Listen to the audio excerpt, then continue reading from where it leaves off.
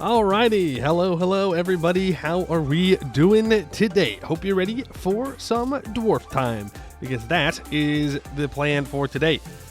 Exclamation point mods. We'll send you to a Steam collection, which will show you all of the mods and submods that I'm using. It is Anbennar, of course, and we are going to be using the homebrew submod, which gives us access to a bunch of different idea groups. Changes the game balance a little bit, but mostly it's the idea groups that we're after. We are using the Dwarven knowledge sub mod, which I don't really know how it works. We're gonna figure it out. We're gonna check it out. We're gonna see how things go. It adds in like a metal system where we can like create new things with metal that we find when we're like, we can explore holds. I don't know. It's like a whole thing. We're gonna figure out how it works. We're using the monument sub mods, so every hold will have a monument on it. And we have all Dwarven mission trees. Yes, we do. So any hold that we own, we'll be able to do the mission tree for that hold, which is pretty cool. Because I was looking at what Dwarven tags we haven't played yet. And the two that I was looking at was the Cav Dwarves and Mithradoom. So those were the two that I was like, well, I don't know which one I want to do, so why don't we just do both? You know, like, they're both up there, they're both right there. I looked at the mission tree for the Cav Dwarves. It seemed pretty short, so I was like, well, for that I might as well just do the other one as well. We gotta do all Dwarf, maybe, we'll see. We'll see if we do all Dwarf. I'm not sure, but I do think we want to form Almdir, maybe? Right? I feel like that's the most fitting. I suppose we could look at the ideas of each hold and form whatever hold has the best ideas. That's also a decent one. Best tag for all missions is Almdir or Remnant Hold Start. Okay, well then we should just do Almdir, right? Who doesn't love starting in Almdir? Are the Cav Dwarves actually cave dwarves who can't spell? You might be right. You know, maybe they just forgot to put the E in there. I have not said hello to everybody. Hello, Amy, Morden, Solace, Nurkor, Mafo, Modox Dag, Blackod, Andy Durr, Himinuto, Roadhog emote. Really? Roadhog? Interesting. Scottish, hello, the Tartanator. Wow. I'm good at reading. Sextius, hello. Good to see you. Hope you've been well. And Zarduk, hello. Good to see you. It's been a century. Miss you. Probably been watching some of the streams you downloaded. Well, I hope you've been well. And you're catching us at the first day of a new run, so that's pretty good. Beeped Man, hello. Poeasy Submods, who are you? What are we doing with our Penguin Man? Well, you know, I was like, I don't want to just do another dwarf playthrough, you know? You know, we've done so many dwarf playthroughs, so why not just do all of them? You have some other Overwatch-related emotes? That's May's little robot. How dare you bring Overwatch into this chat? How dare you? Will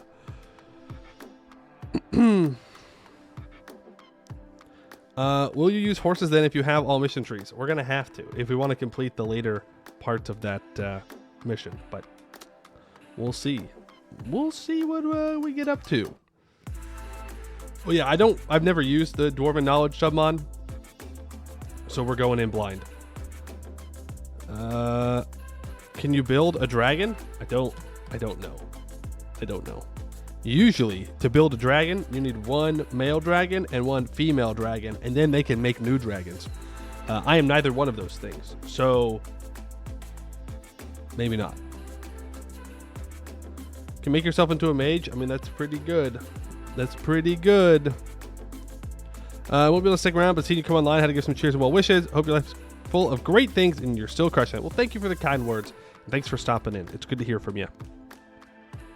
Can you make a penguin? No, believe it or not, same process to make a dragon is with penguins. Not actually a penguin, just like them. Just think they're cool.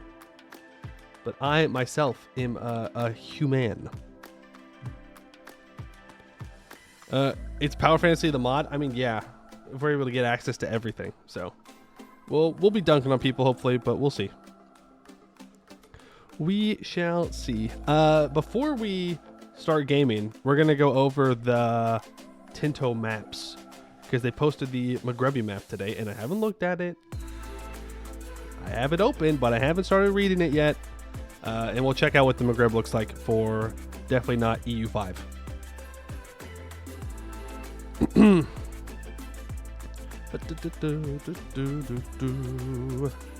What about lab engineered penguins? I mean, what are we making them for? War penguins? You play the tiniest bit of all missions. It's wacky. Wacky in a good way or wacky in a bad way? Will disasters work right? What about not a hold events? Don't know. We'll find out. We'll find out what happens. In a good way, but wacky nonetheless. All right, well, fair enough. Dragoons. Okay, now hold on. Are these dragons with the head of a penguin and the body of a dragon, or the head of a dragon and the body of a penguin? Because if you put the head of a dragon on the body of a penguin, that's just a weird looking kobold. If I'm going to be honest with you, like, that's just a kobold that can swim. More penguins to fight war dolphins? Whoa, careful. We don't want to bring up dolphins too loudly here in the good old US of A. You never know who's listening, you know? You know what I'm saying? You never know what people are looking up on the internet. Which tag we playing today, Mr. Streamer? Yes. That's the answer. Yes, the Dwarven ones. All the Dwarven ones. Can't imagine how this turned anything but terrible. Imagine every mission tree of HRE tags once you form HRE. Yeah, imagine getting access to every single bonus that those missions give you. Man, that would be terrible. Why is Apple TV advertising on you? I don't know. I don't control what ads are being played. I don't get to choose. That's Twitch that's giving you the specific ads. Over acknowledging? Yes.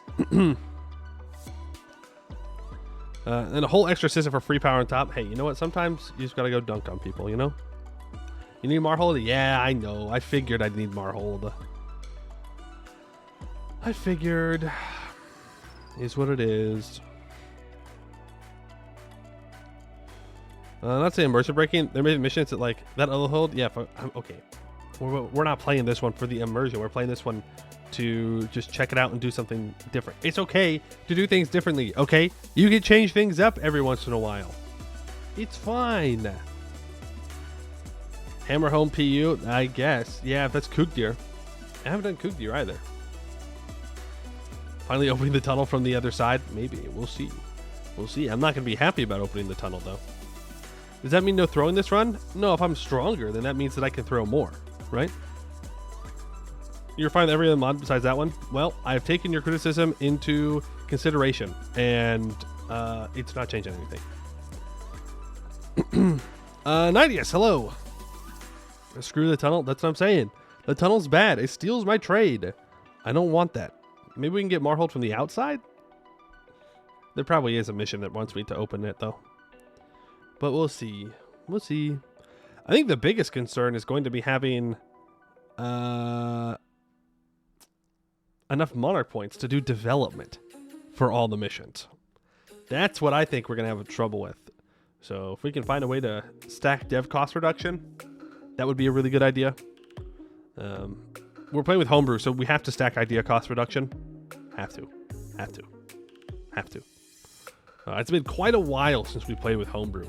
Probably over a year at this point. So I don't remember any of the policy combinations. I don't know if it's been changed. We'll figure it out as we go. There is one major downside of playing with homebrew, though. Infrastructure ideas is changed, and it doesn't have the minus 25% construction time. So do you know what that means? We go with society ideas to get minus, I think it's 10% construction time. It's going to have to be what we do, because digging holds is going to take forever now. AKA, like, the amount of time it's supposed to take. Yeah. One playthrough where Poyo opens tunnel and building dam. Yeah, we'll have to build the dam. Not looking forward to that either.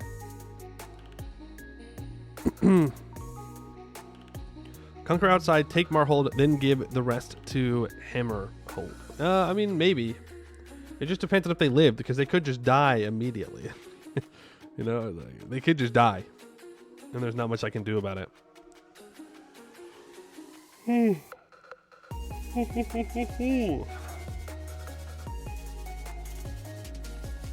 You're going to have both Borda's Oz stun and the eruption. Ooh, that's a good point. How does Gorbarad work with the rest of them?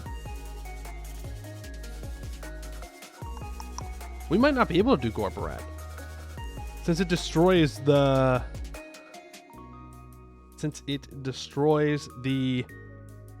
roads. Does the Elf Mission Tree also have the surface dwarves? I don't know. Hey, Arcanuz, when are our kobolds getting to where you work? Apparently, there is content, possibly, hypothetically, being made for them. That's about the extent of my knowledge. I know as much as you know. You can do it? I've done it. Just do it in the right order? Okay, so does that mean I just need to... Oh, wait. If we do all of them... Oh, my God. We're going to have so many disasters. I didn't even think about that. I really didn't even think about that. I'm going to be so totally real with you. Ooh. Ooh, that's going to be rough. That's what you're talking... Oh, yeah, I missed you. Yeah. Nah, it's fine. It's fine. We're built different. 2 extra disasters. Are there not more? I still got sand in my eyes. We do be dwarf maxing. We do, but hopefully we'll be so strong that it won't matter if we get all the disasters. Maybe. We'll see. Congress little prods dev all the holds. Yeah, but you do that anyways, right? Anyways, but we just stack dev cost reductions, construction cost, construction time, and we'll win. That's the hope, at least.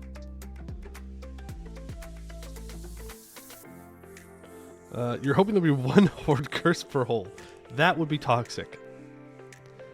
You only know if Borda's no crack Devour and the eruption.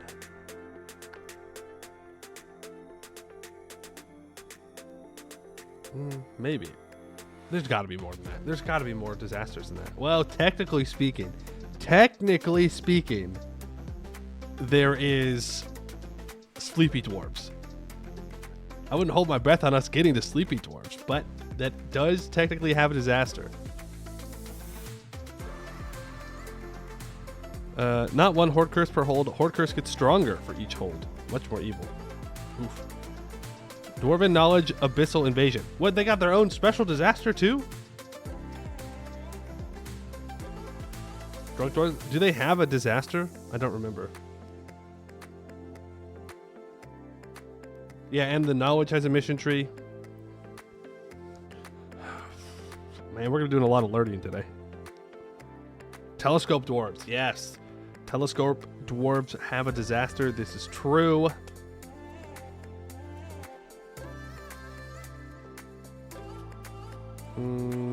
If Omdir's capital and you dig and explore to dig 11, well, we will do that. So I guess we'll get that disaster too.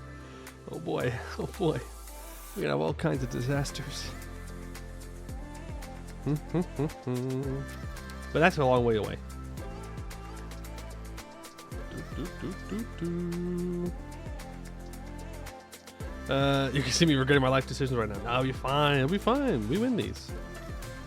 But I do think we should go over the Tinto maps. Yesterday we talked about the dev diary for like an hour and a half. This one should not be that long. By any means, it should not be that long. Yeah, everything's good. Okay, let's talk about Tinto Maps 13 Maghreb, shall we? One more week of another Tinto Maps where we assembled several maps for the shake of it. Well, also to gather feedback, I guess. After the nightmarish maps of last week, HRE, we're showing a much less fragmented region this week, the Maghreb. Let's take a look at them. Oh, I should refresh. Morton, you said that they changed something. Wow, look at all these nations. Wow, there's 5 of them. Morocco, Tlemcen, Tunis, Tripoli, Fezzan. Wow. Huge. Oh, let me go back. My bad. Oh, why am I at the bottom? What the heck? Spoilers. 2 versions of the country map, one without colored wastelands, another with them colored. Please take into account that some work still needs to be done regarding the coloring of the corridors. Only 4 new countries to be shown this week. It's Fezzan already appeared some weeks ago. First is first, there are dynamic keys for them, similar to Mamluks. So their full name in the state are Marinid Sultanate of Morocco, the Zionid Sultanate of Tlemcen, and the Hafsid Sultanate of Tunis. Tripoli starts with a random ruler, as we weren't able to find which was the reigning dynasty in 1337. The main power in this period is the Marinid dynasty, ruling from Fas, after grabbing the power from the Almohads almost a century ago. They started war with the Zionids of Tlemcen, and its capital is close to falling to the mighty Sultan Abu al-Hassan Ali. They also have a foothold in Iberia around Algeciras and Ronda, which may lead to future campaigns about the control of the Strait of Gibraltar. Okay. Interesting. So this is without the wasteland being colored in. This is with. I prefer with. Mostly because it makes the names easier to read on the map. Yeah. Yeah, I think this looks fine. You can tell that it's still wasteland. This is not a drill. Repeat this, not a drill. Buvari got a mission tree? Interesting. All right, we'll address that after we go over this. Starting diplomatic situation between Morocco and Tlemcen, the capital of the latter almost surrounded by the former. Yeah, that's rough. Not good. Dynasties, we have the 3 main dynasties of the Maghreb in 1337, the Marinids, the Zionids, and the Hassids. Apart from those, the dynasties of Tripoli and Fezzan are randomly generated, so we don't know who's ruling those places at that specific time. I think that's fine. And we get our first looks at the pathways through the desert here. Locations. More detailed location maps? Oh, it's just like zoomed in more. Okay. Here's maps of locations. In the first, you may see the corridors, the non-named locations connecting the Maghreb with the Saharan inner lands and oases. Regarding location density, we might want to increase it in a few places. That Sitat, I don't know how to say that. Location is too big compared to its neighbors, for instance. Yeah, Sitat is definitely too big. Okay, I mean, this is pretty good province density. It's definitely better than it is in EU4, right? Well, like this is one province, this is one province, so it's much better. I like it. Looks good. And then we have the next one, which is over in the Tunis area, which looks fine. Yeah, but no comments. None of this looks bad. And then we have the provinces. Man, why'd they have to change the names up from EU4? Why'd they have to do that to me? So that's those locations. These are the provinces, which are like states. Which is good. This looks very big. And is this on 2 sides of a mountain?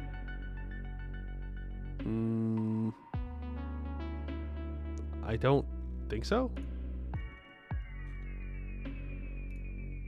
No, it's not.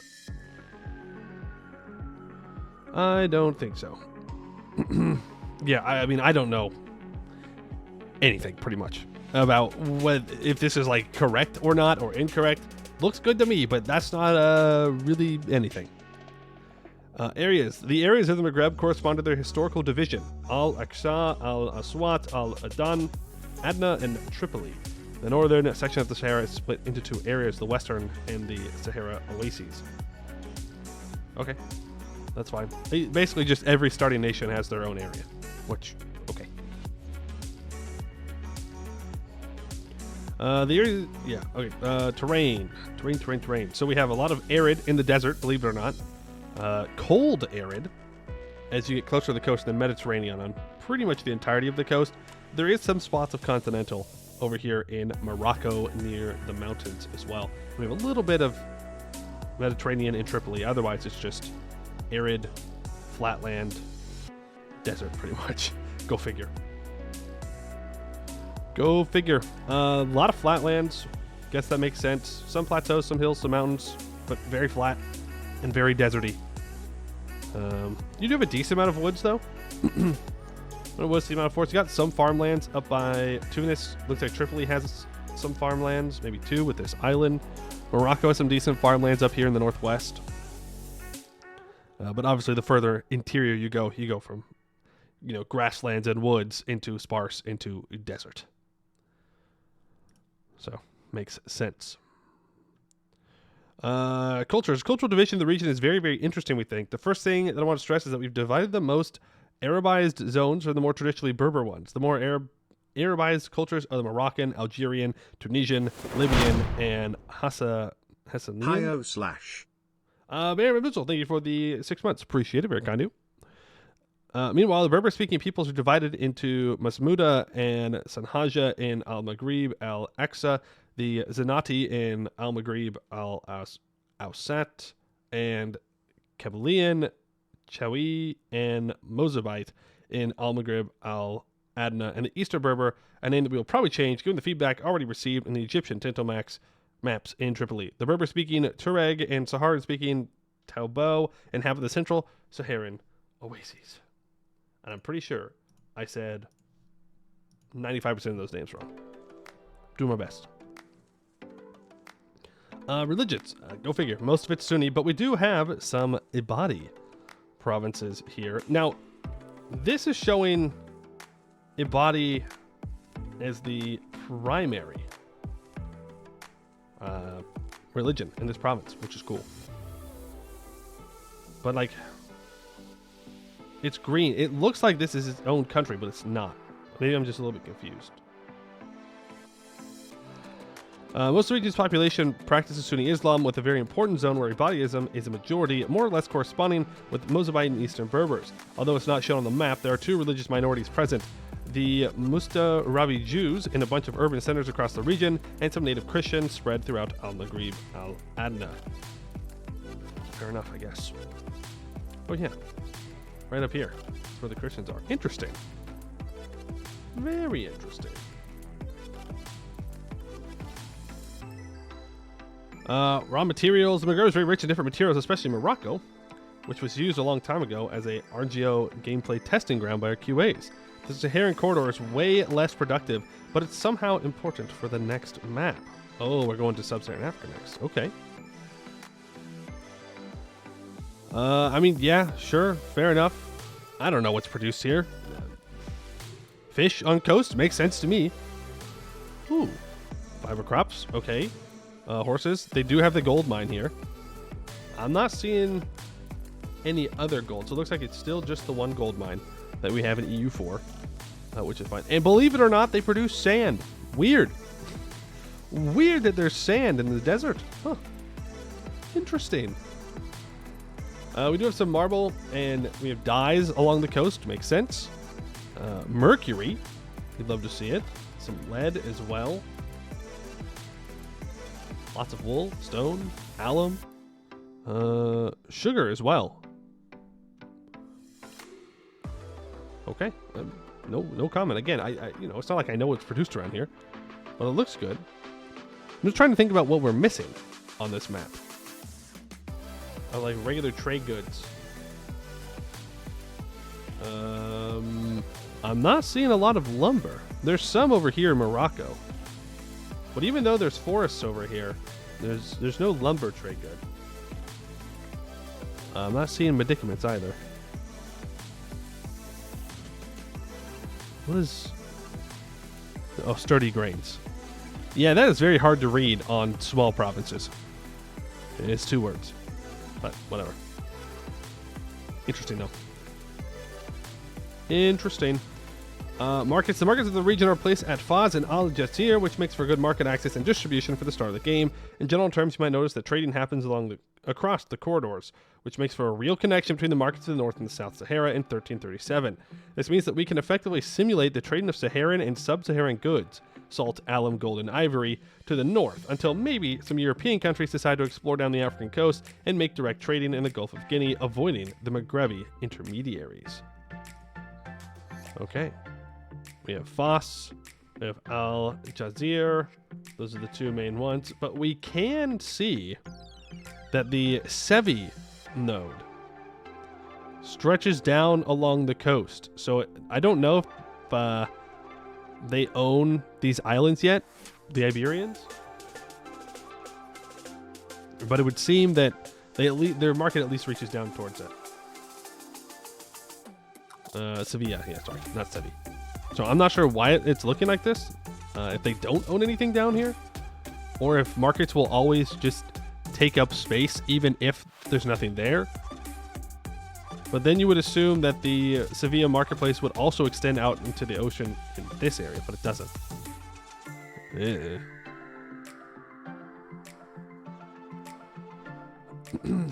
But market access reaches easier since the center is coastal. Yeah, but I am confused how that works then. Like, how does Fos control the trade here if the Sevilla market node is right here? Like, it is right there. Like, would it not take over this area as being an easier place to trade to? There's a crossing. L. I don't think they should have crossings. I think the crossing is dumb and lame. So it's because Granada is closer to them culturally, but Granada doesn't own that land. It's Moroccan land.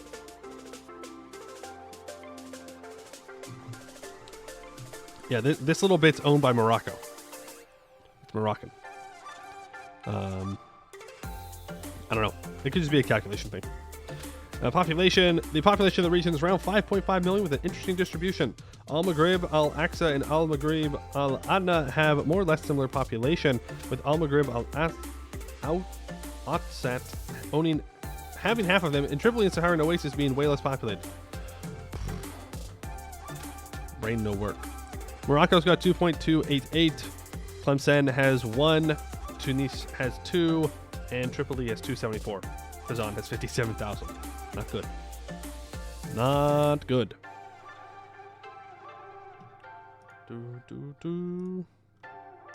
right, and this is a more detailed breakdown of population. Looks like they have 40,000 here, 14 here. 170,000 in this province. I'm gonna assume that's a calculation error. I'm going to assume that.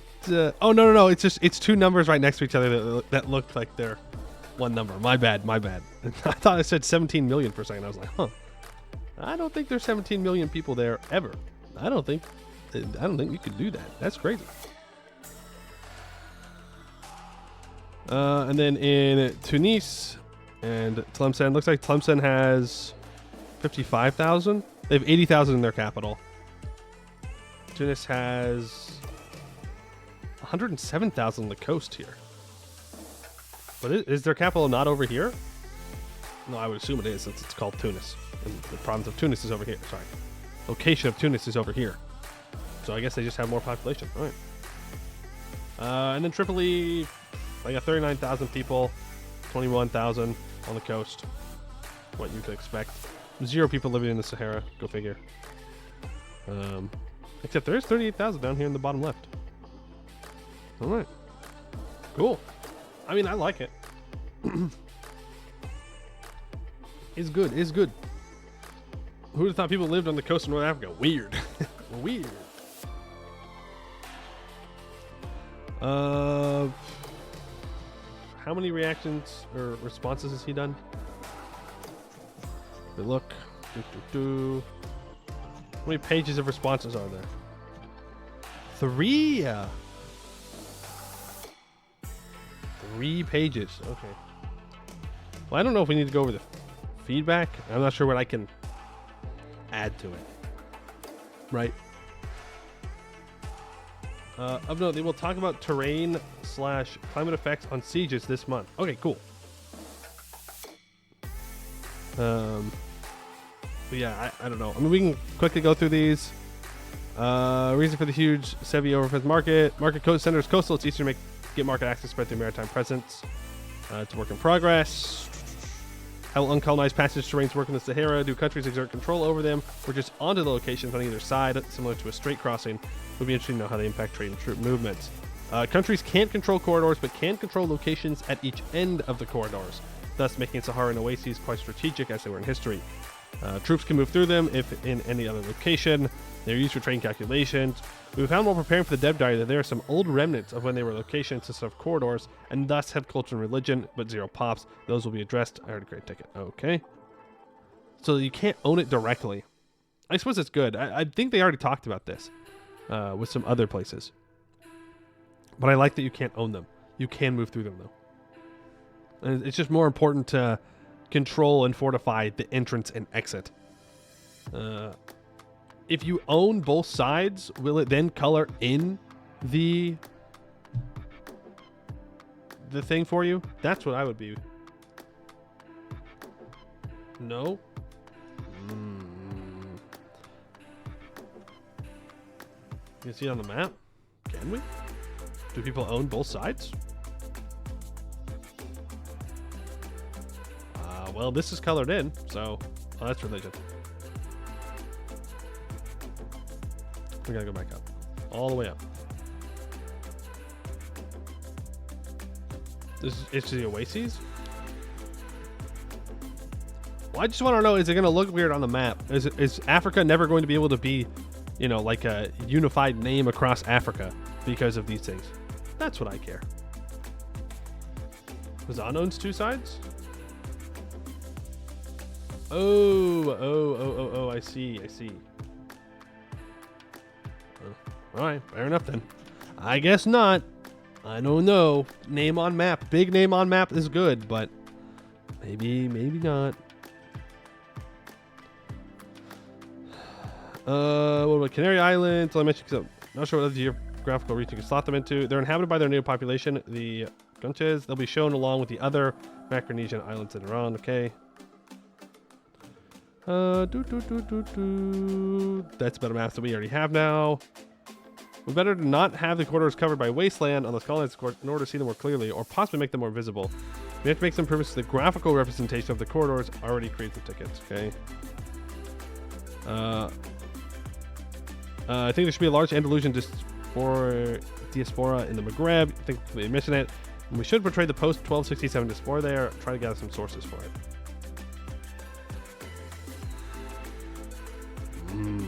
That's your job. Very curious how native plus tribal nations will work. I expect to see the Mazab and other Saharan communities be represented here. Very striking omission for the EU4. That's true. It is weird there's only 4 nations. Talk about more about this in a Tinto talks in a few weeks. Okay. Love the map so far, but I do think the game's release would be a great time to stop calling sub-Saharan peoples such as the Temazite barbarians. Technically, they would be on Saharan, as they are to the north, middle, and south of Sahara. We have other Saharan peoples apart from the Berbers. We're aware of the debates on how to correctly name them, but we've decided upon the most common terminology in English, and if that ends up changing, we'd be glad to address it as well as with other people. We've tried to portray these people in the most granular way ever in a grand strategy game with 9 different cultures. The 8 mentioned the dev diary plus, I don't know how to say this, Guanche? My best bet. This is what the description of the Berber culture group says. Berber people, or Amazigh, are an ethnic group from North Africa. Their strong sense of identity clashes with the Arabic invaders that have been shaping their home regions since centuries ago.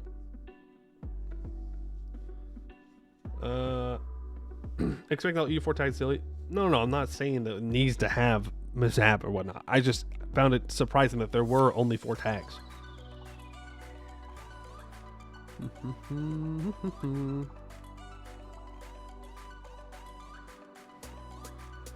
Let's see. Okay, there's a lot of reading that I'm not going to do. People just giving recommendations. Is there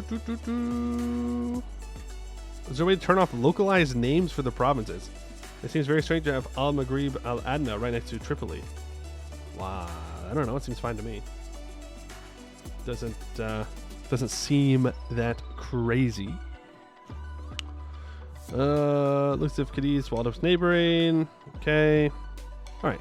I mean, like, I'm sure a lot of this is about feedback and stuff that I just don't know enough about to really comment on. But hey, hopefully there's lots of good feedback and it can be improved. Because who doesn't want to see, better areas? But if there is a straight crossing from Africa to Iberia, not a fan.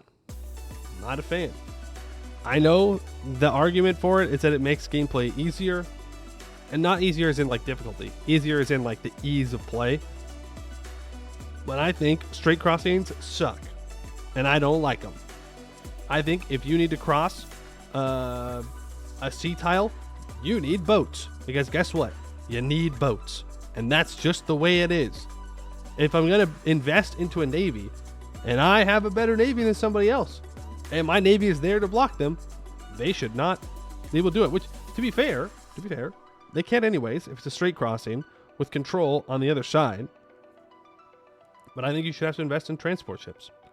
Or make it to where all ships can transport troops, which would probably be better if they just dropped transport ships altogether for the most part. Like, I guess you could build them if you want to, but make it to where your light ships and your heavy ships can also carry troops. But I don't know. I don't like straight crossings. I think it's weird. I think it's whack. Whack-a-doodle-doo. Imagine investing in navies. Well, apparently it's going to be a pretty big deal in definitely not EU5 Tinto talks. So we'll see. Mapping must be as historically accurate as possible. No, it doesn't need to be historically accurate. I just think the straight crossings are kind of lame. I don't know. Maybe that's just me being weird. Historically, naval control was quite powerful. I mean, yeah. And expensive. I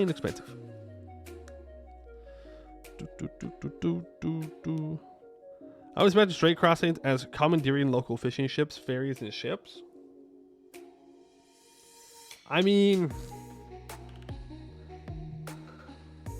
I suppose, but you gotta do a lot of heavy lifting on the imagining that, right?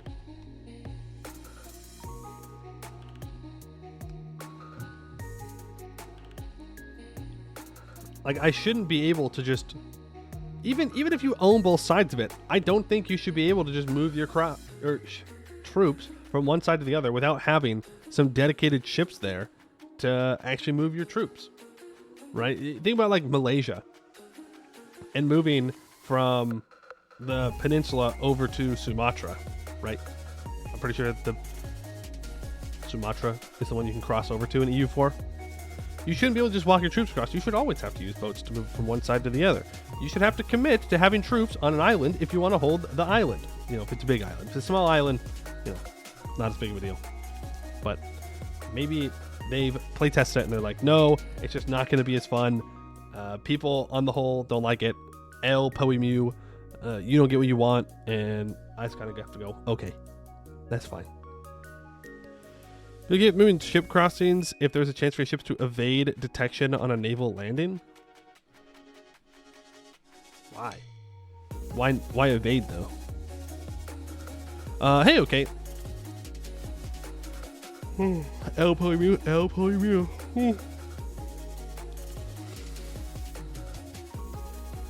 Byzantium feels like a good tag to learn the game, though Holland might be safer. You prefer the idea of Byzantium.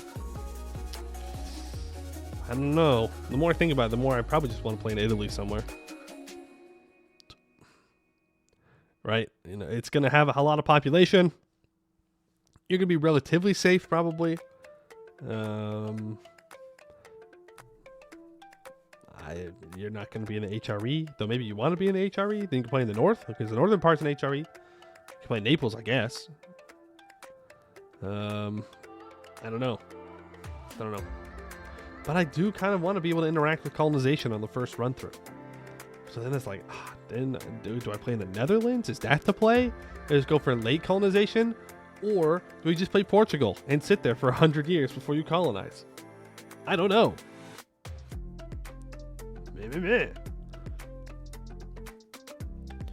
Holland feels like it wouldn't really have anywhere to go in 1337. I don't think the Dutch identity really took root until the 1500s. Oh, yeah, I don't know.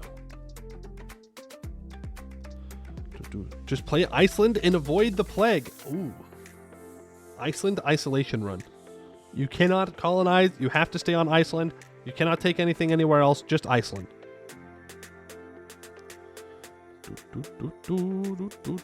Or Castile and you do all of them. This is true. Or you play Castile and you can colonize and you can conquer. But then I have to play as Spain, and that's cringe.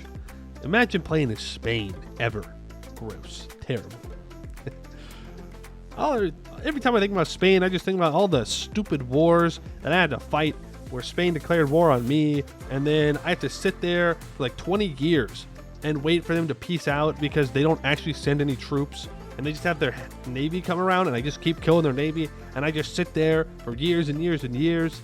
Or I'm attacking them, and I siege down all of Iberia, but I can't peace them out because their colonies aren't occupied, so I only have 40% war score or something. Thinking about Spain just makes me mad.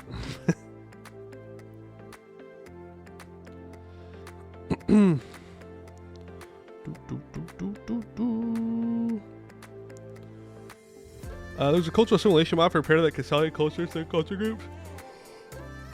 A single culture over time. I hope that to the degree there is any cultural conversion in EU4, I hope it is pretty much nothing like Imperator Rome. Like nothing. It was way too easy. And you needed to build grand theaters, or whatever they're called. You needed to build grand theaters to keep control over your states in Imperator. And because of that, that meant that you were always culture convergent, which is fine, but it was so fast. And by the end of the game, you just converted everything you owned into like your own culture. It just felt very, very gamey, and I didn't like it. Culture conversion should be slow, extremely slow. Ooh, I hit my desk. Painfully slow.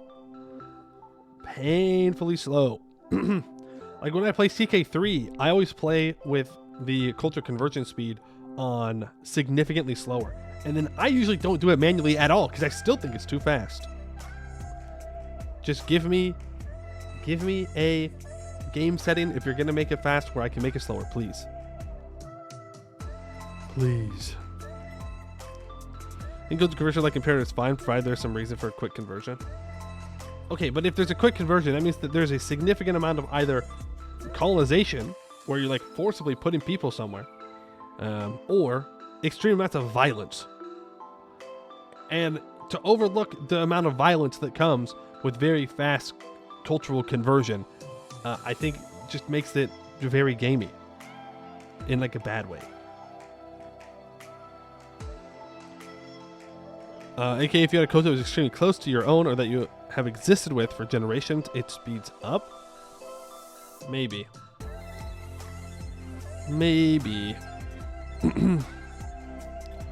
You liked the culture conversion mechanic in Imperator, but it was too easy and fast? I don't know. Why don't you love cultural genocide in your funny map games? Thought you loved hee-hooing. Only gobos. We only love hee-hoo and gobos. No gobos in EU5, so you know we gotta let it go.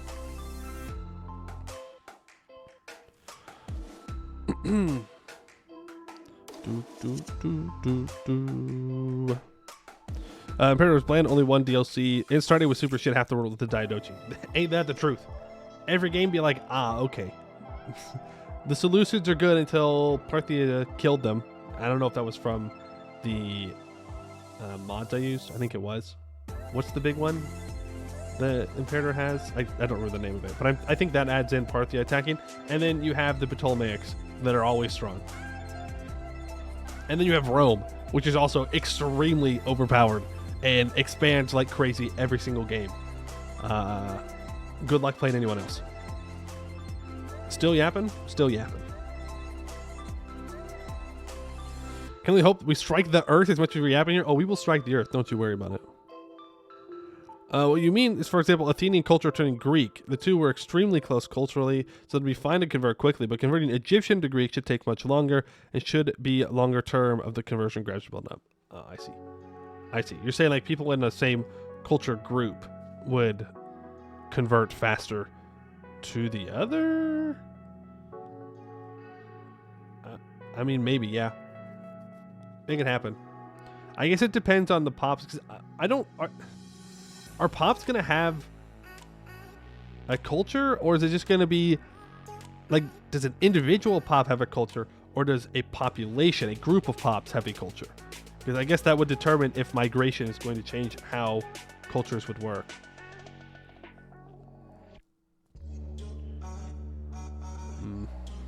I don't know. Don't know. I feel like it's a mechanic that I'd like to know more about, though.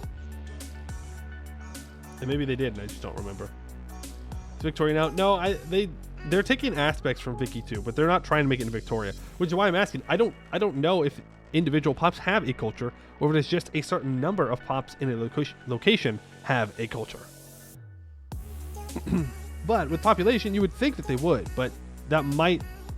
I believe that is one of the reasons why Victoria 3 runs so slowly, is because of the calculations for each pop and their culture, and updating that all the time, on top of them needing goods, on top of them looking for jobs. And then you get like little micro groups of cultures in your countries where it's like there's only like 3 people, but it still has to do all of these calculations, so it slows the game down.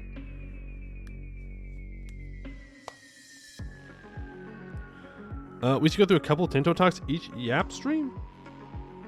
Like the older ones? Do people want to watch me yap about the older ones? Also, a couple Tinto talks? I guess it's assuming that I don't read the comments, because reading the comments takes a while. A long while.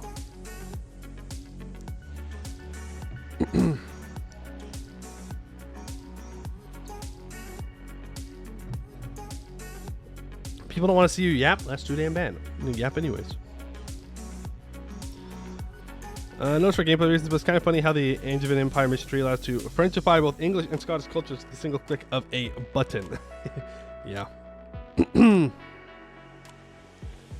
Yap stream is actually culture conversion. I guess it's true. I'm culturally converting you to enjoying the yapping. That's what's happening. But we have been yapping for almost an hour. We could start gaming, you know? We could start diggy hole. We could get to the mines. English isn't a real culture. Well, that's rude. They've got culture. They do that thing where they put the eggs on the little stand and they crack open the top of it and they eat it like that. That's got to be something. Gross, but it's got to be something. Oh. What else? They culturally claim rainy weather. That's a thing. And they got Big Ben. Right? It's there. Surely. And I think that's the end of the playlist. It is. I guess that means it's a pretty good time to start gaming. That means it's a pretty good time. The children, I mean the dwarves yearn for the mine. Oh, are you saying that dwarves look like children because they're longitudinally what's the word I'm looking for? Longitudinally struggling? Is that what you're saying?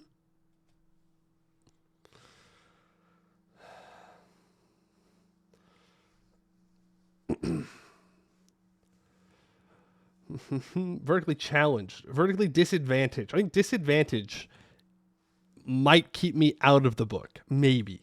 I think saying that they're challenged would get me in the book. But disadvantaged, I might get away with it. They're condensed into a tighter package.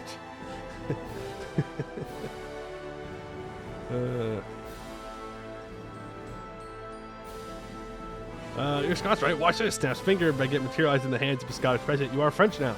Oui, oui. Yeah, I mean, that's just EU4 culture, though. It's not. EU4 culture is nothing. It's such a load of nothingness. It is quite literally, do I get more tax and manpower from this province? That's it. That's all that matters. We've gone 5 minutes and already being dissed yet again. It's easy to dunk on the English. What can I say? You're going to the book because you're an elf. I'm not an elf. We're playing dwarves. Would an elf ever play as a dwarvish nation? No. I'll answer for you. No, they wouldn't. Yes. No. Elves would play friggin' Ibavar or Jad or Irlium every time. I don't know. You can't see Poe's ears. Not pointy. Not pointy. Nice prosthetics. Yeah, okay, whatever. Whatever. Elves are dangerous, don't let them in. That's true. One moment the elves they're like super cool and they're chill, and the next moment they're conquering like half the world. Can't trust an elf. No way. No ears, no beard. Surely some kind of hybrid dwelf. Truly the most cursed combination. Stop being around the bush. Dwarves are short, small, they're living stools. They are human rectangle rearranged into a dwarf square. They dig down because they can never reach the higher shelf. Those are some brave words. Brave words to be saying when we're gaming as dwarves. All right? How dare you? That is going in the book. Okay, so for those of you joining us on the YouTubes or watching VODs in general, today we are playing as dwarves in Anbennar with a couple of submods. There'll be a link to it in the description for the collection of mods that we're using. The big highlight, though, is that we are playing with the homebrew submod, which adds in a bunch of new idea groups. We have Dwarven Knowledge, which I'm not sure the full extent of what it does, but it does add a lot of new content for dwarves. And we have the All Missions mod. So we are able to do the missions of every single hold if we own that hold. I'm not sure how well it's going to go. It's going to lead to more disasters, but we're going to see. We're going to test it out, try it. This will not be balanced, by the way. Will probably be very strong and very overpowered, and it will be funny. We're going to have a little bit of fun with it. And monuments, yes. And we have the monuments mod, so every hold will have its own monument as well, which from my memory are also very strong. This is going to have content. Yes, we'll have lots and lots of new stuff to interact with, luckily. We have to explore our holds or something like that. There's a whole metallurgy system where if we get enough of certain kinds of metal, we can buff ourselves. I don't know. It's going to be whack, but it's going to be good. And we're going to form Omdir first. So, Omdir, I mean, it's pretty basic, but importantly, Omdir ideas do give us 5% admin efficiency, which is really nice. We also have Gigastructural Engineering. Yeah, actually, we're playing Solaris too. We're gonna go into space. We're gonna do Solaris. It's gonna be crazy. It's gonna be crazy. Now, my preferred Omdir start is to start as the Azra Expedition. That way we have enough time to get some expeditions in, and then we can take out Snotfinger and Siegebreaker and Darkscale on our way over to take on Shattered Crown. The other options could be the Forgemaster Union or Company of Durin Blue Shield. I mean, really, it doesn't matter too much which one we choose. Technically, Durin Blue Shield has more Monarch points, but again, I like the Azra Expedition. I think it starts in a good spot. We do start off as Regent Court as well, compared to Ancestor Worship, which I think is good. Because we can get that +1 admin point a month. At least in the very beginning before we settle down. So, yippee. Right? Forgot it doesn't matter about religion you play as well. Okay, I mean, we'll probably go for... Well, it just depends on the timing, I guess. I would rather probably go for Dwarven Pantheon, but we'll see. We'll see. What do we do with Goblins and Orcs? That's a good question, because different mission trees are going to have different requirements for what we want to do with the gobos and the orcs. I don't know. Probably get rid of it. Right? Kick the gobos out, kick the orcs out, but we'll see. Yeah, a lot of flip-flopping. It'll be interesting. It'll be interesting. We'll see, though. Go old Duke and Dwarves. Hold on. Wait a second. Wait a second. Just check. Oh, yes. Thank you. I do need to switch the category. Thank you very much. Boom, boom, boom. Good. Good, good, good, good, good. Yes, if you are in Twitch chat right now, exclamation point mods will get you to the Steam collection. If for some reason it's not working, let me know. It should be, though. It's published and everything, so you should be able to access it. So if you want to use the same mods, by the way, no guarantee that it is stable. I do not know, but the load order should be correct in the way that I'm pretty sure it works. So we'll see. We'll see what happens. Is it a cube playthrough? No, it is not a cube playthrough. Absolutely not. No cube allowed in the mountains. A lot of stuff is adjusted in all missions, so you can use everything every nation provides or not. Okay. Okay. Welcome to Homebrew, submod for Anbennar. Before you start, I'd like to take a moment to go over some details of Homebrew. Some of the ideas in this mod directly adds modifiers to your provinces. In order to minimize performance loss, all of these ideas include a decision you have to take when you take the idea. Please understand this limitation. Hope you can still enjoy the effects these ideas have to offer. Economies have been inflated to adjust for all the modifiers found in Homebrew and Anbennar in general. Things will be more expensive than you're used to, and manpower will be slightly more scarce. You should only start feeling a difference past the early game. Please take this into consideration when managing your budget. Alright, so yes, buildings are more expensive. And I don't think we'll play with Great Conquerors. We'll just leave it as it is. Well, we're going to leave them off. We're going to leave them off. And we have the second Azra Expedition event. The Dwarvar was rich and everyone knew it, so when news came of the green tide being broken at Rotten Step, many dwarves were overjoyed at the idea of venturing deep into the new orc-free caves of the Serpent Spine and making themselves a fortune. One such attempt has already been made by Fognir Azra, who in 410 AA led an expedition of his own into the Dwarvar in order to recover the agate gem. The success of the expedition led to the creation of the Azra Bank, and no other dwarf was in a better position than Jarmoon, a member of the Azra clan and a relative of Fognir, to start an expedition of his own. This time, however, the goal would be completely different. Instead of reclaiming a single gem, it would be reclaiming the whole Serpent Spine. Assembling an adventurer band and getting the funds was no problem. There were many dwarves thinking that they were entitled to some share of their ancestors' wealth, and the Azra Bank was more than happy to provide funding to their brethren. The real issue was the fact that none of these adventurers knew what was actually happening inside the caverns. Many dwarves that fled Kugdir after the hold was broken in 1424 AA were still alive, but even they did not know what awaited them deeper in the mountains. Despite all of this, the second Azra expedition was assembled and was ready to face whatever dangers were guarding their ancient homes. After entering Kugdir through its broken gates, the expedition was met by a small squatter goblin tribe. They obviously stood no chance against the sheer numbers of the dwarves, and the hold was quickly liberated. But they didn't come here for prestige or glory, they came here for riches.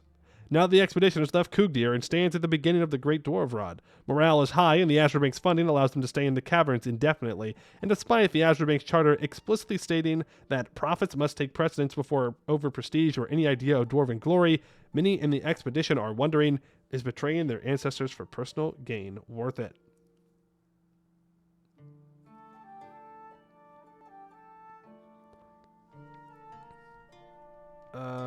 Play Mythical Conqueror so you have fun late game in your OP. Okay, but if we do that, then we're going to have to fight Mythical Conqueror Jad or Raj or Command to take like Segdir or something. Alright, we gain 200 crowns, 50 admin, and 50 mil points. Alright, so we start with a 435 Industrious. Not that the goods produced really helps us right now. Leader. We'll get an event about our heir here when we unpause. We can't choose our deity. We start as the Regent Court, minus 15% stab cost, +2 tolerance of heathens. We're going to go with Castellos for the +1 monthly admin power, +1 yearly devotion. Also, not too bad. The Dame for minus 5% idea cost, pretty good overall as we go forward. But Castellos is definitely the best one early on. We are a Dwarven adventure, so we have the adventure unity mechanic, which reminds me I need to focus mill, so that way I can boost this up. We make barely any money. And then we have tech. So, I mean, techs are all the same, but we have this metallurgy system. Metals are divided into 3 categories: common, rare, legendary. You can find new metals by increasing base production in mountain, highlands, or caves. Exploring a Dwarven hold can get the same result. Your country can utilize these metals depending on the amount you have. 0 to 14 does nothing. 15 to 29 can be used in fortune equipment. 30 to 44 has no malice when used alone, and 45 plus is a bonus when used alone, can be used to make truly high quality alloys. Click to update available metals, automatically updated once a year. Okay, well, we currently have none because we haven't developed anything, so we'll come back to interact more with this when the time comes. We start off with basic adventure ideas. Minus 10% land attrition, 15% recover army morale speed. I'm going to skip the missions for now. We probably will try and reforge the Dwarvicron. Means we might fight the command, but we'll see. Turn it off. Ambition and Destiny? What? Embracing and Destiny will grant us access to hold-specific mission trees, provided we own the appropriate hold. Oh, okay. So I guess this is how we unlock our other missions. Nothing crazy here. We've already gone over the religion. We start off with 5,000 troops. We need to build more. We have no estates. And then we have the mission trees. So this is the adventure mission tree, right? And we have all this space for all the rest of the mission trees in the Dwarvar. So eventually we'll be able to see all of them. Down here at the bottom is the... I think this is the Dwarven knowledge missions. Right? Pretty sure that's what these are. And to start them, we need to... I guess... Wait. At least 5. Any core province have the province's modifier expedition camp. Complete missions veteran at 1650. Okay. Weird. Does this mean that I need to complete this mission, I need 5 expeditions that I haven't done yet? Or is it 5 expeditions including the ones that have been completed?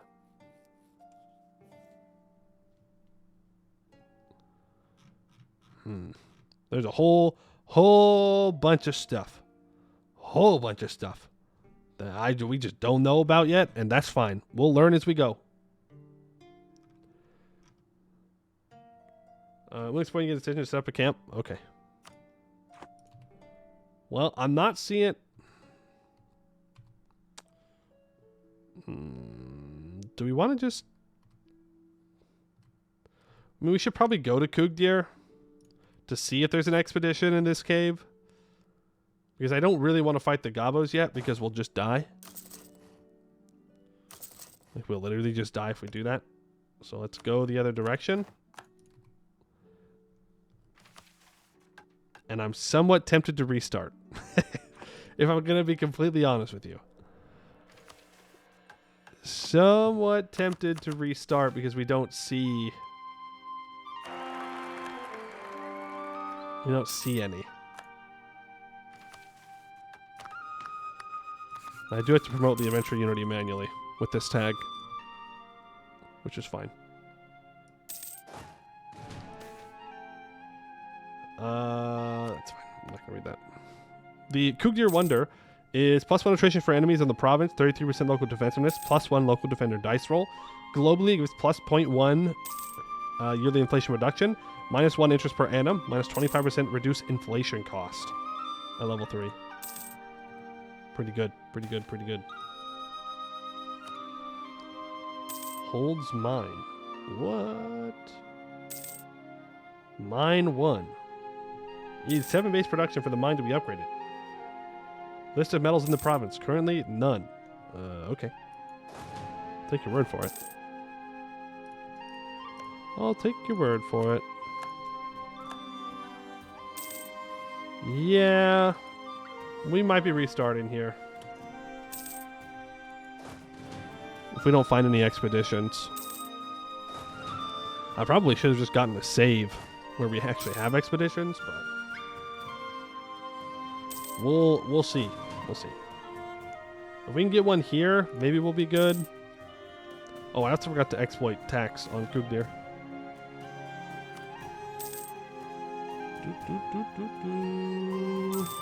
Do we want to use commands to see if there's any expeditions? What is submod called? I believe it's Dwarven Knowledge that's giving us all this stuff. Let's just do it real quick.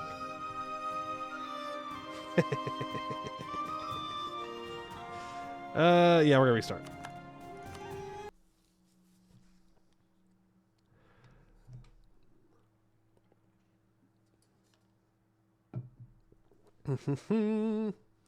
Had a restart counter? No, we don't do restart counters. I should have never done them. Restarts 1. Yeah. We gotta get at least a couple of expeditions in before we fight the Gobos. Otherwise, there might be too many Gobos. Since when? We haven't done a restart counter in over a year at this point. Maybe. It's gotta be somewhere over there. Already restarting? Yeah, you know, we're just really trying to min-max here. Lie? Is it? When did I do a restart counter?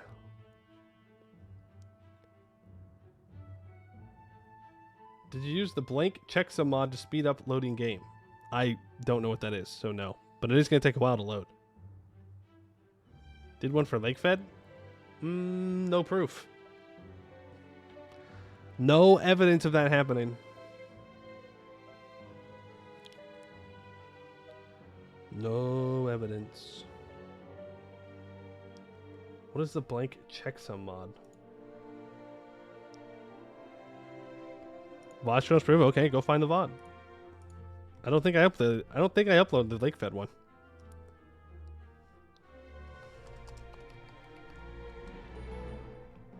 Are you trying to beat the throwing Mew allegations? Yes. Oh, it's made by Ellie. There you go. Thank you, John Alantier. Thanks, Sean Hales. Funny. Remove checksum generations error from the error log. Breaks multiplayer. Disable if you want to play competitive mappies. It doesn't say it makes it faster.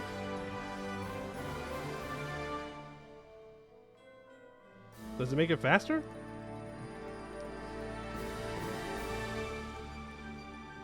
Okay, so we're still loading in. We can't do a lot of restarts. Is Dev faster? Okay, well, then you know what? It'll be faster to close the game, add the mod, and then restart the game then. Then it will be to wait for that to do. Playsets. Add new mod. Does it matter where it goes in the load order? I'm going to put it at the bottom. Play. Maybe I should put it at the top. Oh, too late. I click play. You always like to get to Omdir fast, prevent the orcs from destroying all the development in the holds. I am not a big fan of rushing to holds. Though to be fair, there are incentives with this Dwarven Knowledge thing, it looks like, to get to holds faster, for sure. So maybe we should be a little bit faster than I usually am. Be a little bit faster on forming our tag. That being said, I don't know. Harass Oral Doom 10 months ago, restart counter. All right. Hey, you know what? Fair enough. It's been 10 months then. You got me there. Makes the error log cleaner so the game has to process less bullish errors. Oh, okay. I mean, yeah, if it makes it faster, I'll take it. This just proves we can't do a lot of restarts. We gotta get a good start here. Okay? Very good start. But I can't use TI until after the first month tick. Otherwise, it'll crash the game.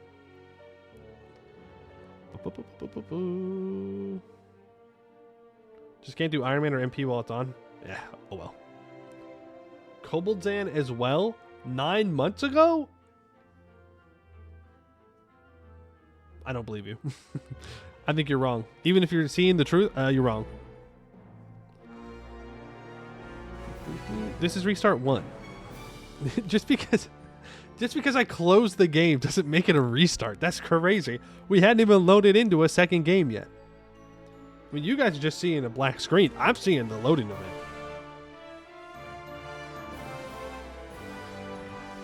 Restart 57? We're counting them? No, we're not counting them. We're not. I'm just saying if we were, it'd only be one.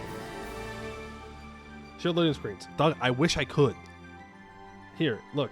I can go display capture. Now you can see the loading screen. But the game capture doesn't work because, I don't know, EU4 is weird like that. Sometimes it does capture the loading screens. Most of the time, it doesn't though. And it's weird. Your PC is slow? I don't know what to tell you.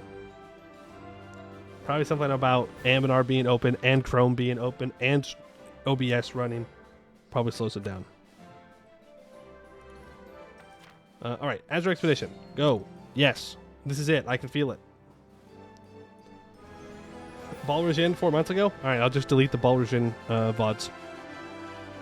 I can change reality. I can make it whatever I want it to be. Is that what you want? Do you want the Baldur's Inn VODs deleted? Do you hate kobolds? Is that what you're saying right now? Who are we gonna form? I think we're gonna do Omdir as our main tag. There's Mithril and Kugdir. We're also not seeing expeditions. This is not good. 233 air as well. You're actually racist against kobolds? Well, at least you're honest. This is somehow even worse for us. I just want one expedition in this area that we start in is all I want. We're not going to get to these in any amount of time. How's everyone else's looking? Look at this. They got a ton down here. Scammed. Actually scammed. Okay. We pray. We pray to the Dwarven ancestors, to Castellos, and to the Dwarven gods. Then the next run, we have one single expedition before we have to fight people. We just need one. Yeah, we can pray to Suriel too. That's fine. You're so unlucky because you don't have a restart counter. That's not true.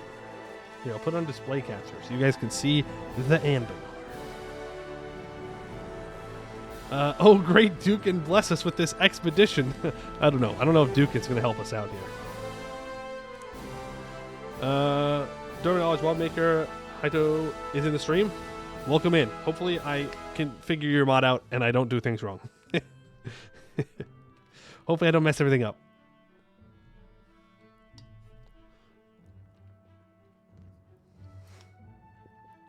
Drink water for luck. You got it. They get a ton because Segdir is special. Segdir's not special. They're dumb. That's what I have to say. What? They're special because they get to trade with Azkasur? Who likes Azkasur? Nobody. What do they have? Sand? Maybe some coffee? Maybe? Like, who cares? Well, yeah, but I don't think Froyo's here right now. There's no one to defend Azkasur. There's no one to defend them here, so I get to dunk on them. We have to spread our prayers. That's right. Everybody pray to a different Anbennar god. Nobody pray to the cube, though. We don't want to attract cube's attention. Come on. We sure are loading. I'll tell you that much. We are loading. Slowly. You will pray to Dak? That's a good option. Surely Dak will help us out. Surely Dak, well-known lover of dwarves, will help us out.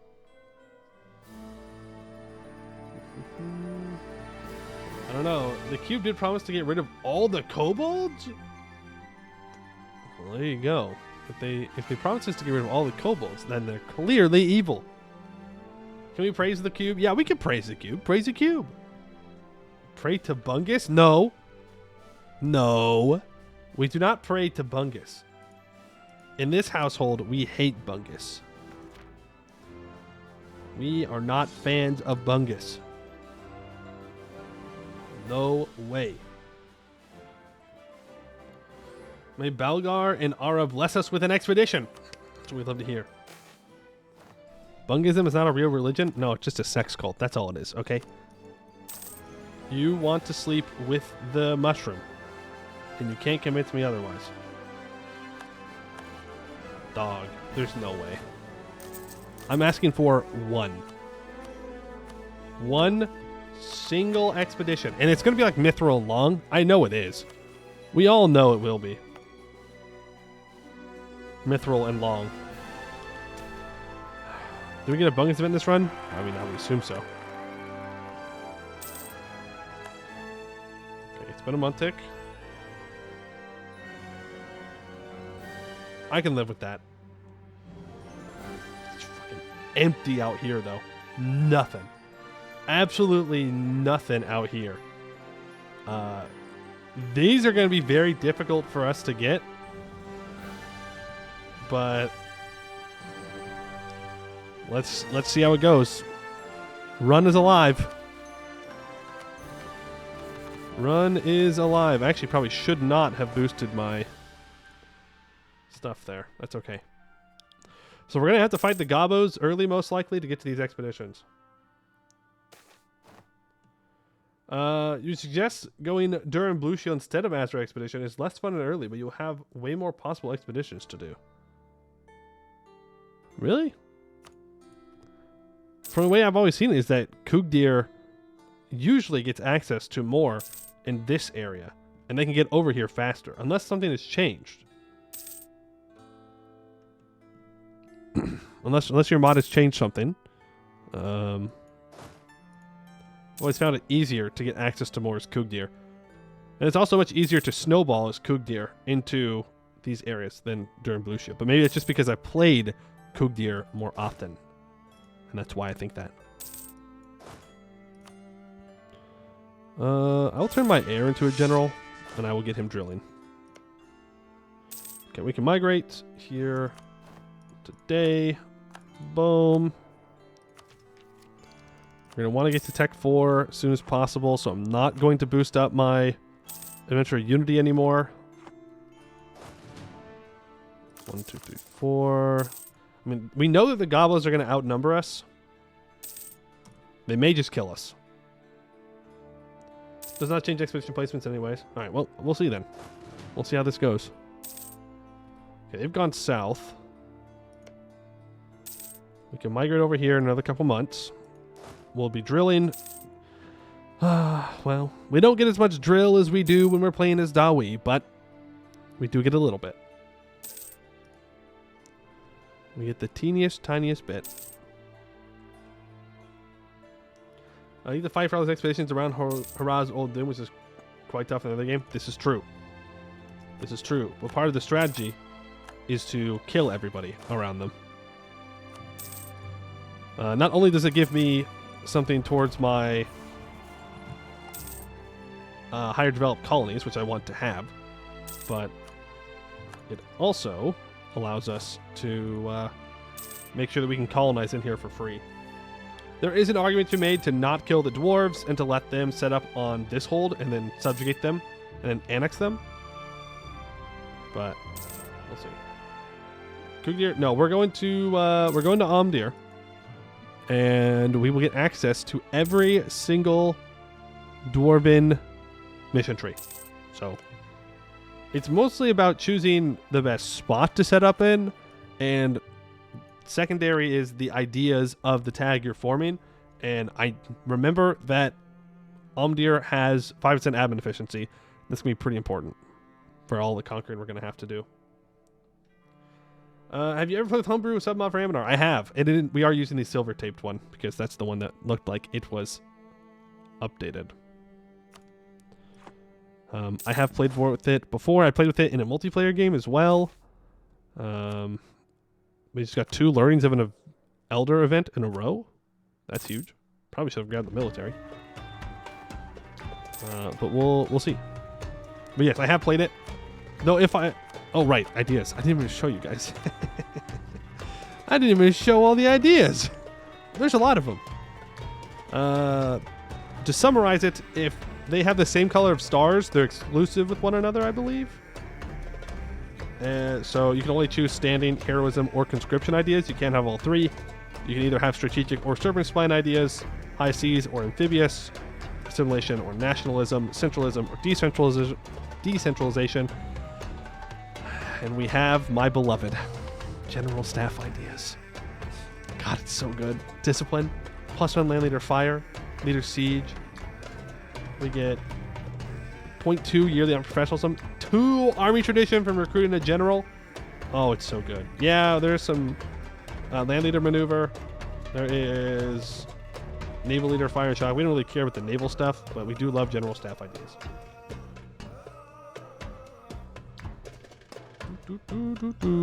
But we'll probably be taking society ideas first, or possibly jurisprudence or health.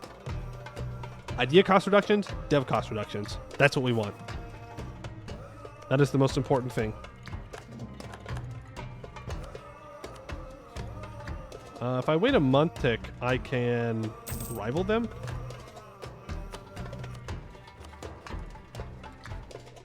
So we can either humiliate them or we can kill them. And they're on an expedition, so they die.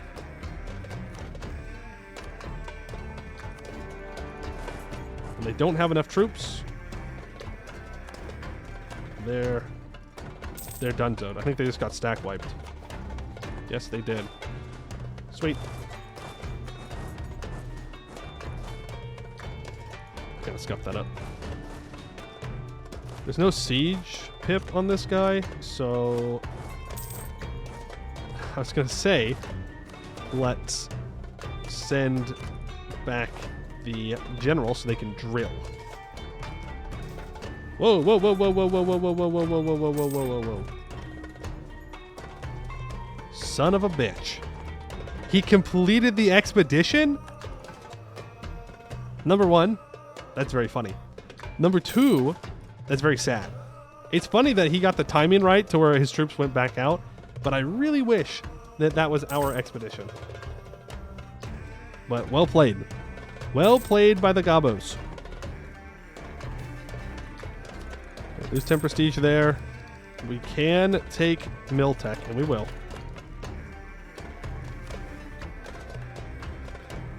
Why does that complete a... Oh, mapping the Dwarvar. Meh. Meh. Hi-ho, hi-ho. It ain't no trick to get rich quick if you dig, dig, dig with a shovel or pick. Folk song of the Diamond Dwarves of Argordston. Yes, we gain 3 development in our current capital, which is fine, I guess.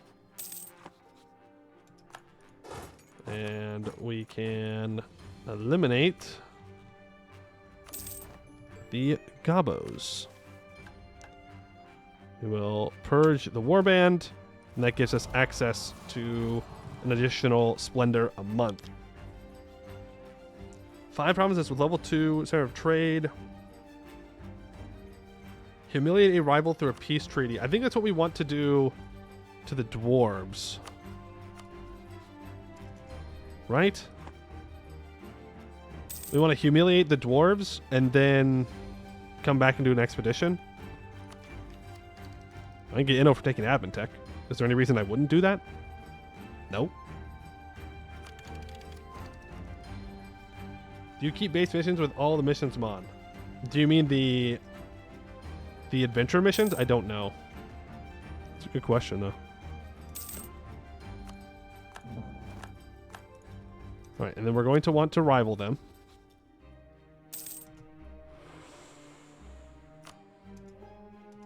Oh wait, are they not a possible rival?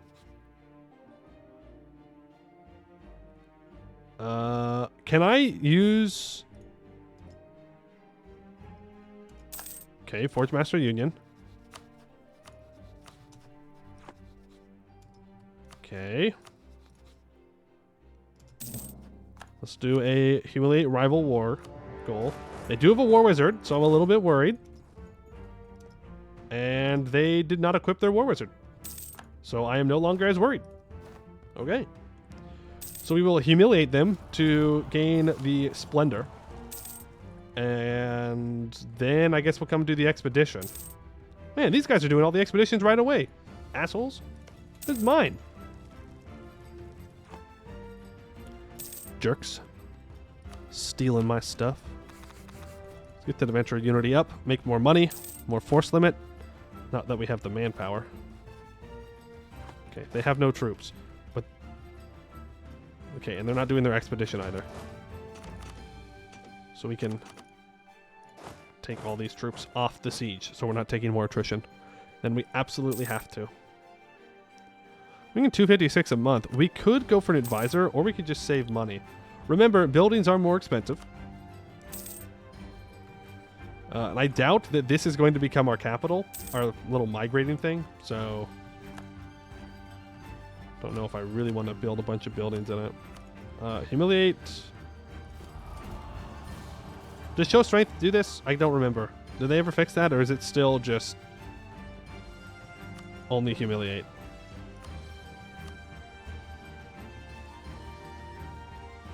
Because I would definitely love to show strength here. So I think is valid? Okay. Perfect. We get 100 of each monarch point, and look at that, 86 days left. I can take Diplotech early. We are up to 12 innovativeness. We'll immediately migrate down. Oh, they followed me. Okay, and they've claimed me. All right. Fair enough, I guess. Let's get to drilling. Get some more professionalism going. And we will get to Dwarvrod 4. What is that? Why is there gold on my map? Commercial trade power 1.9. What? Okay. Weird. Hey, there's their war wizard. 9 shock pips. Damn. Expedition camp? Or is it for mines?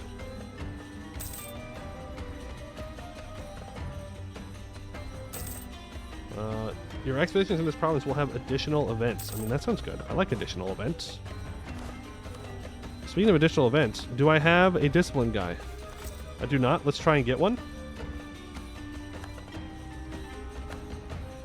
And yay, we can finally do an expedition. It's copper and short.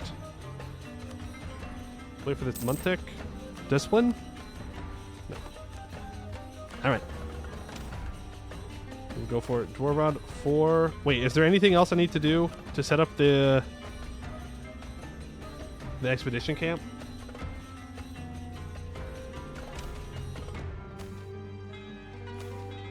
Organize.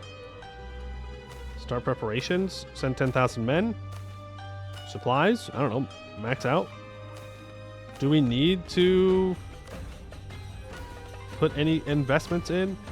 It's copper and short. Are they really going to die fast enough? It's possible. I don't really want to promise them anything.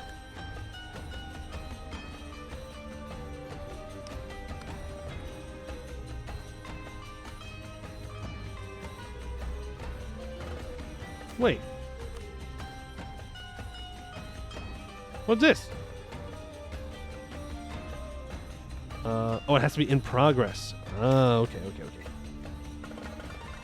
Party share is a scam? That's not true. That's not true.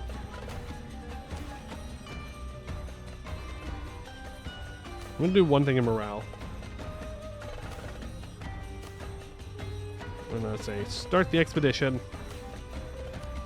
And we're going to set up an expedition camp. I don't know if it's worth it on short to do this, but we'll do it anyways. Funds are already being allocated. Shall we proceed and set up the expedition camp? Having an expedition camp in a province will make it so every expedition we will make in it will get additional events from the Dwarven Knowledge mod and a little boost to province trade power. Right, do party share? I did not forget. I just didn't do it. Plus your local trade power, 5% institution spread. Alright, I guess we'll see how it goes. Putting things that works like used to when it's share of earnings, but it's been changed to be fixed gold values ages ago. Oh. Another learning of that. Man, this guy is good. 636 now. Uh-oh. It's going to happen. Orcs versus kobolds. Gelatinous menace. Strange creatures, sentient, non-sentient, and semi-sentient alike roam the depths of the serpent spine, looking for the few morsels of food the hard and unyielding rock offers. Some of these creatures have turned upon others in search of sustenance, but no other does so with an uncaring ambiguity than the giant slimes dwelling in the pits. They creep up on unexpected creatures, encasing them in their slimy bodies. A few of these slimes have attacked, or to be more precise, just walked over a few of our explorers, suffocating them in their gooey bodies. Let's stand back. A strange sensation. The slimes give off a weird smell, and their bodies slosh with uncomforting sounds, but our men stand careful watch as we ready our assault. Just as we were to attack the slimes, trying to save our allies, the slimes spit them out again. Shocked gasps go through the crowd or the group as the slime-covered soldiers cough and gasp for air. A healer is quickly fetched to look after them, and he returns with the most peculiar report. The soldiers are not harmed in any way. Indeed, they feel better than before. Their weariness and other maladies cured, to the confusion of all involved. Everyone get in these slimes gives us morale and organization, or perhaps we can exploit this later. I say we exploit this later. I believe it gives this province manpower recovery speed, I think.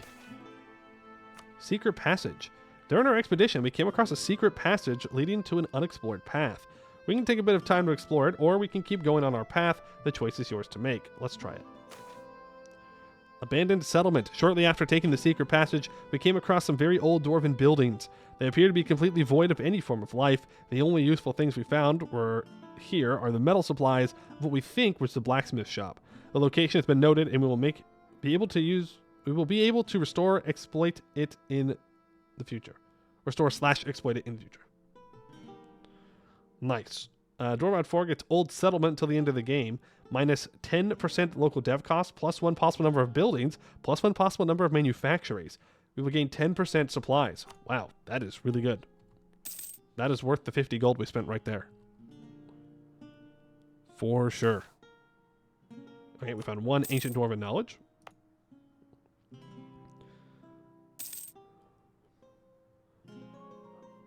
Oh. Experience event cooldown. So can we only get 1 dwarven knowledge event every 2 years? Rainbow clouds. Lying heavy on the ground like a fog, the trench in front of us is filled with a brightly colored gas. Violet and green, blue and yellow, a rainbow of opaque mists.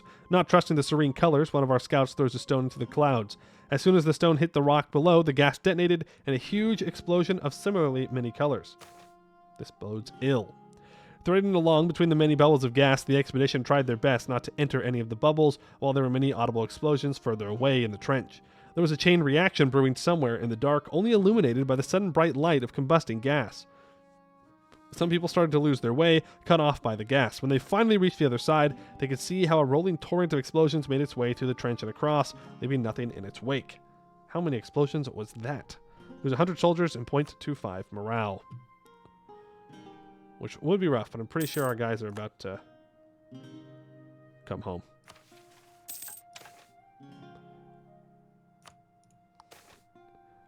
Forge Master Union Exile. I can get a 50% cheaper national tax guy and 10 prestige. Absolutely. And I will hire you. If I didn't have a level 2 trade efficiency guy, I'd go for radical reforms.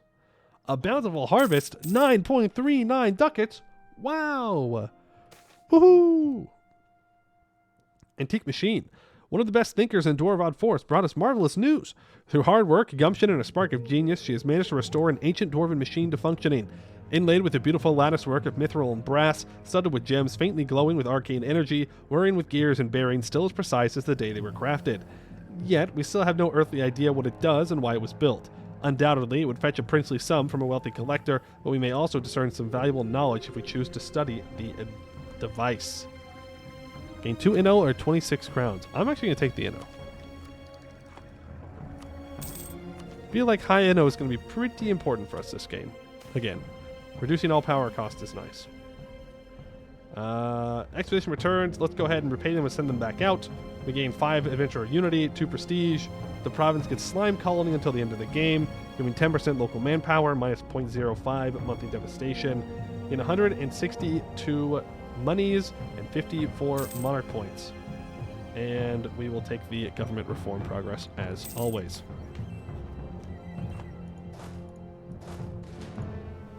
Right, and let's get to the next expedition. And this one is copper and long. All right, 10,000 troops. Supplies, max out as always. Thank you. Organization, let's go ahead and map the terrain twice. Do we want to max out morale? It is long, so... Yes. I do. And then party share.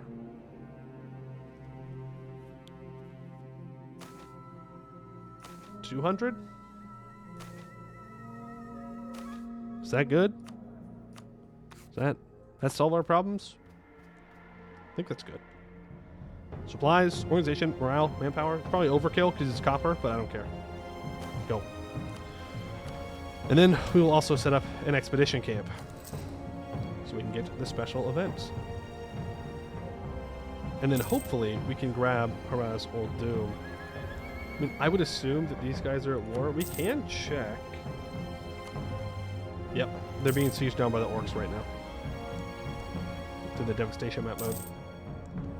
Which hold are we forming? Officially we're forming Omdir, but we're going to be able to do the mission trees of multiple. You drill with 3 troops. Apparently I have things I can do. Oh yeah, hidden in mountain stone. I can gain 50 Diplo points. Let's do that. Then we have apparently a mission all the way down here at the bottom somewhere. Explore the dungeon. Exploring the dungeon uses an expedition camp, has made it so our expeditions are capable of noticing every hidden passage in detail, which would have gone unnoticed without providing our superior equipment. Gain 10 prestige. Alright. Lots of missions. Lots and lots of missions. Alright, going deeper. So far, no events. I should have embargoed these guys, because I would have stayed over 50 power projection if I had done that. That's a bit of a mistake on my part. I thought it changed from the update. No, I don't know if it changed dwarves at all. In general, we just want to play dwarves. I can get Inno for taking admin tech. Let's go ahead and do that. Yeah. And that allows us to take an idea. And that is where the difficult parts begin. Which idea do we go first?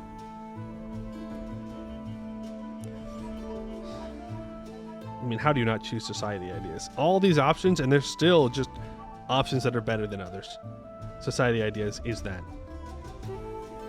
Advisor cost, national unrest reductions, state maintenance cost reductions. We get to choose any type of bonus in the game that we want. Can insult? We have a truce, so it won't do anything. We have +1 possible advisors. I mean, society's just...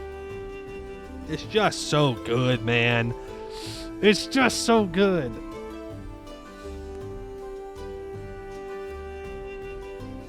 What does Inno give here? 35% Inno gain. 0.7% prestige decay. Tech cost minus 7.5%. Advisor cost minus 15. +1 admin possible and free policies. You have to go society. You have to. You have to. Minus 5% land maintenance. And we will just start going down it immediately. Not that we make much Diplo right now. That's right. Oh, the Volds are alive. Did not die because they just migrated. So maybe they're not at war. So let's turn off Reforge the Dwarfacon. We'll get there. Are Serpent Spine ideas? Yeah, unfortunately Serpent Spine ideas are not very good.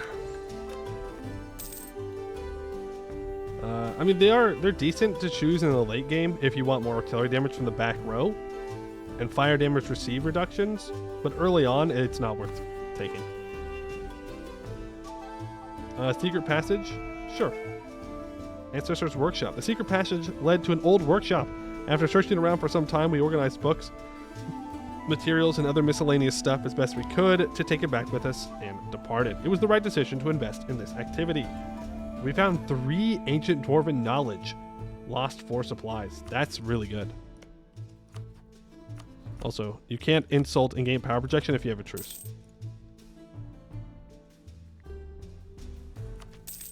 Just is what it is. And we're not going to have Renaissance, so we might as well take tech.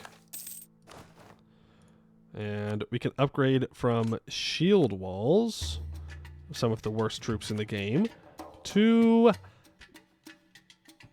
other troops that are also bad. Do we want offensive shock or defensive shock? Offensive. The fall of all dwarves saw much knowledge lost to the ages, but a few remnant of military ingenuity remains. The primary example of this was the clockwork bow, an alloyed composite bow capable of exerting pressure on its own coiled steel bowstring. The additional tension helps to launch bolts at unfathomable speeds, making quick work of hostile warbands when launched in concentrated volleys. Expense and tradition would make such items much more expensive than contemporary crossbows, and eventually would be phased out by firearms. New troops. As long as we stay one step ahead of everybody, we'll be good. I don't like that the orcs are making their way back towards us.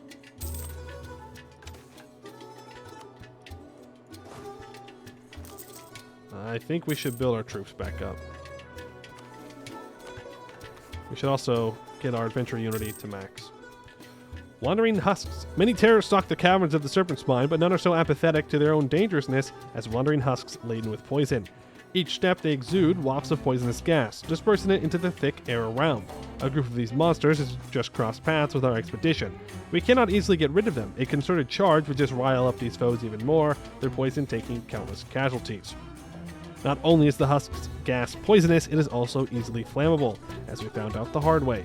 A single carelessly dropped torch rolling towards one of the husks was enough to cause a great explosion, triggering even more husks to explode.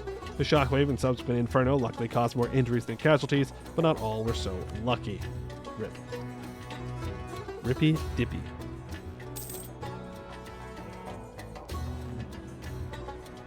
Maybe there require certain ideas, just maybe that would help consider trying those out. Maybe. Or I could just stop being a baby. Oh boy.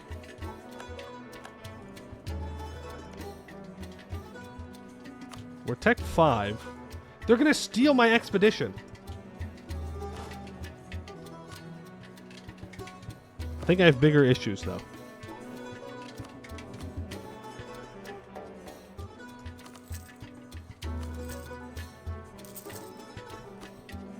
Bigger issues being they're gonna kill me. I'm not careful. Yeah, they're building up too. They're not drilling. We're Tech 5 though.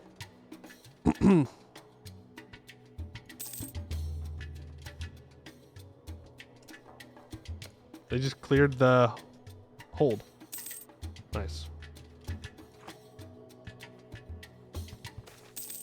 Secret passage.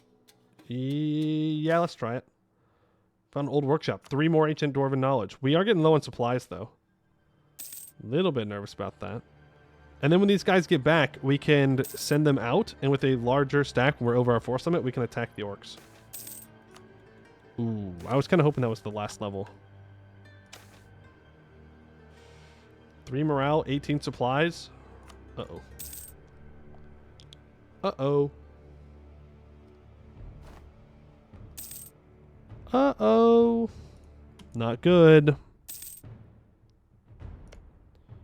I guess the longer we wait, the closer they get to Tech 4, to be fair. Look, they have more troops. They also have cav.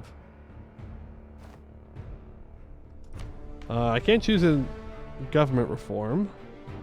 Extra colonists. Serpent Spine Spelunking gives expedition organization. Remnants of old. I'm somewhat actually tempted by Call to the Surfacers. For more global settler increase. Because we're going to have a lot of colonization to do. But to be fair, when we're doing the colonization, we're going to be forming our tag. So, nah. Expedition organization. And we will, of course, go native repression. Which hold are we going for? Omdir. Omdir. Oh my god, how many troops are you gonna build? What's your force limit, dude? 27? Well, he's at it now. Bountiful harvest. And we have the Forge Master Union following us as well. We really need this expedition to be done. Ah, shit. I think we explored too many things. We explored too close to the sun. The choking death. Transparent clouds of gas sometimes get wedged into the corners of the serpent spine, silently floating without disturbance for centuries. These gases are often dangerous due to the lack of oxygen for poor travelers traversing the labyrinthine paths of the ancient caverns. One such bubble of gas has now enveloped our expedition, making many explorers and scouts dizzy for the lack of oxygen. But since the gas is colorless and odorless, there is no way for our explorers to know until it is almost too late. As the signs towards the gas being the culprit behind the increasing discomfort, the expedition leader is presented with 3 options. Find a different path. Note that down. Come home. It won't matter. I think they're dead. Build 5 more troops. We have to ignore the secret passage, unfortunately. Come on. Fuck. God damn it, dude. That's dumb. Whatever. Alright. We'll have to redo that expedition. I don't think going on the side missions really mattered at the end of the day for losing, though. I think we just need more organization or more party share. Something like that. But first, we have to kill the orcs. They got one of the special events as well.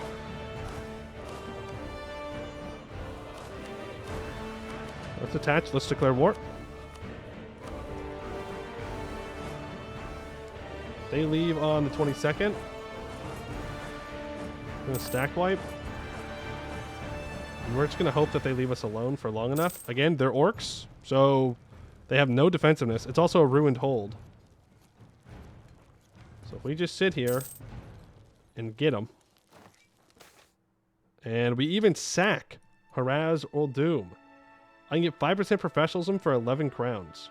Or I can give up the 5% professionalism that we don't currently have and gain 135 crowns and 15 mill points.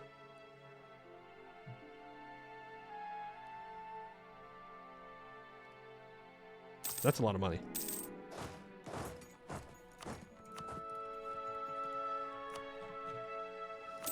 That is a lot of money. And we will purge Warband. Boom. And we can choose the second society idea for 20% improved relations. And we have a cooldown on this expedition. Right? No, we can go again. First of all, do I have a discipline advisor now? Let's try and get one. Please? Please give me a discipline advisor. I love this. I love that I can't get the advisor I want. Please? Crazy. Crazy. Hey, leading by example, though. One stability. Oh, wow, thanks. Appreciate you actually giving me the advisor I want. And let's do expedition. Start preparations.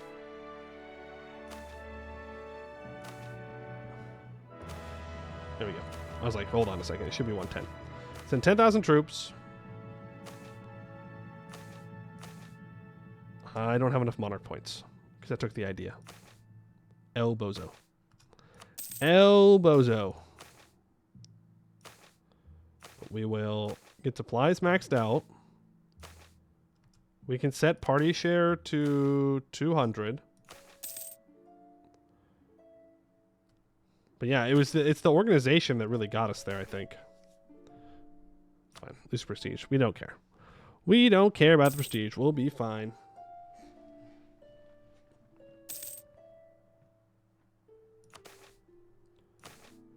Okay, we just gotta let it go for a couple months. Then we can come back and actually edit it. Man, I'm so upset that we lost this. We were so close to finishing it, too. Another couple of months, we would have been alright. Is what it is. And I can switch focus in 63, right? 69. I don't know if we'll want to focus Diplo necessarily. We definitely don't need to focus Mill. I mean, there's not much we can do about it right now since we already did it, but let's get morale up to basically 10. And I don't have enough Diplo points again. Man, oh man, I should have taken that idea. I think we need to go one more time with our organization. Just to really make sure that supplies don't drop as fast. Also, I mean, if we can get an event that gives us supplies, that'd be great. You know, not to be too picky or anything, but I would appreciate it. 640 cost. Don't love it. Let's send it. We're not going to make Monarch points on it, I don't think. Did it really not? Didn't prioritize the mercs. Which feels kind of bad. Right, you start drilling. Let the expedition do their thing, and then we can grab this expedition. And I think there was 2 more. They might have already been taken, though. And then we go down to fight Mountain Shark and what's his face. We might leave the kobolds alone. Depends. Secret passage off the beginning. Let's do it. Old deposit. After taking the secret passage, we came across a large door. We opened it just to discover an old deposit, probably some emergency supplies to be used in times of need. What we took was left and still functioning with us. Hey, gain 4% supplies and 0.5 morale. Maybe we should have risked it for the biscuit on the last one. Let's see if we can get more supplies. Hey, Captain Zacco, how you doing? How's Dwarfing going? Pretty good. We did fail an expedition, which kind of sucks. But it is what it is. We were able to take out the goblins. We've taken out the orcs. We showed strength on the dwarves. So all in all, things are going well. Orcish supplies. We've been made acutely aware of the fact that we are not the only ones roaming the caverns by our scout's newest discovery. Just ahead of us lies what seems to be an orcish supply camp, where they have stored food and rations for later use. Well, stored, in typical orc fashion, is a big pile of random things. The stuff smells bad. Look for anything of value. And during the search of the pile, our men managed to find some loot, old dwarven jewelry and other valuable trinkets, as well as gems and gold. The scouts returned to the camp, proudly displaying their newfound riches, only for it to be confiscated and added to our own pile. Nice. Expedition fails are always fun. Yeah, and we were really close to not failing as well. It's the sad part. We almost succeeded. So it made the sting of losing even worse. Apparently I can build a marketplace and a temple in my capital. Not that I need to do either of those things. A fort, though, might be necessary. Capital needs to be a hold. I can complete this once I move on to defense forces. Or once I move on to the hold. Then I can do defense forces as well for army tradition. And then once my capital, I have a fort level 3.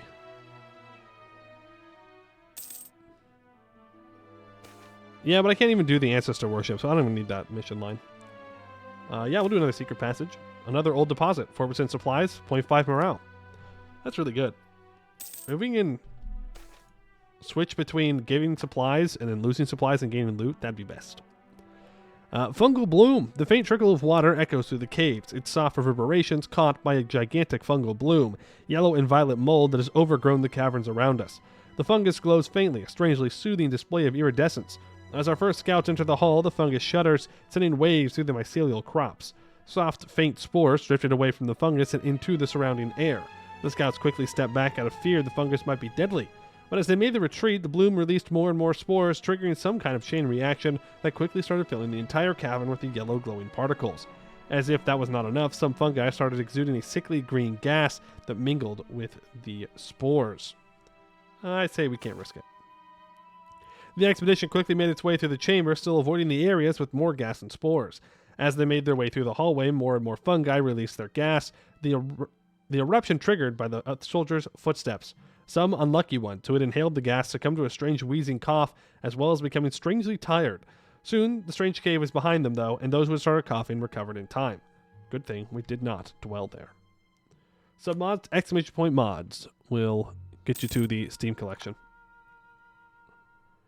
Should we keep the kobold tag as a pet after we could become Almdir and colonize near them? No, I think they have to go. Unfortunate reality. And we will, of course, choose the colony development boost here. So that way when we do start colonizing, we get more development.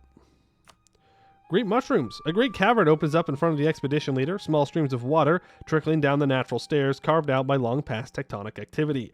After a few steps down, the water converges to a lake surrounded by greater-than-life mushrooms. Their stalks glow violet and the caps extrude a dizzying smell, but not necessarily in a bad way.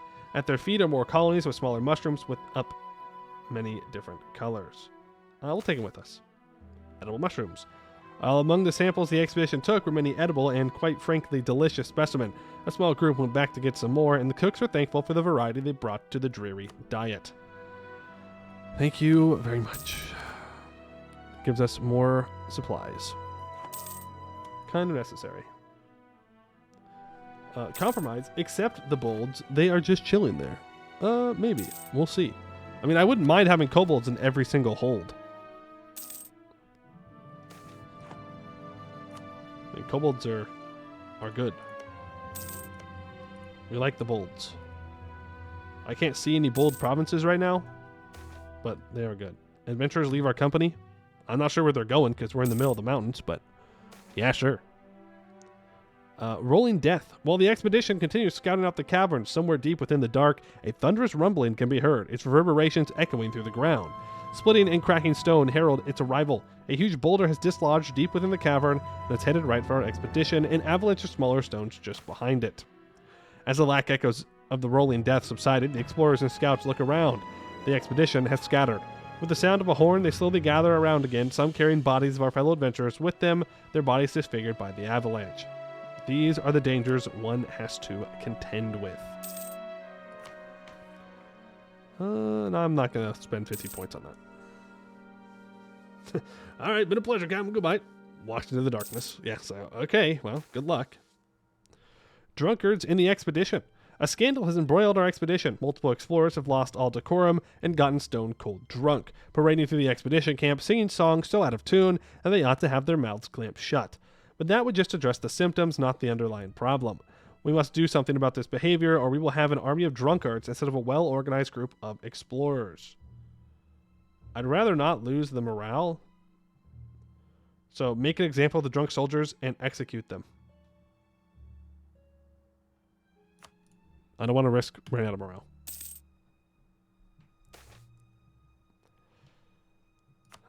You know, ever seen Event 9 with 500 lost? Which one? The Rolling Stone one?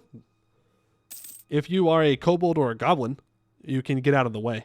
But I think everybody else gets hit by the avalanche of rocks.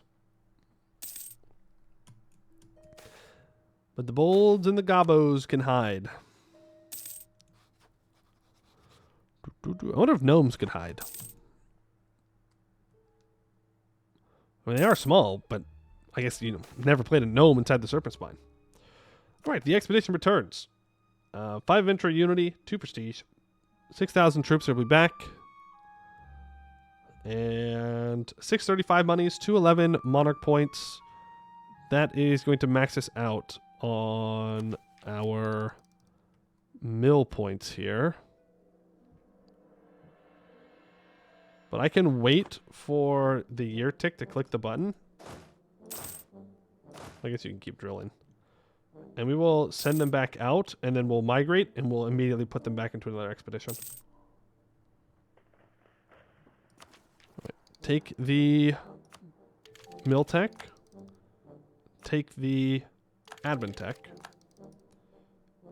Send them back out. Ancient Dwarven knowledge goes to government reform progress. We can choose the tier 3 for Reclaimers of the Dwarvar. Minus 5% advisor cost, 0.5 yearly devotion, and 0.1 pioneer's influence. Right, we then migrate to Haraz or Doom. Oh, there's an expedition up here too. And we immediately go for the next expedition. Ooh. Mithril and medium? That's gonna be a rough one. That's gonna be rough.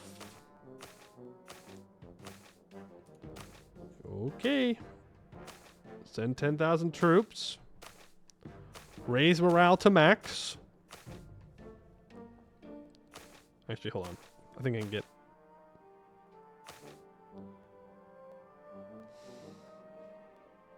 I'm going to be like 0.1 short. Just spend the points. Get it to max. Organization needs to be pretty damn high. It's only medium, though. Party share. You guys keep talking about how it's changed. Is it still where you need about a third of the lowest estimated loot for party share? Or has that changed?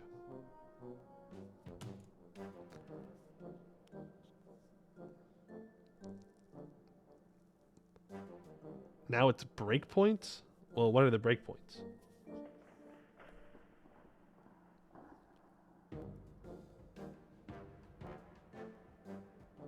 Every 100 gold, you get a modifier. Okay, does it show me that modifier anywhere before the expedition leaves? Or is it just like a hidden modifier? 500 gold means morale loss is standard. Damn. Well, let's go for 500 then.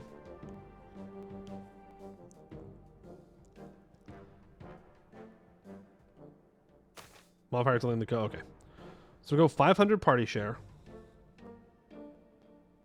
Do we want to max out our organization? I do. I want them to come home.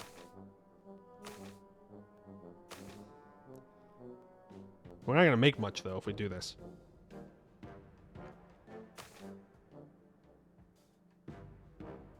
That is if we get minimum. Alright, send them out. You get 4, you keep drilling. And we can complete a hold reclaimed. We've discovered one of the holds of our ancestors. 22 crowns, 10 prestige. Thank you. And defense forces. Disgusting creatures who have lived in the Dwarvar since the departure of our ancestors must be dealt with if our settlers are to have peace. Gain 0.5 yearly army tradition. Secret passage, let's try it. Secret passage, Bugbear Den. Shortly after taking the secret passage, a pack of bugbears comes charging from the depths. A crazed look in their eyes, as if we were their arch enemy. After a strenuous battle, we realized the end of the cave was their den, and they charged at us without holding back because this was their children's home. Truly an unfortunate outcome. Ashen skies at least take the meat. Ashen skies tend to the injured. Well, we haven't lost any supplies yet, so I'm not going to lose the 0.5 morale for no reason. What do they mean by take the meat? What do they mean by that? You're going to eat the bugbears? What the? Those are sentient beings. Alright, 10 to the injured, 75 loot. Eat the kids? What the heck? Food is food? Okay, but we're not starving. Yay, statement minus 20%. Oh, another thing Homebrew changes is it takes 4 ideas to unlock the first national idea. Or each national idea, I should say. There's a lot of expedition camps up here. Ooh, cobwebs? Wait, we have more than 33 Inno. Scam. Oh no, that's the explosion, guys. This one you need mages. In the tunnel ahead, a particularly bendy and tight passage to the under rock, our soldiers came upon what at first seemed to be cobwebs. Thin white strands laced the walls and blocked the path forward. Upon some initial inspection, the material turned out to be extremely easy to break. This made many reluctant to just walk through, waiting for the expedition leader's assessment of the situation. When the first soldier started coughing, no one suspected anything. Then, later, more and more soldiers were packed by fits of dry coughing and shortness of breath. The expedition had to take breaks more and more often. Some started complaining about how hard the recent days were, some had trouble swallowing. After a few weeks of symptoms here and there, the expedition leader called a meeting to discuss what to do. Since most people were still healthy and those that were coughing slowed the expedition down significantly, it was decided to send the sick back home where they could receive a proper diagnosis and care. Surely it won't worsen. Lose 100 soldiers and lose 0.5 morale. Some nice tasting air, we're fine. What's the worst that could happen? You know? Orcs roaming the depths. With a quiet voice, the scout approaches the expedition leader. He reports that one of the Dwarvar's most common threats is just ahead of us, quickly making its way towards our position, an orcish warband, with all the clattering weapons and bellowing cries one would expect. Defensive preparations.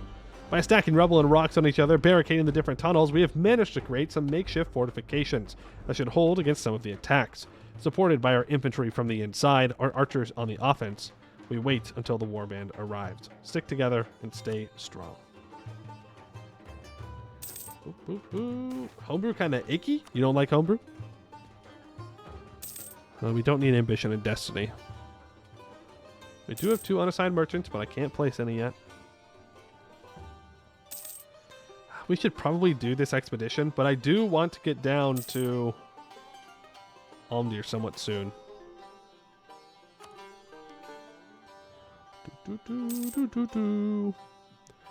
Because with all the Dwarven knowledge stuff, I feel like I want to start doing these missions. Whoa. Restart the forge? No, we don't want that. Not yet. We want to do that on our capital. Another secret passage. Let's try it. Another bugbear den. Food is food. You know, food is food at the end of the day. Food is food. We're more likely to run out of supplies than morale. I can issue an embargo on you. We're Tech 6, right? We could try and go do a show strength war against this guy. The only thing is, he has that powerful mage. Losing 1 whole morale seems like a bad idea. Let's just gain organization. Does your mod list include homebrew? You have silver tape listed, but not homebrew itself. Well, isn't silver tape just homebrew? Like, it's homebrew, but updated. Ooh, we can send them out. Server's fine. We have the meats. Yeah, let's do that. So we gain 25 adventure unity, 25 prestige. We gain 750 money, 250 monarch points of each kind. Ancient Dwarven knowledge goes to government reforms. Let's walk over here. Migrate. Oh, okay. Migrate north. Be fine. Declare a humiliate rival war. Get the stack wipe. Shift consolidate. Split in half. And then we'll make sure that we get black flagged at the end of this. Actually, I could probably maybe get you back so we can start this expedition. Learnings of an elder? Yes, I would love to improve our Diplo points. Thank you very much. And this is a silver and medium. Send 10,000 men. Supplies. We have plenty of mill points. But a little bit of admin. We can raise morale twice. Raise organization.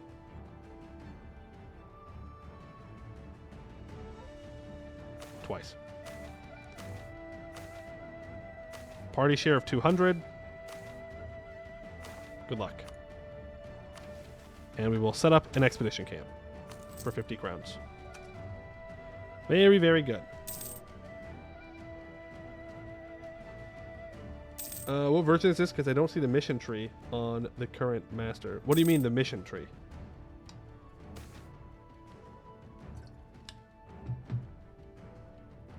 We'll do the secret passage. Another bugbear den. Oh boy. We are killing a lot of bugbears.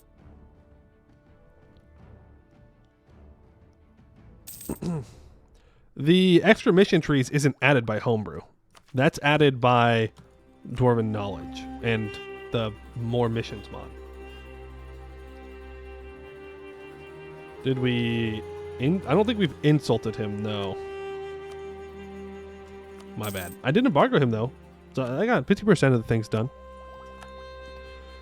And I will complete this advisor cost. It also gives us 10% manpower in True Faith provinces. We'll do another show strength. Beautiful. Gives us another 100 of each monarch point. And we have Goblin Summoner. Halt! The initial figure shouts from the precipice. Do not tread further, for this is the realm of Iglathob the Unfathomable. The scouts laugh and look at the goblin and prepare to circle around it when he holds a crude wooden staff with a skull bound to the end over his hand. Consider yourself warned or face wrath beyond your mortal capabilities. I'm serious. Looking at the goblin in confusion, one of the guards unsheathes his sword. So be it, the goblin shouts and pulls forth a hulking figure of rock, earth, and stone from the depths of the elemental plains before disappearing in a puff of smoke. The elemental reels back, then accelerates its arm towards the scouts, slamming it down into the cold stone that a deep rumbling sound permeates the cavern. The scouts run back to the main expedition, but the elemental is just behind them. Shouting and screaming, the scouts arrive at the camp and warn the others of the looming threat when the elemental already circles around the last corner, smashing dripstones and hurling boulders in its way. With the expedition leader sufficiently alerted, he calls on the other soldiers to a meeting on how to approach the new enemy. Find and kill the mage. In the frenzy of battle, the general managed to divert some troops to start a distraction further down the hallway, banging their shields and swords. This distraction worked, as suddenly the sorcerer appeared on an alcove above us, watching what made the sudden sound. Our archers took the shot and managed to pierce his robes and green skin, sending him flying over the precipice. As his body shattered upon the rocky floor, the elemental vanished, its boulders thundering to the floor, sending shockwaves through the cave. After inspecting the damages and losses, some explorers went over to the sorcerer's corpse to check for anything that might be valuable. Between mangled wands, ugly rations, and weird powdered fumes and vials, they also found some books, which upon further inspection, seemed to be some long-forgotten scholarly work on conjuration. The mages rejoiced and immediately went to transcribe the text into contemporary works. Let's take a look at this spell here. And you guys can drill. There's no more expeditions, so we can start making our way towards our future capital. It's over here, but we do need to take out Mountain Shark. If I look at tech, they are pretty far behind me. Another learnings of an elder. I'm getting extremely lucky with those. Why do I have 4 traits? Is that a homebrew thing? I get 4 traits? Okay. I mean, I'm fine with that. Is it supposed to be where you can have 3 traits when they still had the long-lived race trait?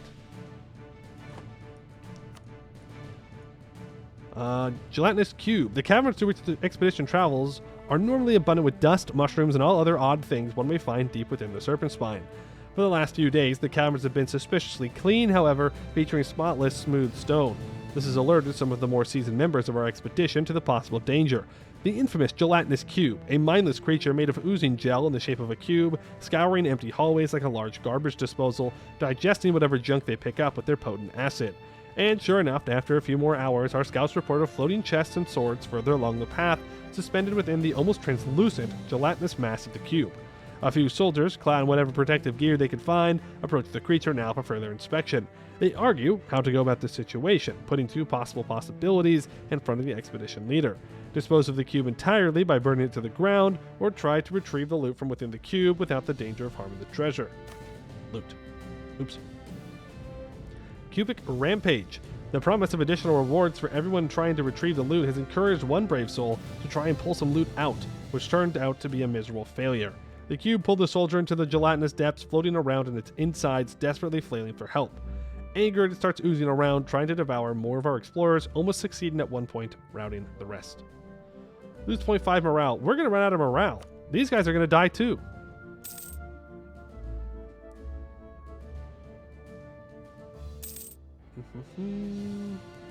Uniform Omdir. So, with the submods that we have, we can do every Dwarven mission tree at the same time. So we're going to form Omdir, but we're going to be focusing mostly on the Mithradoom and on the Cav Dwarves.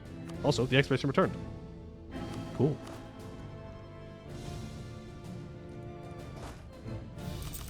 Three, and I will let them rest. 380 monies, 126 monarch points. We will not max out on anything. Ooh, and we found a cavern of interest. Most commanders would describe battle as an art, a dance of move and counter-move, each side vying for the lethal upper hand. But it seems one scholar in Haraz Doom thought instead to prove it as science, or at least we assume such from the discovery of a thick tome entitled Killing Orcs, an Introduction, in a corner of the cavern. It seems to outline every conceivable combination of terrain, soldiers, weaponry, and strategic aim, and provide the single ideal tactical path forward. We will have to have our general study it to see whether the nameless scholar succeeded in his goal, or if such outlandish ideas are part of what led all Dwarves to fall in the first place. Killing Orcs, the book. Till 1587, we get minus 5% mill tech costs and 5 prestige.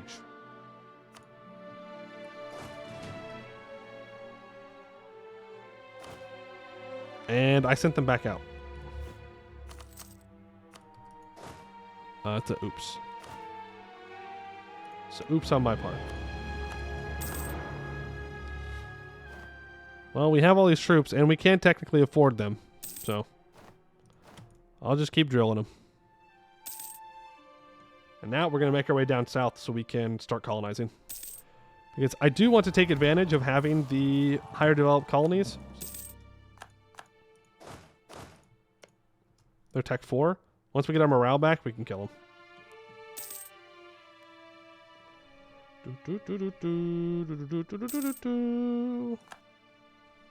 You open the book, you find a Killing Orc copy pasta. Yeah, pretty much.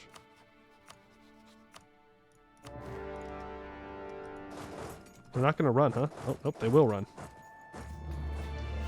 Sorry, kobolds. Nothing personal. You've just got to go, bud. You've just got to go. Orc band seeks a fight. Well, for 2.77 crowns, I can get 1,000 manpower and a tolerance increase of orcs. Yeah, I think I'll do that. That's pretty much free. Ooh, and I can complete diamonds and rubies. 15 prestige. Oh, we're maxed out on prestige, though. We'll do it right before we leave. Coffee house popular. Coffee houses are very popular with the intellectuals. They are meeting points for social or political discussion, exchanging over art, or just to meet interesting people. 2 pieces of sugar, please. That's because of our society ideas. Speaking of, plus 33% foreign spy detection, and we are about to max out on generals. Who wants to be a general? Because we need to hire some.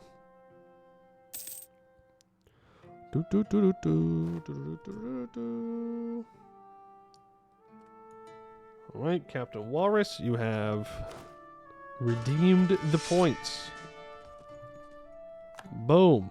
Well, you have a siege pip. So I suppose you could be worse.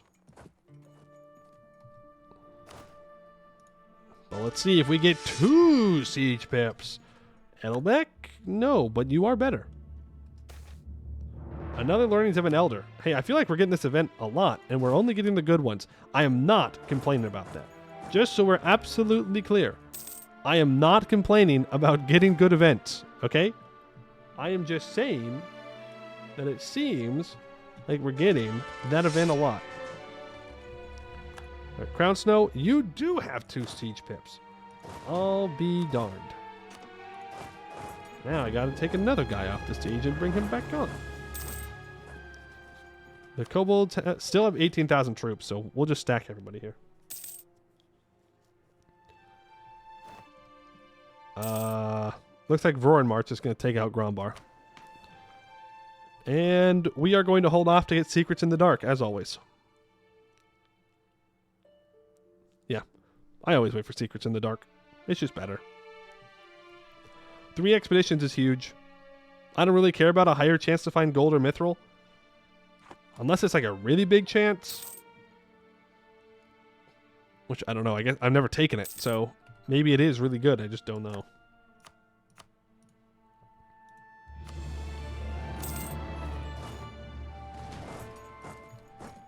And we will turn that off so don't actually click it.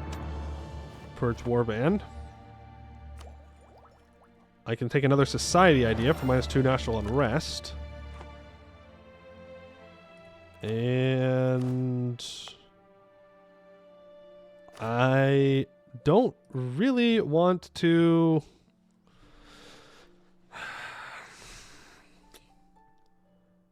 Well, I could take Miltech. Very early. Very early. No Renaissance. Super expensive.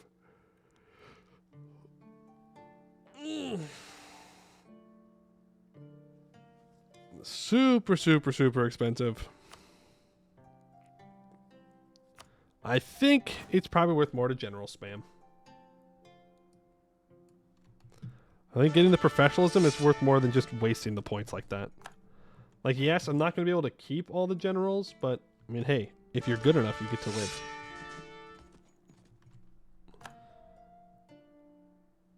Like, if we also had...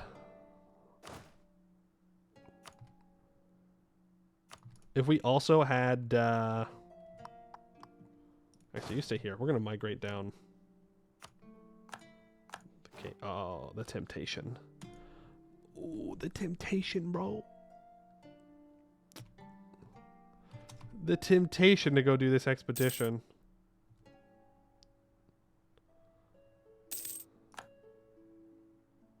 But yeah, no, we need a place to start deving. Exactly. I think we need to go and... I think we need to ignore this expedition and just go and grab the area, and then we can do this one later because no one else is going to steal it, and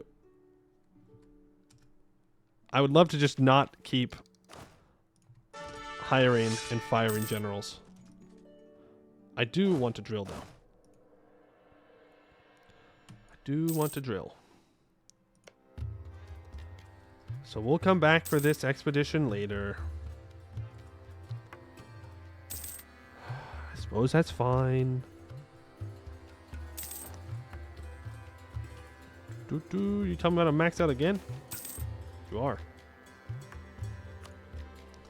You are telling me that. You are saying that I am about to max out. I don't appreciate you saying that. Not very nice. Let me migrate. Thank you. Gold. There's gold in them there hills. Right. It probably would have been faster to have migrated to 5. Down like this, but it's alright. Did you just insult me? You ass. Oh, I guess they could steal the expedition. Now that I think about it just a little bit, they could, but it looks like they're going to go and try and grab Kugdir, and if they take one expedition, they take one expedition. I could also boost stab by 1. Shit, we can boost stab by 3. But it's expensive. And I don't need to spend admin points yet. He says, as he then needs to immediately spend admin points. Oops. Oops, spoke too soon.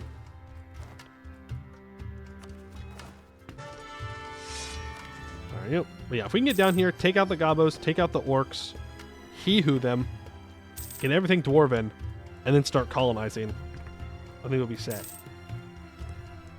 Still so Dawi Pilt, still farming professionalism, that's right. Yeah, we don't drill quite as fast, but that's okay. We just keep drilling. We're up to 20.48 professionalism. Not bad. The mods you have, what did they change and add? It adds in the ability to have every Dwarven mission tree at the same time. And I'm not exactly sure what the Dwarven Knowledge mod does, but I know it at the very least adds in this whole metallurgy system. And adds in missions as well, special missions. But yeah, apparently we can get some bonuses, depending on the types of metals we have within our country. I don't know, it's different. It's different, we're going to check it out, we're going to see how it goes. And we can finish Society Ideas. It is more expensive because the Marchers are in charge.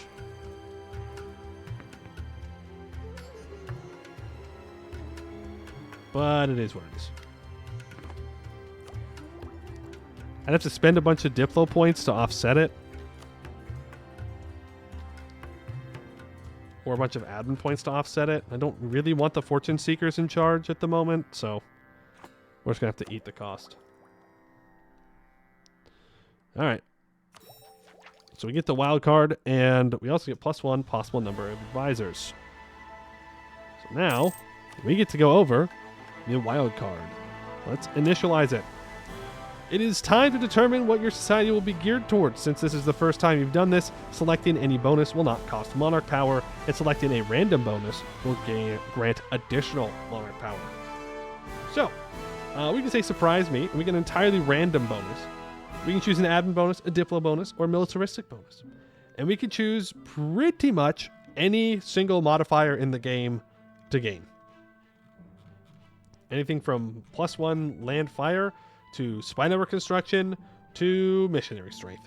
All of it is up for grabs, including splendor, by the way. I mean, we already have the good splendor that we need for this age, but getting early splendor +2, not bad. Though, to be fair, orcs are already pretty strong with it. Or not orcs, dwarves, sorry.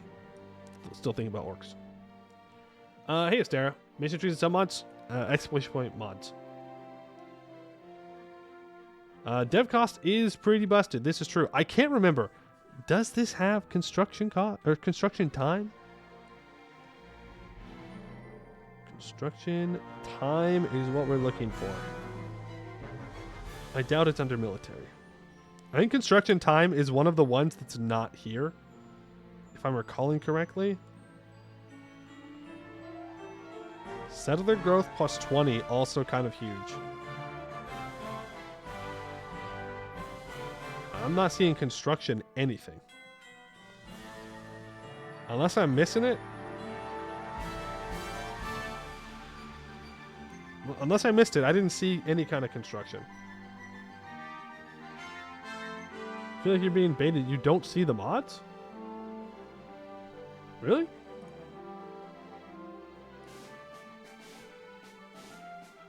They're there for me. It's published.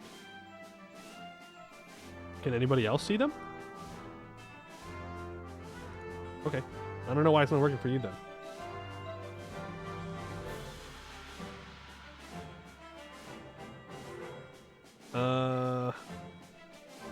You see the link but not the thing? That's weird. Maybe try it in a different browser. Maybe it's a browser thing for you. Dev costs better construction time because you get 4 holds digging. I suppose that's true. What about culture conversion? What about AE? Dude, this is society is so good. Extra merchants. Okay, where's the dev cost? Think about it, guys. 10% Marines force limit. Think about it. Think about it. CCR, to be honest. No, I don't think it's that bad. I don't think the CCR is that bad for Omdir. Yeah, there's dev cost. It's minus 7.5 dev cost. I kind of want the colonization, though, is the thing. Like, there's only so long that we get the higher developed colonies. Well, we can change every 2 years, right? Every 10 years. 10 years. Just cost monarch points.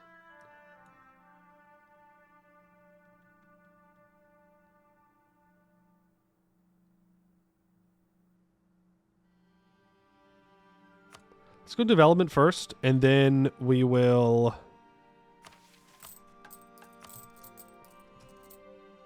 we'll switch over to colonization when we actually start colonizing. Which, actually, I think it's going to be kind of soon, but that's okay.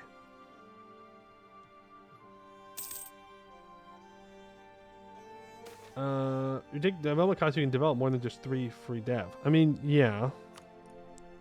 But I do want to develop Renaissance, you know? Is important. And I maxed out on admin points. Okay, go up to stab 3.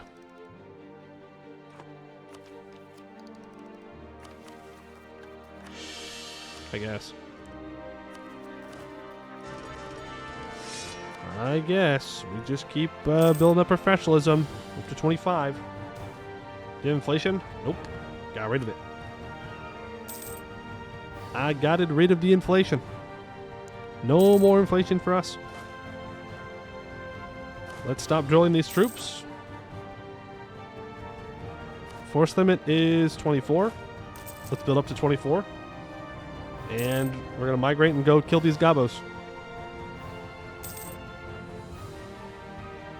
Love how he doesn't take mercantilism. Don't some of the dwarven trees need it? Well, we haven't really had the Diplo points because we took a Diplo idea group. I can't really turn mill points into mercantilism. Unless there's a way and you know. If that's the case, I need to hear it. That sounds important. I can get Inno for admin tech.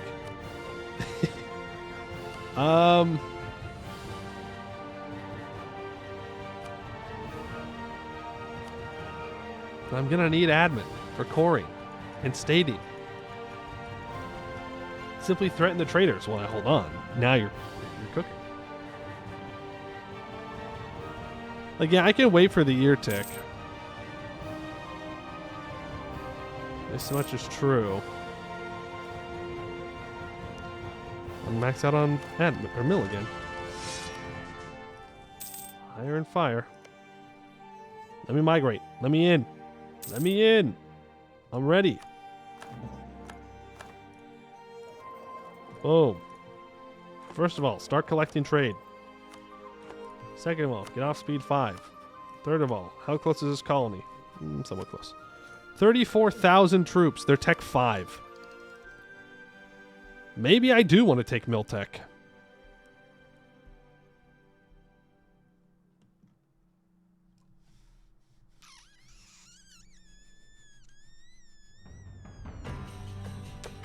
Those gobos are going to kick my ass, is the problem. No, everybody gets 4 traits, by the way. I'm going to save here.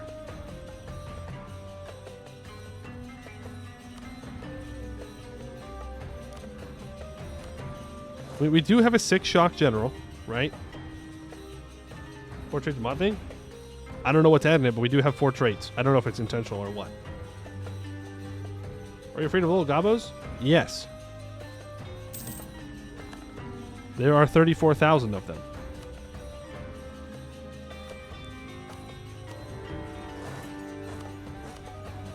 So you could say I'm a little bit afraid of some gobos.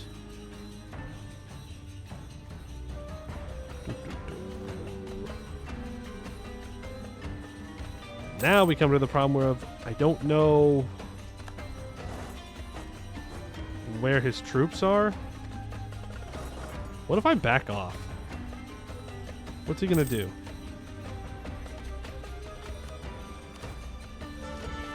Will he come unsiege this?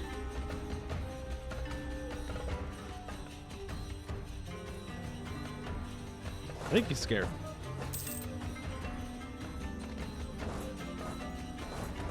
I think he's scared of me. Let's move in. Seize colony? Oh, this is true.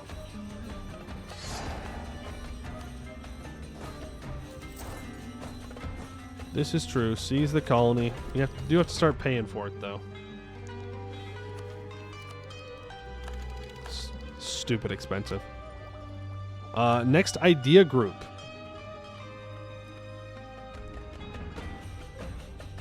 Honestly, I think it should be an admin group.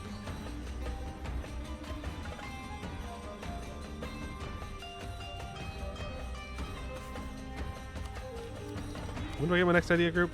At Tech 9? No, okay. I think we're fine then. I think we do take a mill group then.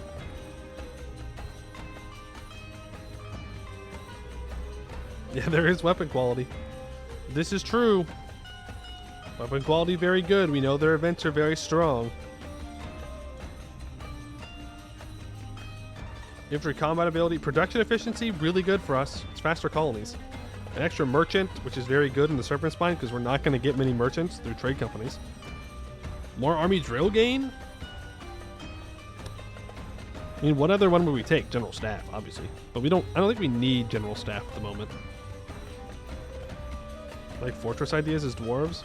True. Fortress ideas would go pretty hard. Cheaper construction cost as well. But forts have extra maintenance at level 4 or higher. But we have fort maintenance minus 30% on top of that. Policy with society. +2 attrition for enemies. On top of +1 attrition from enemies from kobold warfare. So that would be +3 attrition for enemies automatically when they enter our territory.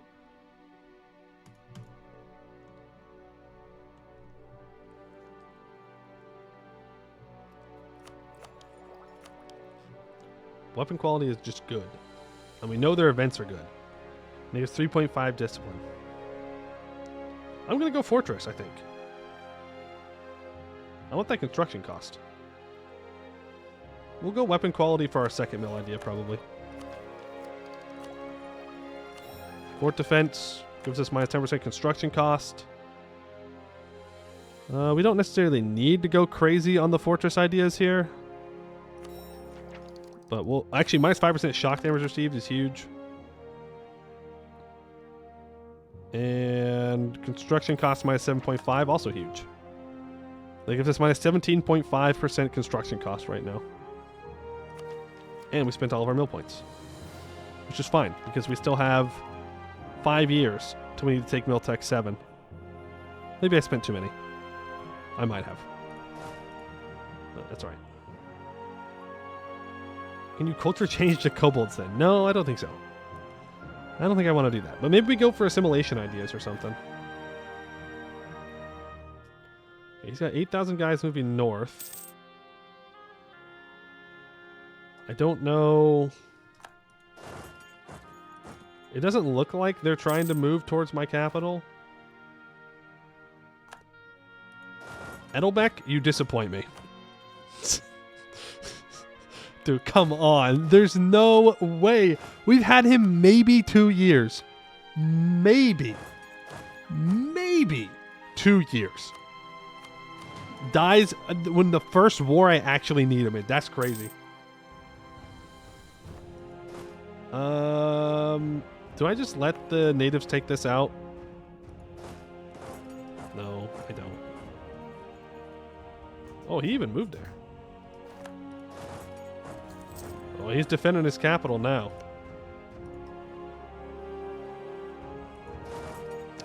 Shoot. Maybe I shouldn't have moved. Maybe I should have just let this get sacrificed.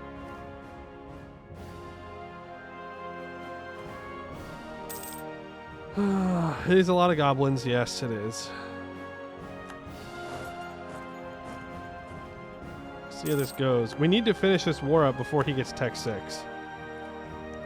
If he gets Tech 6, we're donezoed. We're going to lose.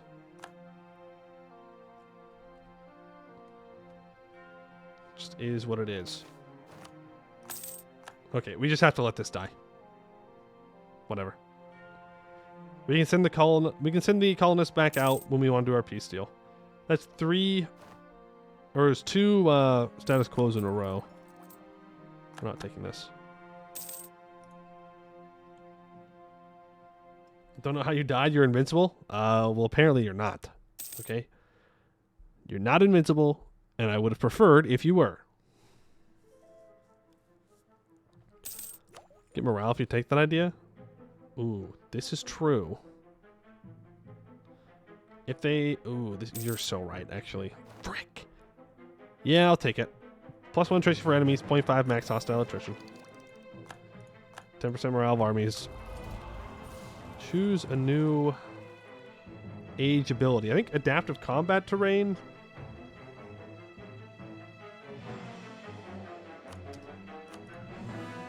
Oh, nice. We got that on to 14%.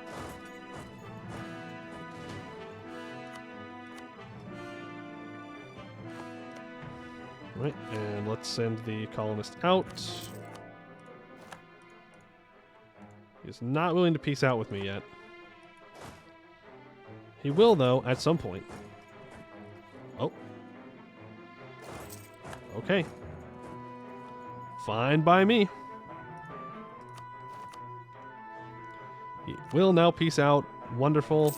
Boom. First victory. Start coring it up. We're going to need to get rid of gobos, so all of this can become dwarven. So let's start doing that. We are going to accept gobos eventually, though. Haito, thank you for the follow. Appreciate it. Yeah, you're right. The rebels will come back. Oof. Okay, strong rail skulker. It's a good thing we didn't fight them because we would have lost.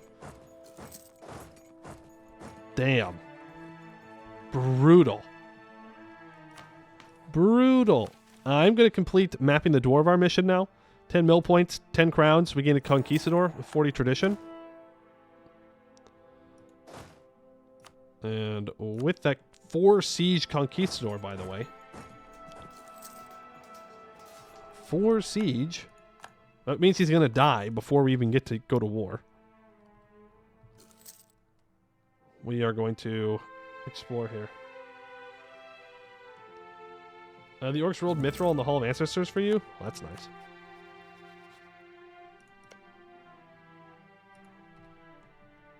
Looks like we've got paper. Yippee. Well, that's always paper, but I think this is wine. I don't know if that's salt or wool. It's something. Bad news, though. Orcs have lots of troops. Fun fact. Oh, my heir died. A powerful mage, you say? Ah, we don't want that one. We don't want that heir. And unfortunately, we can't turn them into a war wizard either. How old is our guy? 185? I don't want to risk getting caught out with no good generals. Colonial expansion. Dwarvad 9. 30 crowns, 200 population. You've got it. Why is this so bad? Plus 16? That's it?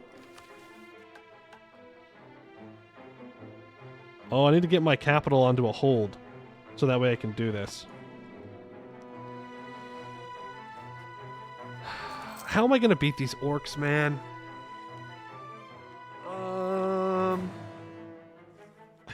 don't know. I don't know.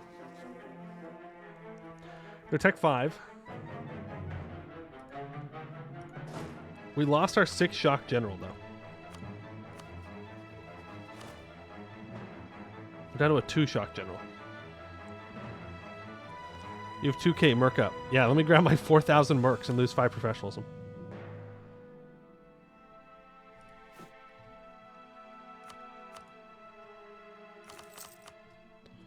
Build 5 more troops. All we gotta do is beat these guys once.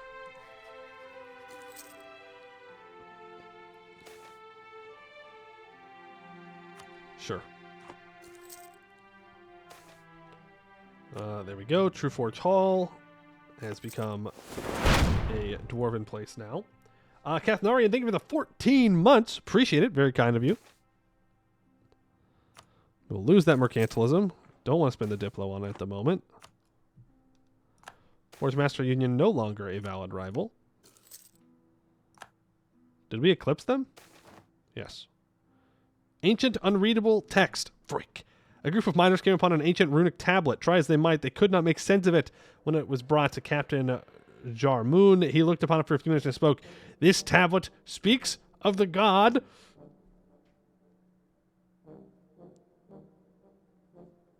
Fuck, I don't remember which one it is. This one. Frick. Does he know? No. No, he does not know. He does not remember the spelling. I need to get rid of my embargo. Problematic relations. 10 army tradition for 40 crowns. I'll take that. It's not much, but it gives us a little bit more morale of armies.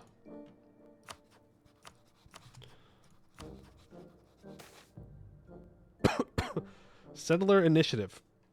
They want to go somewhere else. Let's direct them to an existing settlement. Another problem with this war is that if I leave, this could get destroyed. Diamonds, rubies. Yes, I will take that 15 prestige. I will turn my heir into a general. They're bad.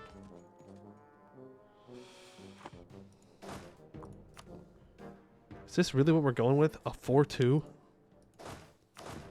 A 4-2?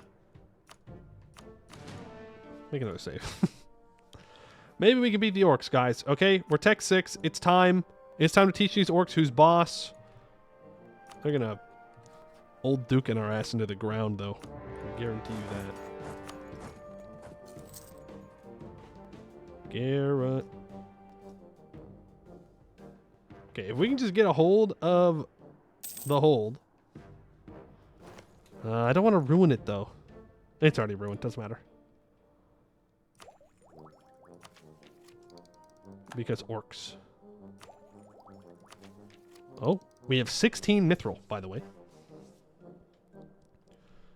Which means the metal can be used in forging equipment, but with a malice. Enough to act as a secondary metal in alloys. Don't know what that means. Grab the other troops, man. The other troops are to defend the colony. They're not for fighting. This is what we got. Like this is it. We have what we have. No disease outbreaks, please. No disease outbreaks, please. Just give me the siege. Just hand it over. It's fine. Then we have to worry about Rail Skulker, which we'll probably go straight into a war with them relatively soon. Like I mean, they could also be kind of caught up on tech. I'm not sure. There's really no way to know until I can see them. Also, I can start collecting here. But we will want to move our capital onto Omdir. All right.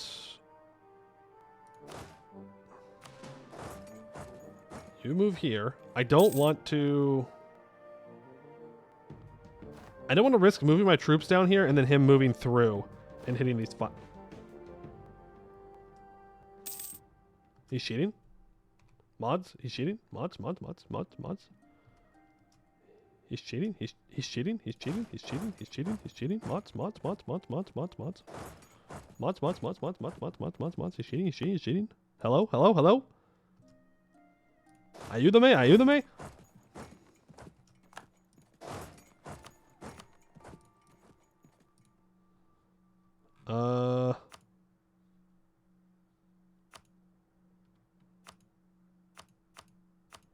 Here's what I think we do. We peace out. We don't go for the full annex. Nobody else is gonna annex him. We don't greed. We just don't greed. We grab this state. He can have this other hold for now. That's fine. We'll get it later. Do you know how embarrassing that is that he had Renaissance? Do you know how embarrassing it is that he had Renaissance and we did not? For shame. For shame. The orcs are smarter than we are. All right, embrace the institution. Well, that's good. That means I don't have to develop it, though. Like, I'm not complaining.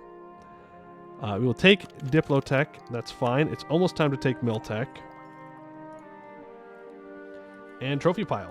Move that junk out of the way. We gain a bunch of money. Go ahead and start coring things up. And importantly, go to orcs. To orcs.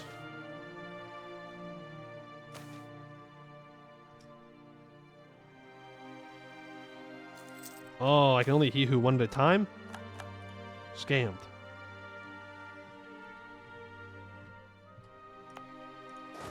I can only do one war crime at a time, apparently. Alright.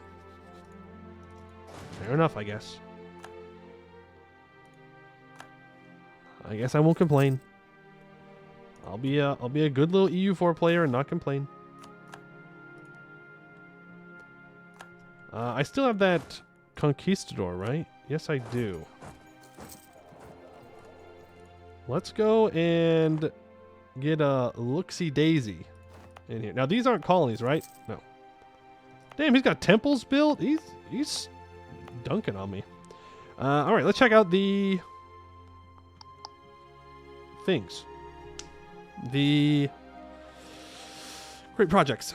The Cronium Throne gives 10% local goods produced in the area that is full of holds, so that's great. Globally, it gives 5% admin efficiency, plus 1 yearly absolutism, plus 10 max absolutism, 10% governing capacity. We get 1 throne to rule them all, giving plus 1 yearly prestige, minus 10% core creation cost for 10 years after we complete it. Merkel Vazcron gives 50% defensiveness in the area, plus 1 local defender dice roll bonus. Globally, we get 0.5 attrition for enemies and 10% fort defense. So that's really good. Hall of the Ancestors, which is paper. We get 10% trade value in the area. Globally, we get minus 15% culture conversion cost, 15% manpower in same culture group provinces, and minus 33% culture conversion time. And the High Assembly of Almaraz gives 10% production efficiency in the area, plus 1 diplomats, plus 1 diplomatic reputation. We can create client states. And when it's upgraded, we gain 3 base production, and we gain 3 diplo rep for 10 years. The requirements, we need at least dig level 2, at least 50 development, and it needs to belong to a race that is accepted by me. And then Mithradoom, the Goblin Slayer Academy, which we did not look at. Province gets plus 1 local goods produced, 33% institution spread. Globally, we get minus 0.5% yearly army tradition and 0.5% yearly army professionalism. We'll gain a university here. There's a 50% chance we gain 100 mil power, 30% chance of no effect, 20% chance of advances military technology by 1 level. Which is crazy. Crazy that we can just casually gain 1 mil tech. I'll do 2 other monuments you can unlock via events and exploring. Cool. Cool. Well, I do want to reveal these gobos. Let me see what they're all about. You can't reload the Miltech RNG though. You tried it. Smart. Tech 5, 27,000 troops. I think we can take them. Let's go back and deal with these Goblin Rebels first. Let's also immediately start building... Actually, let's state it. Expand infrastructure twice. Build a fort. Provoke those rebels. Exception to the rule. Hello, if you're reading this and you've come into possession of the state of Almdir, it would be nice to build forts there. These provinces can build forts without penalty, so feel free to fortify these provinces.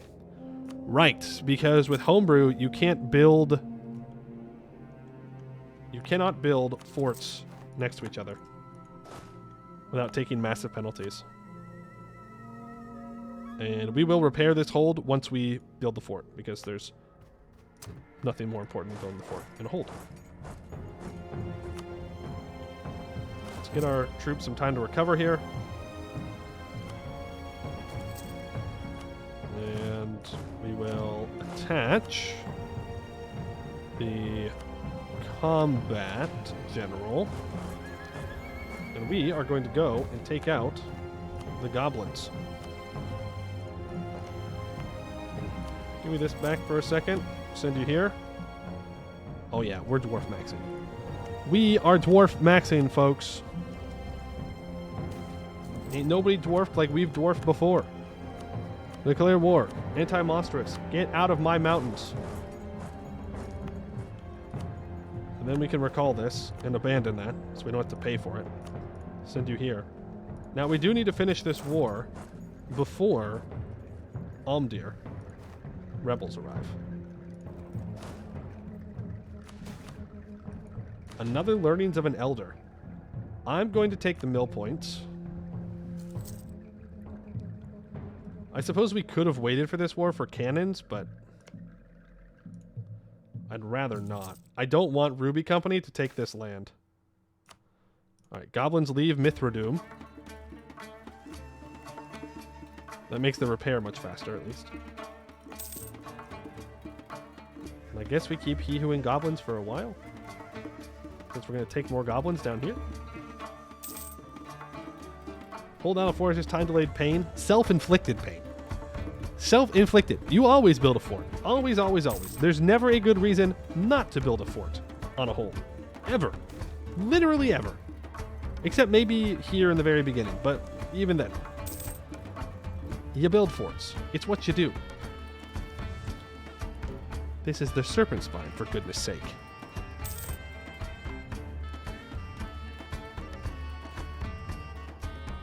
DK adds new buildings? New buildings? I guess we have to unlock them? I don't see it. Unless you take crack and then forget they never built a fort on the cap like that. They do that. Cracked and Vor are really out here trying to compete for like the dumbest hold possible, and they are winning. They do in fact be winning that competition. Build the Marhold Tunnel. I don't want to build the Marhold Tunnel. I don't want to build the dam. I don't want to build anything that has me interacting with things outside the Serpent Spine. But I know that I will probably not have a choice. It will make me do it. Right, I don't need the 2 siege guy now. Or the 4 siege guy. No, I do need the 4 siege guy because he's my conquistador. And I want to make sure that the Ruby Company can't take Ernavir or anything. Okay, we have to turn around and deal with these peasants. We best hurry up.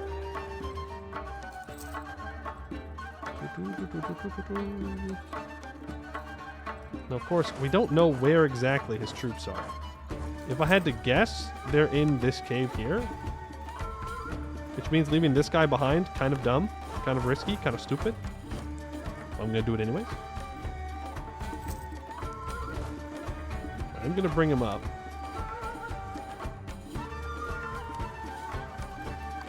Well, there's 7,000 of them. It's in a cave, so it's not a big deal.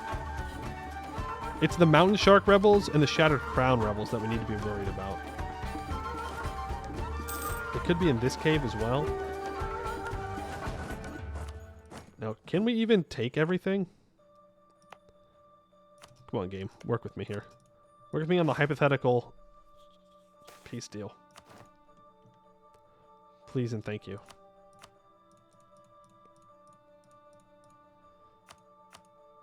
We cannot.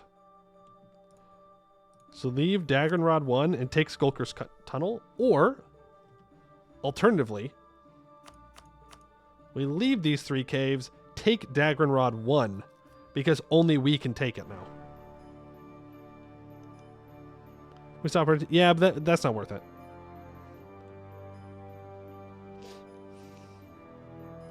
And then we can form a claim on the Ruby Company and subjugate them. Gold, though? Shit, it is gold. How do you know that? How do you know that was gold? What in the world? You're psychic. Oh, it always is? Oh. Okay. Well, we'll take the gold then. We'll just leave this one province. You should have just said you were a psychic. I would have believed you. Okay, we're kind of running out of time here. Hey. Well, we know where he is at least. At least part of his army. Leave one, move on. Take Caves, Rubyhold, take the one province, then subjugate. Yeah. Yeah, fine.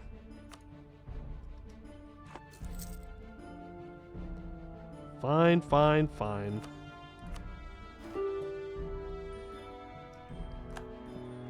Oh, we're fighting. L. And then, on top of that, I don't need to worry about fighting rebels for that. Okay. Good news.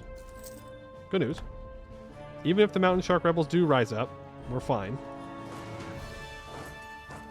Because we have a fort there. We can recall and abandon that colony. We can move on to this one. A craving for crayfish.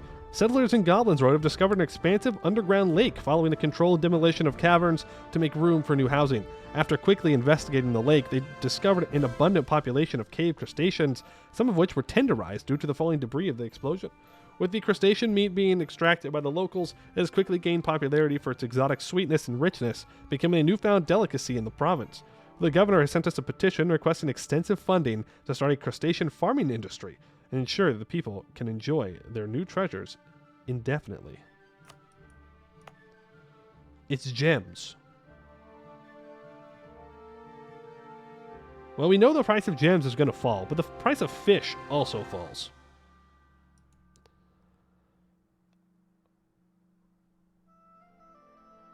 Yeah, I know it's +1 goods produced, but still.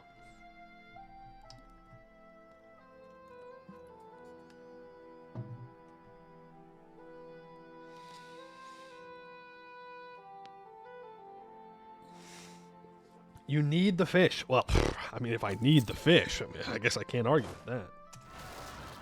Yeah, it's unique. We'll take it. Take them out. Move in here. Construction time advisor? You're hired.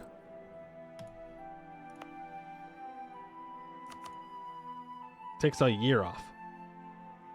Go ahead and start repairing that hold. I don't know if that's a homebrew thing or a Dwarven knowledge thing or a what thing, but we're taking it. Yes, we are he who Gabos.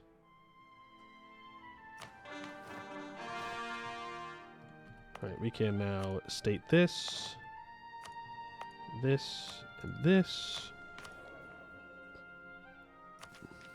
Let's take Miltech. And we'll take the next fortress idea to cheaper artillery or artillery combat ability.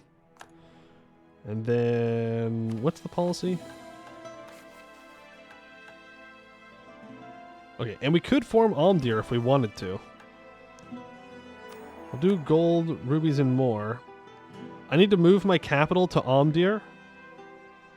And then I can gain stability, and I want to do the... Okay, we need to focus admin. Focus admin. And move our capital to Almdir, so that way we can do the missions that give us more colonization, and then we can form our tag.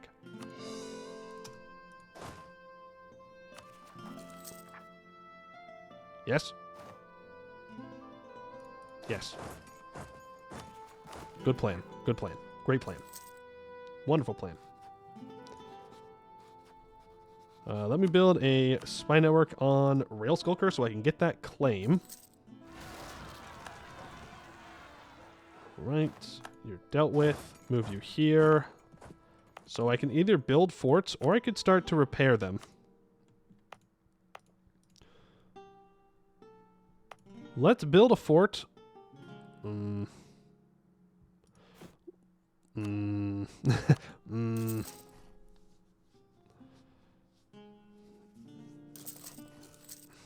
Always build forts. Always build forts on hold. Always build. Always, always, always. Always, always, always. You never don't do it. It's never not worth it. Upgrade this to a level 2 center of trade. Thank you very much. I somehow only have 23% control here. Income is temporary. Forts on holds are eternal. I guess. Sure. I suppose that's true. But to be fair, once we fix our... Once Mithradoom gets fixed, we are not going to have any issues with income. Look at our colonization. It is pathetic. Actually just pathetic.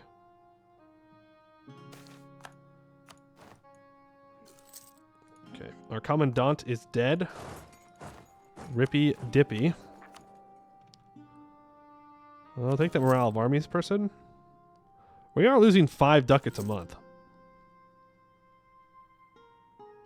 Is what it is. Is what it is. Take that Diplotech for the docks. We'll catch up on our Diplotech, and then we'll have to develop the next institution. Yes, the government reform is probably available. Secrets in the Dark. We gain 3 new expeditions that will appear in our provinces. We should probably prioritize doing those. We gain 15% spy network construction and 5% movement speed as well. Yeah, we definitely need to do those, so that way I can get this tier 5 done.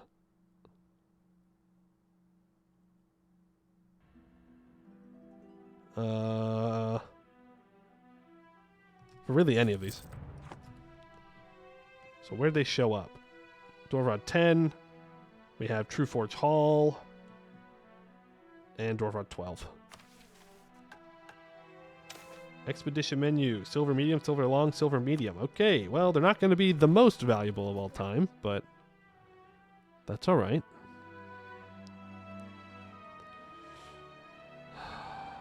I need more than 14,000 troops to deal with these rebels.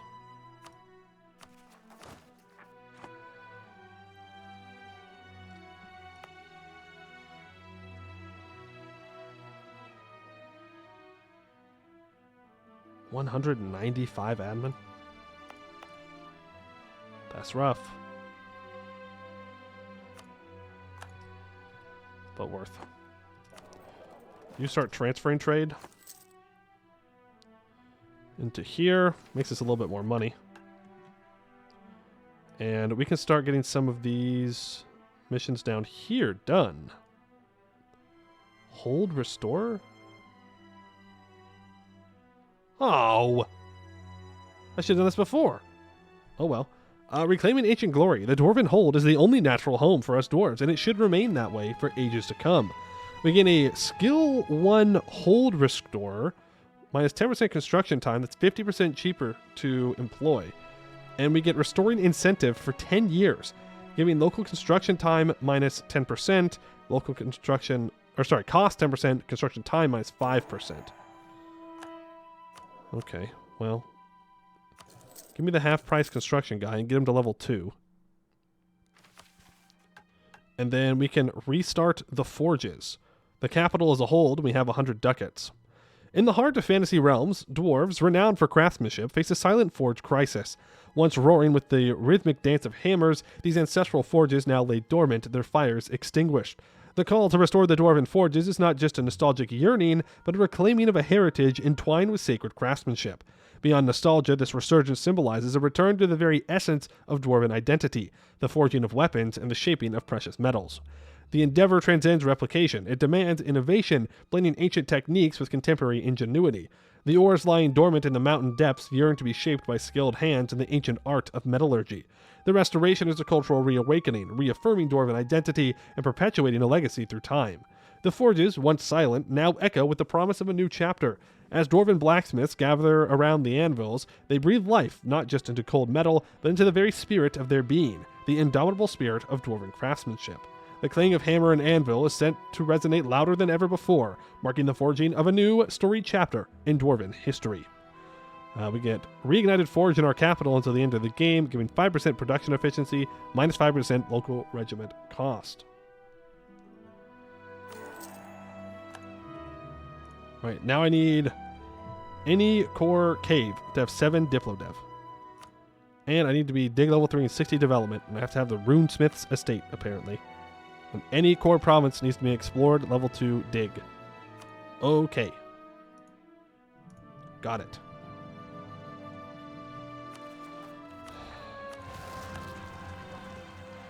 We're going to provoke the rebels. And then we are going to start exploring. Expedition menu of Dwarvrod 12. Boom. Organize the expedition. We will send 10,000 troops. We will supply some equipment. Some of it.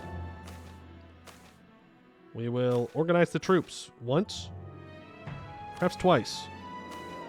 We'll set party share to 200.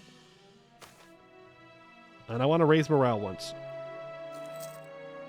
And I hope that'll be enough. Colonial expansion. Sure. Keep expanding, please and thank you. More admin points. Appreciate it. Raise morale once. 7 is probably more than enough. I think I just exited out of it. We can start the expedition.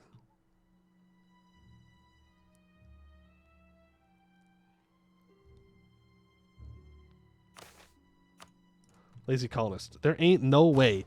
There ain't no way the event pops up. I close the event to do something else. You're like, lazy colonist.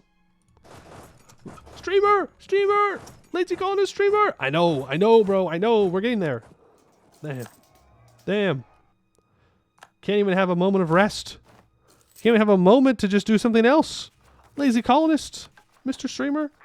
Lazy colonist. Did you know? Did you know? All right, what I do know is that I need to get rid of these orcs.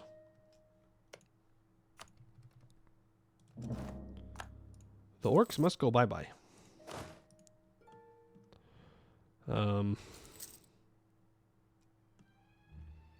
But it costs admin points to mess around like that. So I either need to wait for all the gobos to be gone, which is probably the best bet. Lazy diplomat. Lazy missionary. Lazy. An apparition appears. A creaky, rattling voice echoes through the cave as ghastly spirits appear in front of the expedition. Restless dwarven spirits, damned to spend their existence in unlife. The question remains, what are we to do? Give me loot and morale, please.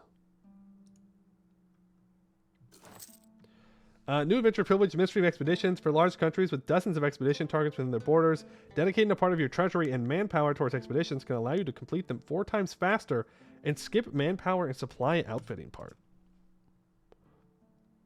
That's pretty good. I do want to core all these up, by the way. But before we do that... Oh, we have to fix the hold first? Never mind.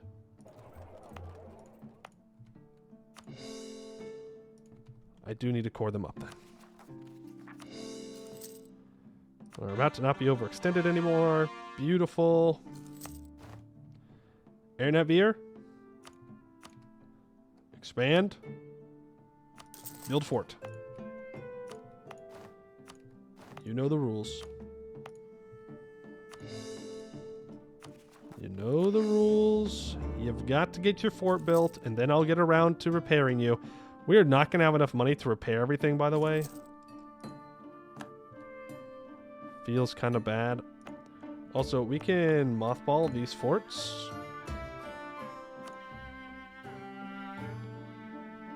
I need monarch points. Frick! You're telling me I need monarch points in EU4? What do you mean by that? What kind of a scam's being run here? I don't need no goddamn monarch points. Monarch points are for losers. For suckers. Alright, there we go. 4.35 years. We're going to want to repair all of these. It is going to take longer because it's not an accepted culture and whatnot, and I don't care. Gelatinous cube. Retrieve the loot. Yay. Next up, lower autonomy everywhere. We'll also make it faster for us to diggy hole. Okay, this is 3 development? Well, they're all... this one's 4 development. We'll repair that one first. Yeah, it's going to give us more rebels, but... And we're at our governing capacity as well. Funny. Funny is what it is. Railskulker still running around with 18,000 troops. We do have a force limit of 33,000. I don't think we need it, though. I don't think we want to build it that high. I don't think it's worth it. Repair and repair. Well, hey, fun fact. We did not need the dev cost. We did not need to choose dev cost for society. We should have chosen something else. I will choose the admin points. We can switch our wild card, by the way. Ooh, set up the expedition camp. I forgot about the expedition camp. Oof. Throwy Mew. Settler growth does cost 100 admin points. But I'm going to take it anyways. Oh boy. 75% of the way done. We just need to hold out for this mithril to be finished. To be fixed. And then we're going to have so much money. The damage hold currently has minus 1.5 goods produced. We fix this bad boy up. We're going to have so much money. Our neighbors are going to be so jealous. And then we'll fix AirNet Veer. Eventually we'll fix AirNet Veer. No, I hate the Orcish warbands. AirNet Veer gives plus 33% friendly movement speed in the region. Globally, it gives minus 33% envoy travel time, plus 33% national supply limit, and 10% movement speed. And it gives you a 2-3-12-1 general. You go fast. So fast. Man, God, I hate the Orcish warbands. I really do. Secret passage? Let's try it. Another bugbear den. Dog, all we find are bugbear dens. There's so many bugbears. There's so many of them.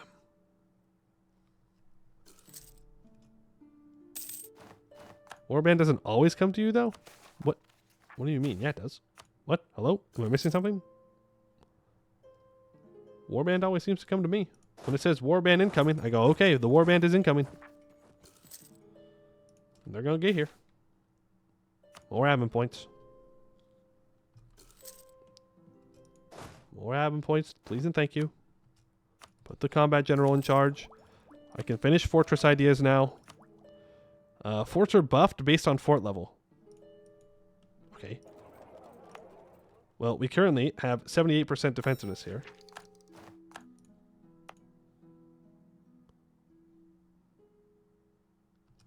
We still have 78% defensiveness. Yeah, I don't know where this warband is, so we need to pay for all of our forts. I need to go +2 attrition for enemies. I need to deal with the Railskulker rebels. and then... Oh, right, I have to click the button. It gets 0.75 attrition for enemies. Jeez. What in the world? That's crazy. What country will we go for? Okay, so we're going to do... That's a big sword covenant. We're going to do all the Dwarven mission trees. We can do all of them with the submods that we're using. But we're going to form Almdir, just because I like Almdir. That's why. 20,000 of them. Frickety frack, man. Frickety frack.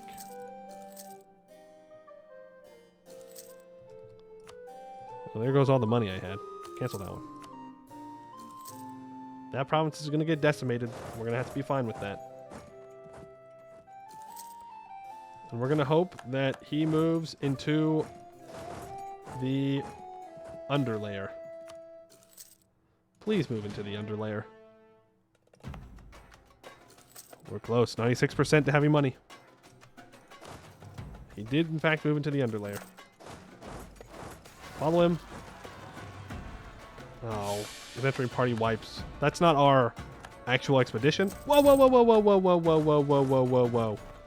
Why does he get to retreat twice? Mithradoom is restored. Dude, retreating rebels are the worst. I don't think they should be in the game, ever. Period. I beat the rebels, I win the game. That's it. What is this? Thank you. What the heck? And now we're making 0.59 ducats a month. Okay, that's not as much as I thought it was going to be. What are we doing here? What are we doing here? I guess we are paying for all the forts. This is every single thing that inconveniences him, this is the worst thing ever. No, that's not true. Anything that inconveniences me at that exact moment is the worst thing ever. So it's always changing. You know, I'm willing to adapt ideas to new things that inconvenience me, to hate them. What can I say? I'm just that willing to be open to new ideas. Let's hire... I don't know. None of these. I don't need any of these. Improve relations. Gabo. Why not? Okay. Gabos? I tried to do this well, I was going to say the nice way. But it sure the hell ain't a nice way. But it's time for the Gabos to leave, because I need to do so with our capital here. Secret passage. We found an ancestor's workshop, which gave us 3 ancient dwarven knowledge. It did cost 4% supplies, though. So that's rough. You're in charge of all this. Here we go. Well, high autonomy and wrong culture and religion. This is true. I was just thinking that we would get more money from Mithradoom, though. But no. I mean, it does have 12.6% autonomy. If we can get a workshop built here, that'll be worth like a ducat or something. And our expedition returns, and that brings us some money in monarch points. Go ahead and send them back out. That's fine. 392 ducats, 130 of each monarch point. And all ancient dwarven knowledge goes to that. Okay, on to the next expedition. We do need to get rid of the orcs, though, if I want to do the adventure mission trees.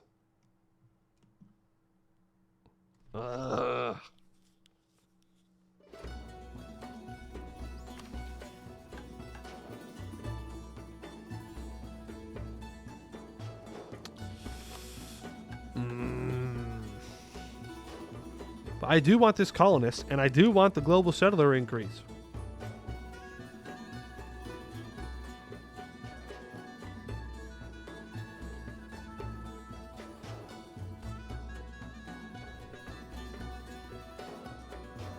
I'll try opening the military interface. There should be some options there.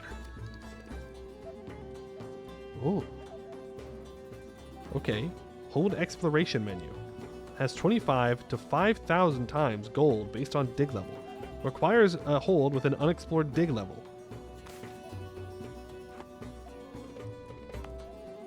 This isn't finished being repaired yet, so I don't think we want to click the button, but hold exploration. Explorer holds dig level starting from dig level 2. Oh wait, no, this is level 2, isn't it? Yeah. It is possible to find ancient dwarven knowledge, gold, blueprints, runes, ancient buildings, and much more. What our exploration team finds can increases based on dig level, but possible dangers we find along the way increase as well. Some holds have unique events, which are triggered by exploration of certain dig levels, and can unlock a variety of different interactions. The exploration team requires 25 times to 5,000 times gold based on the dig level. So when I do this,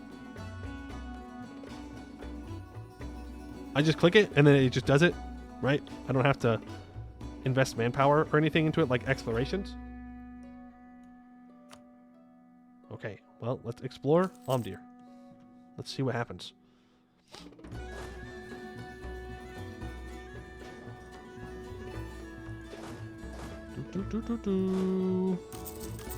And then at the same time, we will do a regular expedition. And we found a runic blueprint immediately. Deep within the heart of the mountains, our intrepid dwarven miners have stumbled upon a long-forgotten ancient ruin. Upon further exploration, they uncovered a hidden chamber containing a dusty, tattered blueprint for a military armament. The discovery has sparked excitement and curiosity among the dwarves as they recognize the potential of this ancient design. We found a potential runic blueprint and 2 ancient dwarven knowledge. Exploration completion, 1 of 1. Explosive arbalist. Rating B. Rune slots 1. Cost 6. Tech tier, militarized runes. Unit type, infantry and cavalry. Unique modifier, explosive. Techs required, project explosives. Technology alchemy 1. Technology arcane arts 1. Okay, I don't know what that means. Discovered a rune / blueprint allows us to research these technologies and projects through reverse engineering and are necessary to mass produce the rune and blueprint. Project Runic Explosives, Technology Alchemy 1. New missions will become available for each of these. Technologies, projects you had yet to discover. I do like the art. Excellent. Okay. That's a lot of lag. That's a lot of lag. As long as it doesn't crash, though, it doesn't matter. Explore Dig 2. Upon expansion of the hold, we discovered some hidden passages, and we need to clear everything out in order to claim this level as ours. For 10 years, we get +1 monthly splendor. And we also have Metal Expedition. Have at least 20 ducats and 2,000 manpower. The forge has been reignited, but there is a serious lack of metals. A decent number of civilians have volunteered to search for minerals in the already explored parts of our capital hold. Sending them like this is a bit too much, so a part of our reserves must be used to ensure their safety during the expedition. 20% chance of, well, ... 60% chance of finding a common metal, 20% chance of finding a rare metal. You would suggest I avoid reading these events. What events? The tech events?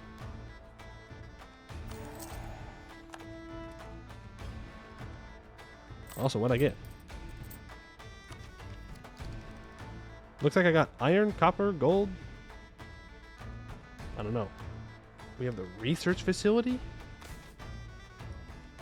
We have the project to build the capital research facility on Diggable 2. The only thing that's holding us back is a little bit of gold. We are planning the construction of the capital research. Okay.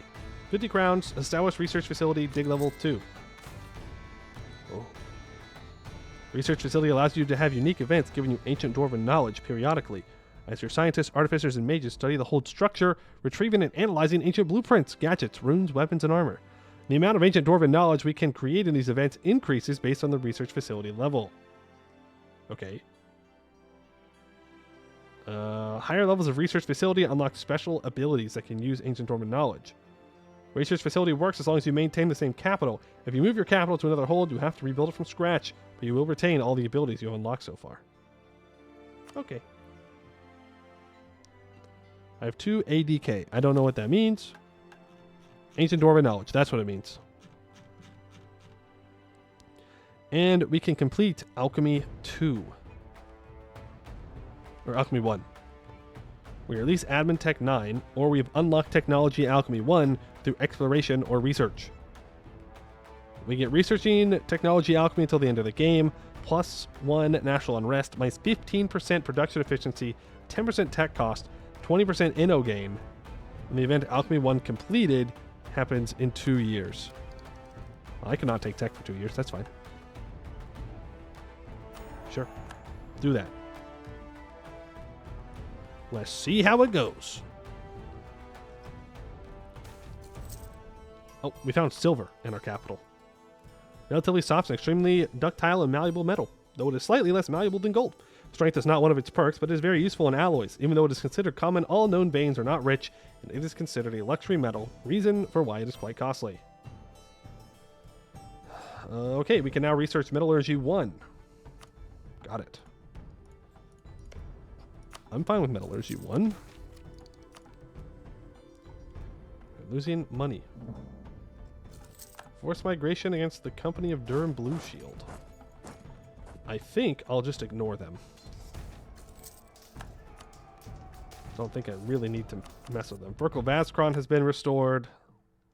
So that's good. Almdir has been restored. Colonial expansion in our colony. We will half state this.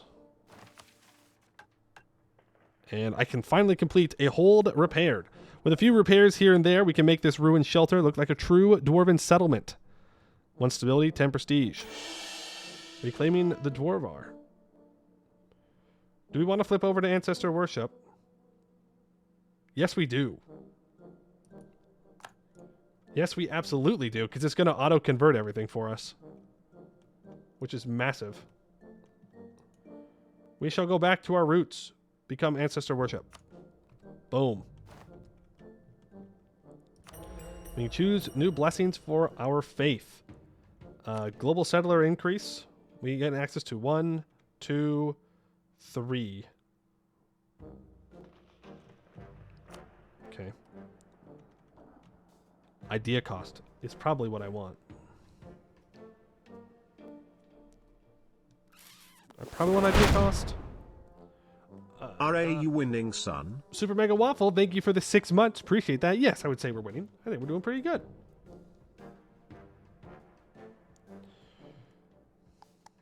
Let's do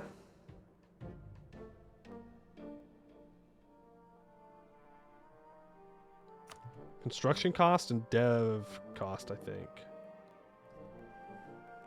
think. Though the idea cost is really good. It's really good for what we have. But we'll spend more Monarch points overall on dev cost.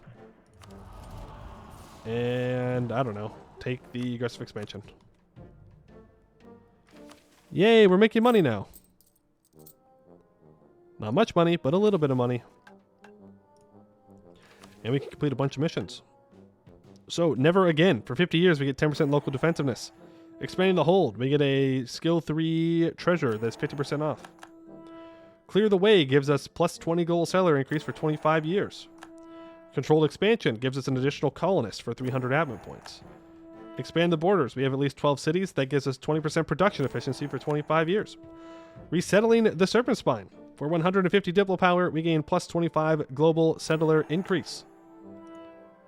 And I think that is all that we were waiting for mission-wise, for forming our tag.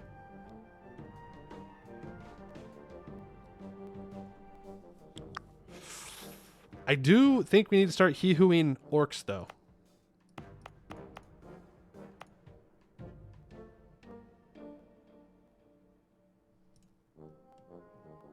We just have so many more gobos, but I can't start digging the holds or developing holds or doing anything with our capital until we get rid of orcs. Form tag and extra... Oh, you're so right. You're so right.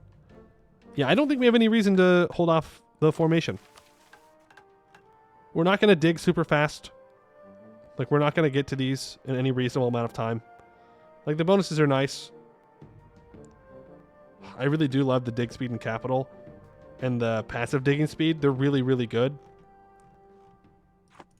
But I think we want to form Omdir. Wait. No. We don't yet. We want to do one more expedition. We want to get the Dwarven knowledge. We want to get to tier 5, and then we want to form. Right? So that way I don't have the minus 10% admin efficiency penalty. So let's wait. Let's get to doing the expedition. Silver and medium. Organize. Start preparations. 10,000 men. Supplies. Try and split it up a little bit, but mostly admin. Organize the troops twice. Raise morale once. Set party share to 200. Good luck. I need that ancient dwarven knowledge. Please don't fail me. Please, oh please, don't fail me. And you will go deal with the rebels. Expedition camp. Thank you. 50 crowns. Down the drain. Well, not down the drain. I don't think that's fair. 50 crowns used. Hall of Ancestors has been restored. Almharaz has been restored. Research facility 2. Okay, these are the bottom missions. So research facility 2. We have the province flag, research facility level 2, underground laboratory. A bunch of intellectual dwarves have shown interest in the newly explored dig levels, architecture, and remnants, and have set up little institute inside the hold. They are called the research facility. Gain 2.4 inno. What do I need to do now? Oh, level 3. Go figure. Great mage. Need to have the runesmiths. These are a whole bunch of different research levels. A bunch of unlocked all 10 runes. Okay. I don't know what that means. But we can do Metallurgy 1. For 2 years. Well, in 2 years it'll be done. Treasure map. 233 crowns to get another expedition. And we already have an expedition camp here. I don't really know if that's worth it, though.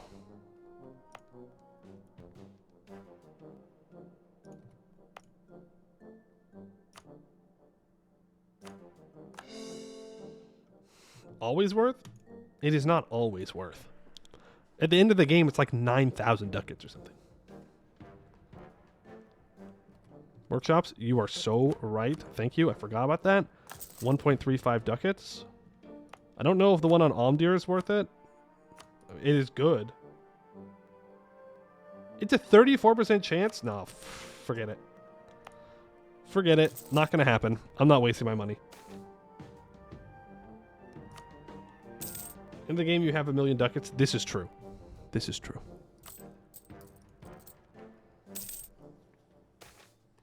We're dwarf maxing. Oh, look at this. We already own Omdir. We have 1, 2, 3, 4, 5, 6 holds in 1489.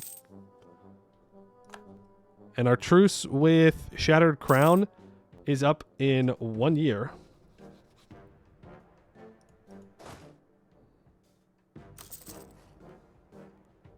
And then we can go and get another one.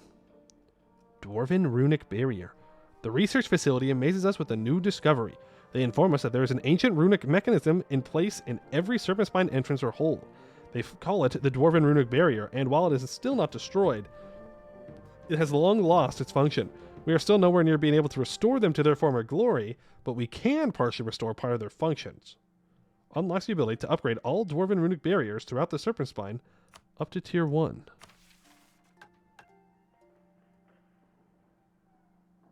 Huh? Okay. Sure. Monuments. Monuments. Monuments. Oh, I see. Is it only surface holds? No. Oh, it's... Wait a second. Wait a second.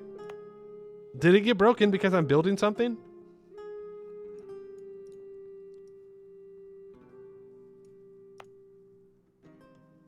No, we'll just pop up after it's done building? It'll fix itself? Okay.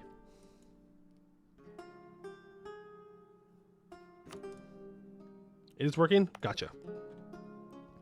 Runic Barriers, it gives local defensiveness. Eventually, it gets +1 maximum attrition, but it's in red.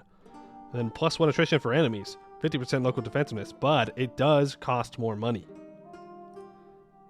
Okay. Secret Passage. Another bugbear. All we do is eat bugbears. That's all we do. Hello? Our name is the Azra Expedition, and we eat bugbears. Oh, and I can upgrade these. Oh, they're not that expensive.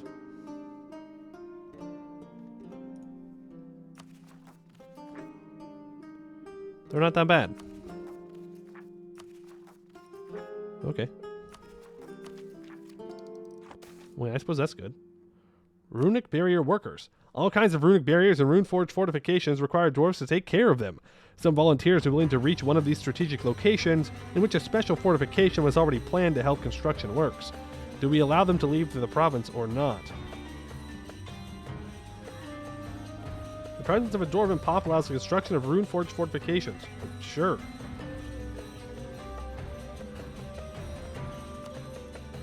I mean, they're... Oh, because there's no dwarves there yet. I don't think I need to spend the money then, right? Because if we just get rid of the orcs, then it will solve the problem. Am I understanding that correctly? Presence of a dwarven pop allows the construction of runeforged fortifications. Okay, we don't need to do that. We don't need to spend the money.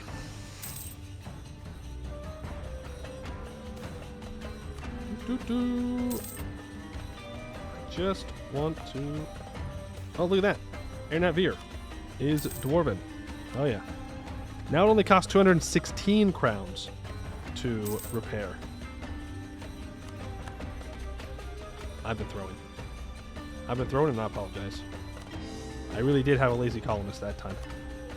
I really, really did. I really, really did. Do I have any dwarves at Omdir? Not yet.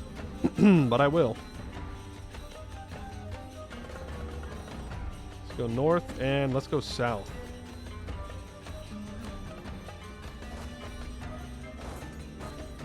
How many? 3,500? 5,000? Okay. Send 7,000 troops up there. Build another 6 troops to this stack. Good. Alchemy 1 is complete. After some time of still funding, our alchemists managed to achieve substantial breakthroughs in the field of alchemy. Yippee! We are over our governing capacity, by the way. So we'll need to take this admin tech. Is Forge Master Union doing expeditions? No, there are none over here. That have not already been done. Just this one. Which is why we're making our way to cut them off. Well, that and I want to grab Horaz Old Doom. There is an argument to be made to also go after the entrances. To make sure the other orcs don't get in here, but...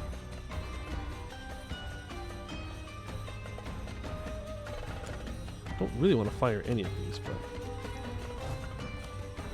you're gonna go. Lost malfunctioning golem. Around every corner of the serpent spine, there might be another secret, another adventure, or another relic of its long history. Those relics may be long broken, but sometimes they are just resting. As metal scrapes on stone and faint whining of gears reverberates from the walls, a towering figure appears in front of a forward expedition. An iron golem stands tall, its body ready to fight intruders once again. At least what it thinks are intruders. The golem's torso crashes to the ground, sending shocks throughout the surrounding caves. Springs and gears get ejected as its protective shielding fails. A last wisp of steam escapes from the broken surface, and the golem is defeated. More loot. More loot, more loot. Yeah, I see that we already have a problem here. The faster that I can grab Harazwal Doom and Kugdir and Orlazam Azdir and Durvazatun, the better.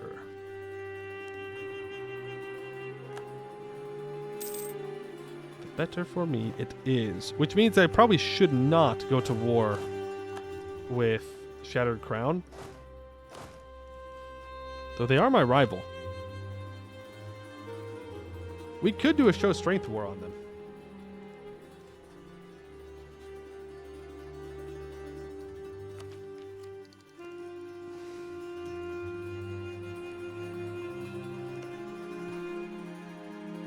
Or we just kill them.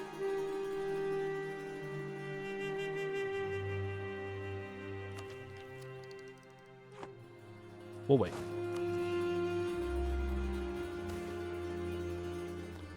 Fungal bloom. Yeah, I don't know what happens if you do stick around for the fungal bloom. It just always sounds like a bad idea, so I never stay. Because, I don't know.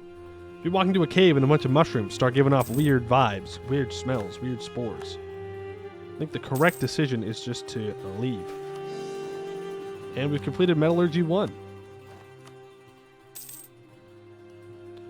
And we can do the project Explosives. Oh. That's a lot of money. Minus 20% production efficiency, minus 36 yearly tax income, plus 20% inno gain. The event Project Explosive Beginning happens. Are we in a position to do this? You're saying, are these like, do these take a while? Are these projects like a long-term thing? They take like years and years and years? If it takes years and years and years, we don't really have the monies to do that.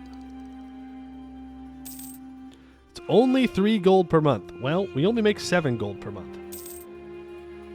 So, and I still have to repair Airnet Veer. And we need to upgrade the stuff. And we need to get rid of the orcs. And. And I need to get a different heir. Because this heir is trash. And I'll be very upset if they're the ones in charge when we form Omdir.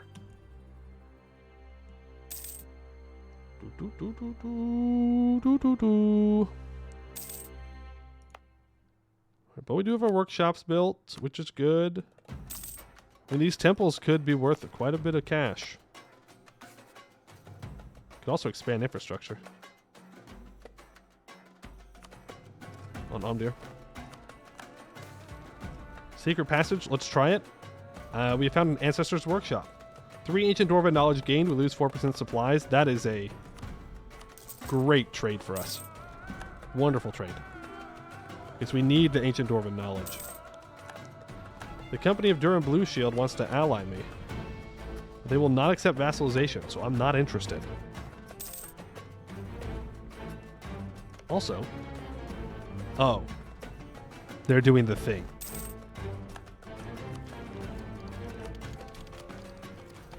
They're doing the thing where the AI is brain dead, and they guarantee people instead of just eliminating them.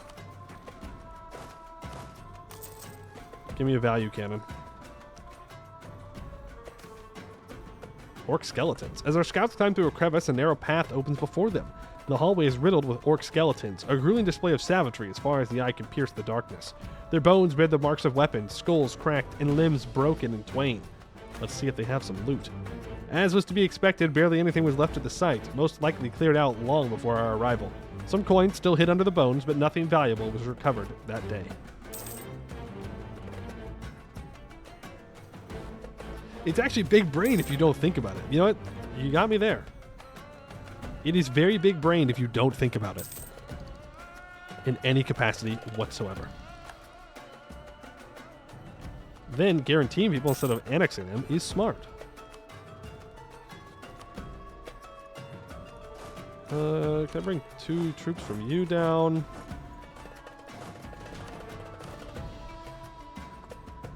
Man, our generals suck. The expedition does return, though. Let's go ahead and send them back out. 357 monies, 119 of each monarch point.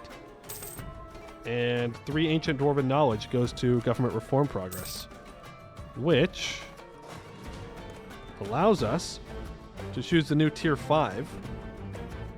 It doesn't really matter which one we choose, because we're going to immediately form our tag. I think, even though I love... Well, if we choose Hold Restoration, I might be able to make this... I can make this cheaper, or I can just get 4 rails repaired right now.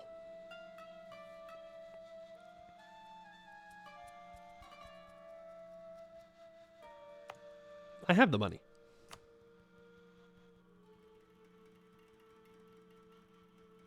Just repair it.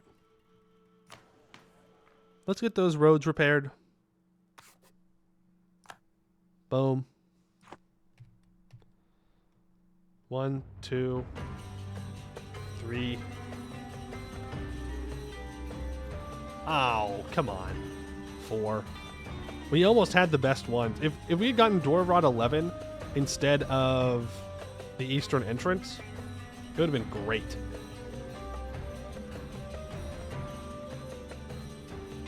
To properly exploit DK mods, you'll need a level 3 research facility and a not adventure country to establish the estate. Yes, we are going to swap over to our formal right now. Which means we should do Omdir. Meaning Gates of the Assembly was the main hold in the days of all Dwarf. When the dwarves were united under one empire, it was at Omdir where the High King sat and held assembly with the lesser kings of the Dwarvar. Free dev mission? Oh, you're right. Good call, good call. Almost missed it. Fungal Farm. 4 random fungi or serpent bloom producing provinces will gain 1 base production and manpower. And Beer Hall, -1 local unrest and Omdir till the end of the game. Good. What does the rail give? It gives -10% dev cost, +2 local trade power, +10 supply limit, +30% friendly movement speed, 50% institution spread, -50% province governing cost, state maintenance +150%.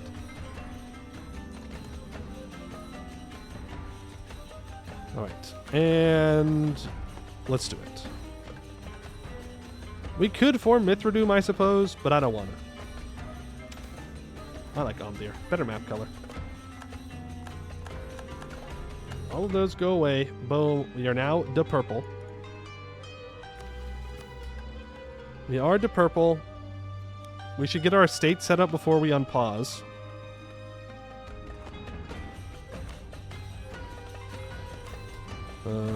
What is this? Oh, right, our heir is a powerful mage, but they're bad, so I don't care. So, adventurers. Let's...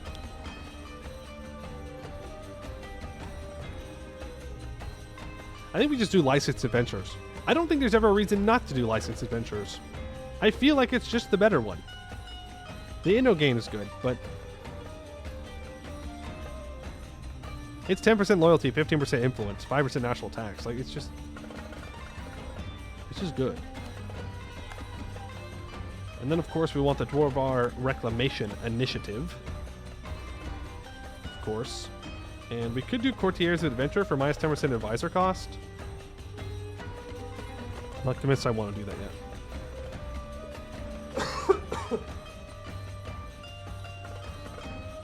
Stab cost is already stupid high for dwarves.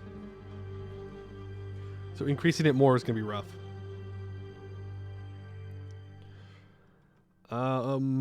Organization for the mages, I think state is the best option. It does cost 10% crown land, which is rough. But it is the better one.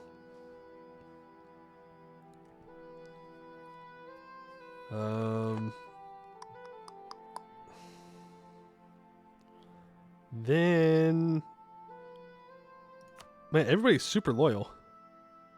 Oh, well, they're loyal because we're a theocracy, technically, but we're going to switch off of that. Obviously, monthly admin, monthly mail, monthly diplo. Let's go oversight. Let's go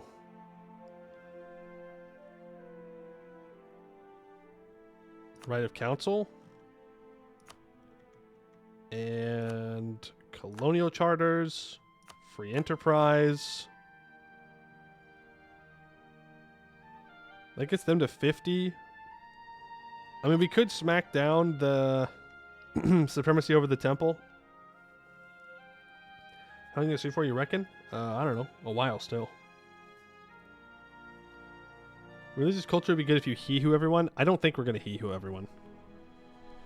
I just want the hold. I need these initial holds to be dwarves. We'll take this hold, and then we probably don't need to he-who anymore, hopefully. Unless they turn this human. Well, it's not like we're going to he-who humans. We're just going to have to manually convert it.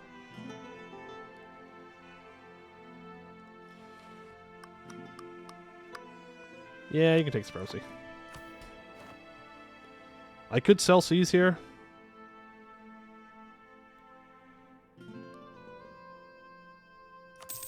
go ahead and do that. Celsius allows us to pay off our loan. And I don't think there's anything else we need to do. We can become a monarchy or a republic. I didn't even think about that. We could just become a republic.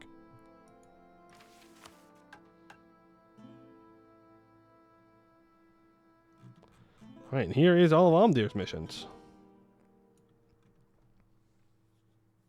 Like, Republic is just better. We can do the funny dwarf memes where we have unlimited monarch points. But the mod developer is suggesting monarchy. What was the trigger to unlock the Marhol Tunnel? Just tech? I believe it's tech. Monarchy works better with your mod? Alright, then we will go for monarchy. A 246 becomes the new heir, which is better. So everlasting friendship. Do we keep the powerful mage thing? No, dang. Only in the good old days. Only in the good old days. Alright, new ideas. We have -2 natural unrest, 20% trade steering, +1 diplo relations, -10% envoy travel time. We have -5% core creation cost, -10% diplo annexation cost, 15% manpower recovery speed, 15% national supply limit, -25% admin advisor cost, 5% discipline, -20% stab cost, -0.05 monthly autonomy change, -25% liberty desire from subject development, and +1 yearly prestige. We don't actually have admin efficiency. That's all Dwarf, which we will be forming if we can. And we can establish the Runesmith estate.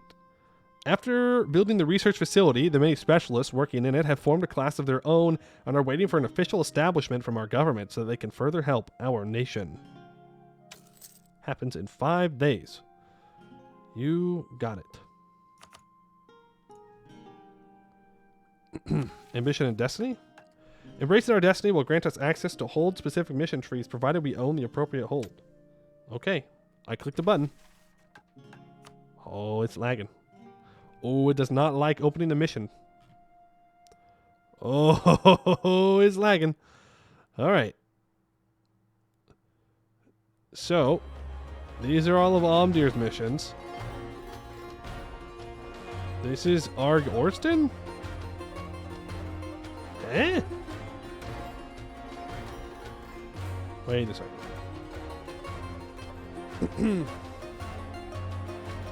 Wait a minute. Wait a minute. I guess I don't own it, so it doesn't matter. We can do all of them, yes.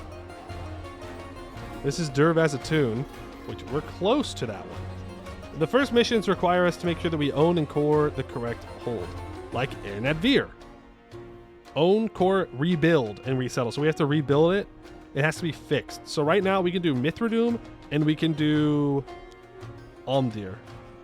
GB, Great Britain?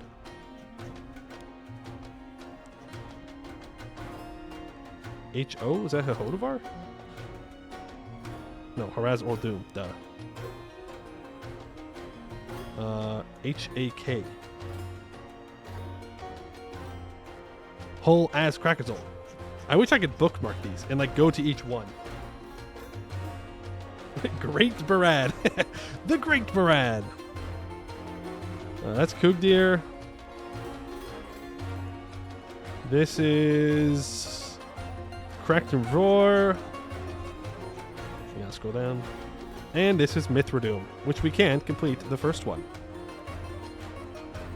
Alright, our ancestral homelands have been defiled by orcs and goblins for far too long. As part of our glorious rebirth and renewal, our home must once again be made fit for the mythical dwarves who call it home. Mithradoom removes the orcish minority sizes. We lose -0.1 corruption. We lose 25 of each monarch point and 25 crowns. Now need 100 government reform progress. And I can gain 20 legitimacy. I need Mithradoom to be level 2. Well,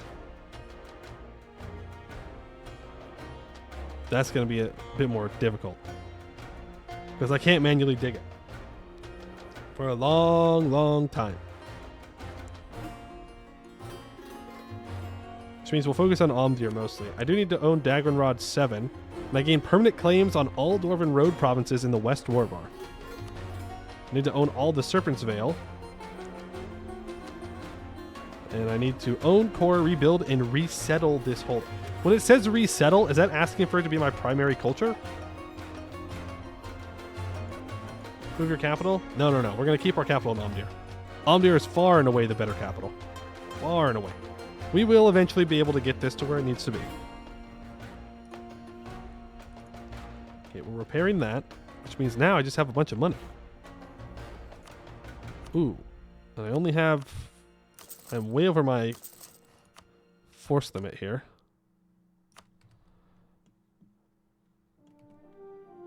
Which is fine. Runesmith Estate. After intense debates, we decided to let the research facility's researchers and rune specialists create their own faction. This organization is called the Runesmith's Estate. Your Highness can probably imagine how useful that it will become in the future. We gain 5% Inno gain and +1 max Runesmith privileges. And I need to build 5 more troops so I can do this expedition. And we have another mission we can complete down in the Runesmith area. Oh, too far. Too far. Okay, runes manufacturing. We have now restored part of the Dwarven runic barrier. Our people feel safer than ever before, but we know very well that this is not enough. The threats menacing our country are gaining strength with every passing day, and we need to make our defenses impenetrable. We lose 93 crowns, and for 5 years we get minus 5% production efficiency, minus 10% national tax, and we'll get an event in 5 years. Wish me luck in maintaining your mental health? It'll be fine. What's the worst that can happen? Disappear for a couple months? I'd never do that. Okay, well, right now, there's nothing else that we can give the runesmiths. So, that's A-okay. Let's go ahead and take these guys out. Grab the cannon, put the 4 siege guy there, attach him. Let's go say hello to our orcish neighbors. We have plenty of forts, so that shouldn't be a problem. Our new troops are being built, so that way we can do the expedition. We're colonizing. I have an extra colonist that I can use. There's nowhere I can safely throw it down, though. I'll throw it down into Dagrenrod 7, so that way I can complete the mission.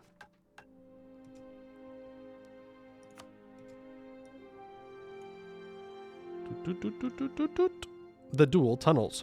Almdir, sitting upon the King's Rock Mountain, is vulnerable to any threats within the Serpent Spine. We must secure the tunnels leading into it to defend the Dwarvar's capital. We gain a permanent claim on all Dwarven Road provinces in area, or in the region. And we own those Dwarven Roads. Dwarvrod is the main... Okay, we're not reading all these, by the way. We've done Almdir before. I'm sorry if you have not seen it. If I read every mission, I'm going to lose my voice and my mind. So we're just going to get a permanent claim on Harazor Doom. We will read the missions for holds that we have not done before, like Mithradoom and like this one, the Ram Dwarves. But if we have already done said missions, yeah, I can leave it paused, and then if you really want to read it, then you will have the ability to do that. I think that is a fair compromise. Can't wait for sleepy dwarf hours. Wouldn't hold your breath. Wouldn't hold your breath for that one.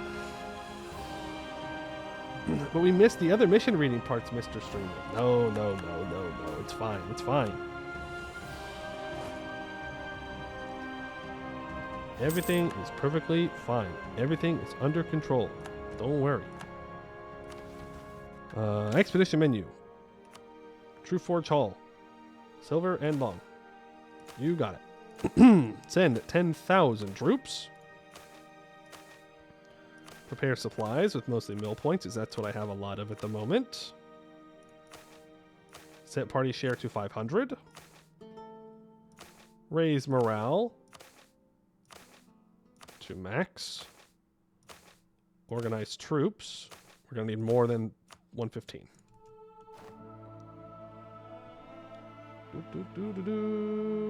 Summary then. Let's meet in the middle. Okay, here's the summary. We're dwarves. We're doing dwarf things. We're digging. We're hanging out. We're having a good time. That's my summary. Hope you enjoyed. And this does, in fact, give us the Cronium Crown. Even stripped bare of the gems that once adorned it, the bare Dwarvercron remains a fearsome sight. Adorned with platinum surfacing thanks to the dwarves of Haraz or Doom, it was made from Cronium, the heaviest metal in existence. Truly, it is a masterful piece of work. After we located it, our smiths have restored it as best they were able, and it will make a fine addition to our vaults. And who knows? If we were able to locate all the 7 gems that once studded its surface, we would have a convincing claim to the entirety of the Serpent Spine. Gain 0.25 yearly prestige. And we will start to hee-hoo the orcs once we get... I forgot about the rebels. Once we get 100 admin points. We can try and stop them. There we go. Dwarven 7 is under attack. Let's go for Daggerrod 7. Get that going. We can put some of these troops to that area to help out. You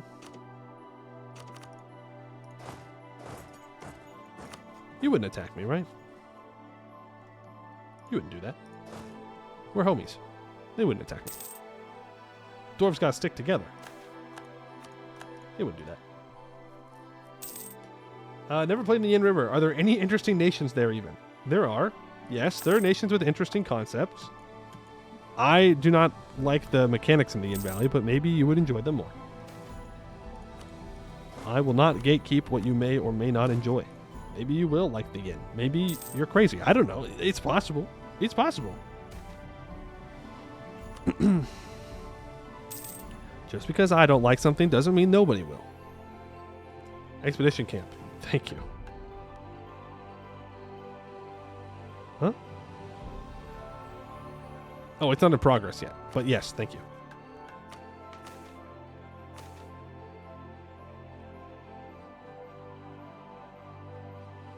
Scammed. Cannot start he-hooing the orcs. Scammed.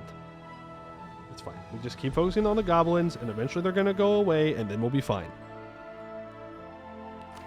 I guess that means we can do our expedition. Map terrain, map terrain, map terrain, map terrain. 175 seems good enough for me. Start that expedition. And we will set up the expedition camp as well. Boom. There are so many expedition camps sitting up here. So many. So many. Trade is looking good. Let's start pulling trade from the Mountain Heart trade node instead of collecting in King's Rock. And the oil cap. The soldiers returned to camp from our most recent foraging trip, bringing with them a strange breed of mushrooms, one that's never been seen before by anyone in the camp. The cap's a strange oily shimmer to it, refracting the light of our lanterns and torches in strange patterns like a puddle of oil.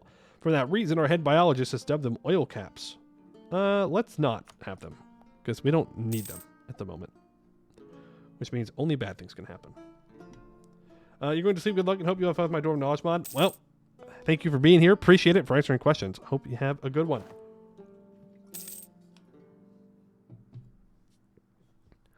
Bum, bum, bum, bum, bum. All right, making $7.18 a month. Not bad. Not bad.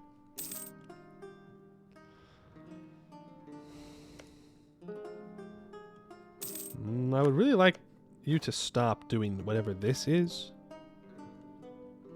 I don't like it.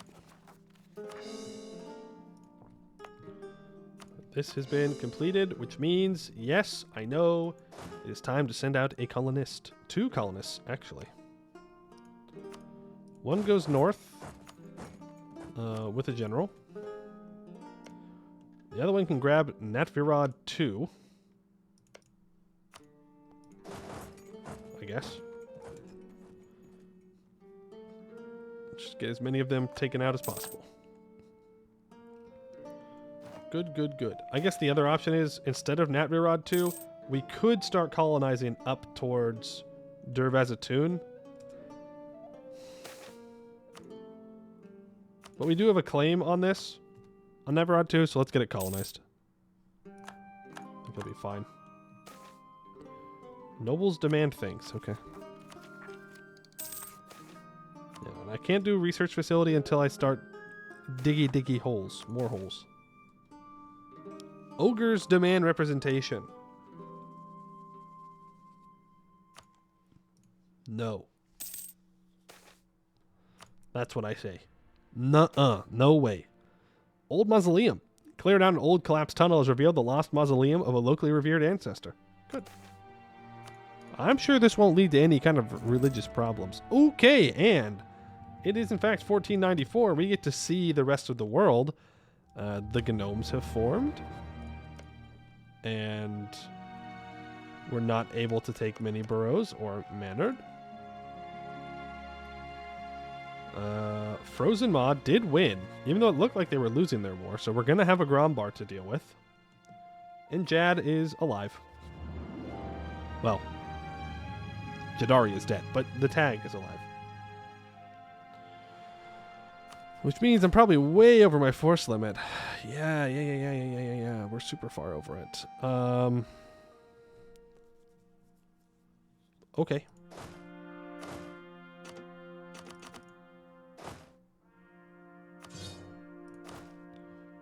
We delete those 14,000 troops, and we're back to making some money. Not a lot of money, but a little bit of money. Rail Skulker has 3,000 troops now. Still guaranteed by Vorkal Kozanad. I could go vassalize him now. In fact, I'm somewhat tempted to do that. The only problem being I don't really have the troops to do that anymore.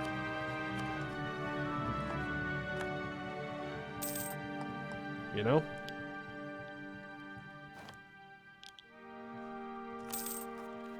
I don't really have the troops to do anything.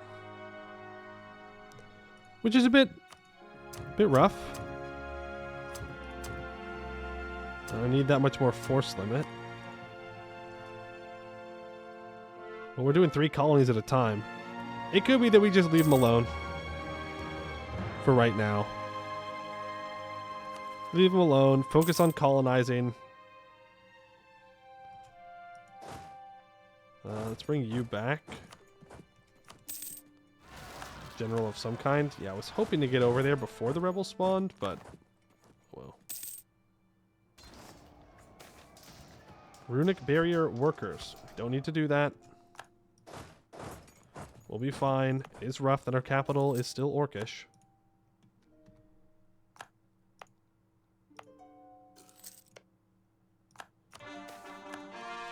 Prospering times. Man, I was hoping it was the gold. Yeah, definitely do the 5 base production. Let's go encourage development here. Do 1 Diplo dev. And then we can get this up to 7 Diplo dev. Which should complete a mission, right? I thought it was going to. I thought that 7 Diplo development on a cavern has mine 2. What? How do I get a mine 2? Right now it's just mine 1. 7 base production for the mine to be upgraded. Do I have to develop it manually above 7? Because that would be very sad. Oh, it just takes time? Okay. And I will be patient. I will somehow find a way to be patient. The Shimmermere. Let's go ahead and refill our water supplies.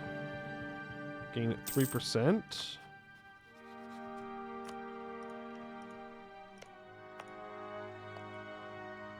I do think we just keep focusing on colonization. We have big colonization buffs right now.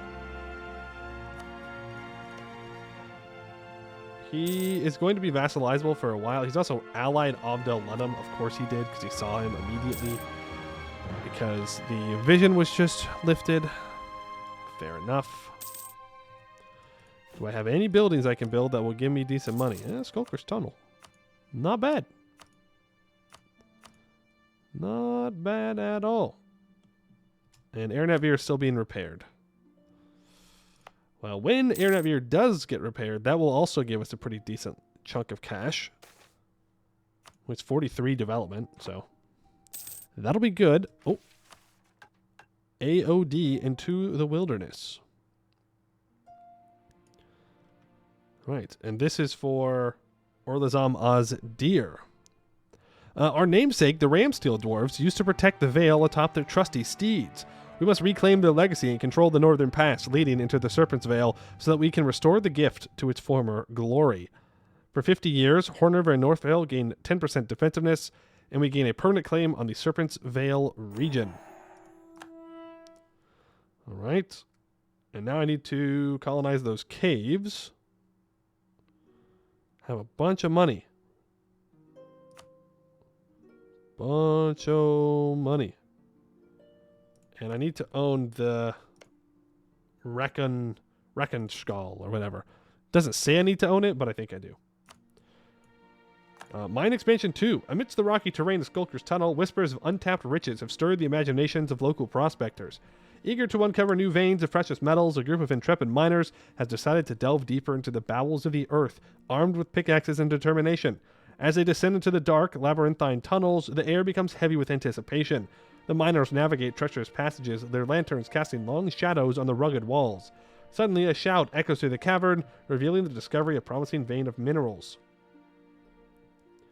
Mines levels increased, 7% chance of a common metal, 20% chance of a rare metal, 10% chance of something bad happening, it seems like. Titanium. Rarity, common. As a metal, titanium is recognized for its high strength-to-weight ratio. It is a strong metal with low density that is quite ductile, lustrous, and metallic white in color. In addition to its strength and corrosive resistance, titanium is also biocompatible, making it suitable for medical implants and prosthetics. The metal's inertness within most living beings reduces the risk of adverse reactions.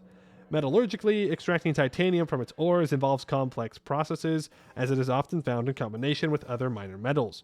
Despite its excellent properties, titanium's high production and processing costs have limited its widespread use. It has a relatively high melting point, 1,941 Kelvin. Alright, we have access to titanium. And we can complete cave exploitation. An ancient mechanism which was used to prevent trespassing the serpent spine from external threats has been discovered and can now be restored. Many mages, artisans, and simple dwarves have come to ask if they can contribute to their restoration works in any way. Good. And we can actually start upgrading this runic battery, or barrier, just to see what happens when one gets done. Need to get rid of orcs, man. Agenda of the diet. Yeah, I can build a marketplace in Airnavir. How long would it take to do? 10 months? Good news, boys. We don't have to worry about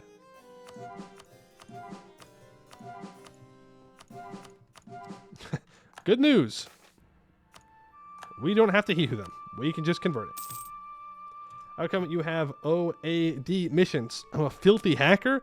We have a submod that allows us to do all Dwarven mission trees. Something different. That'd be cool. So we're doing lots and lots and lots of missions. Lots and lots and lots.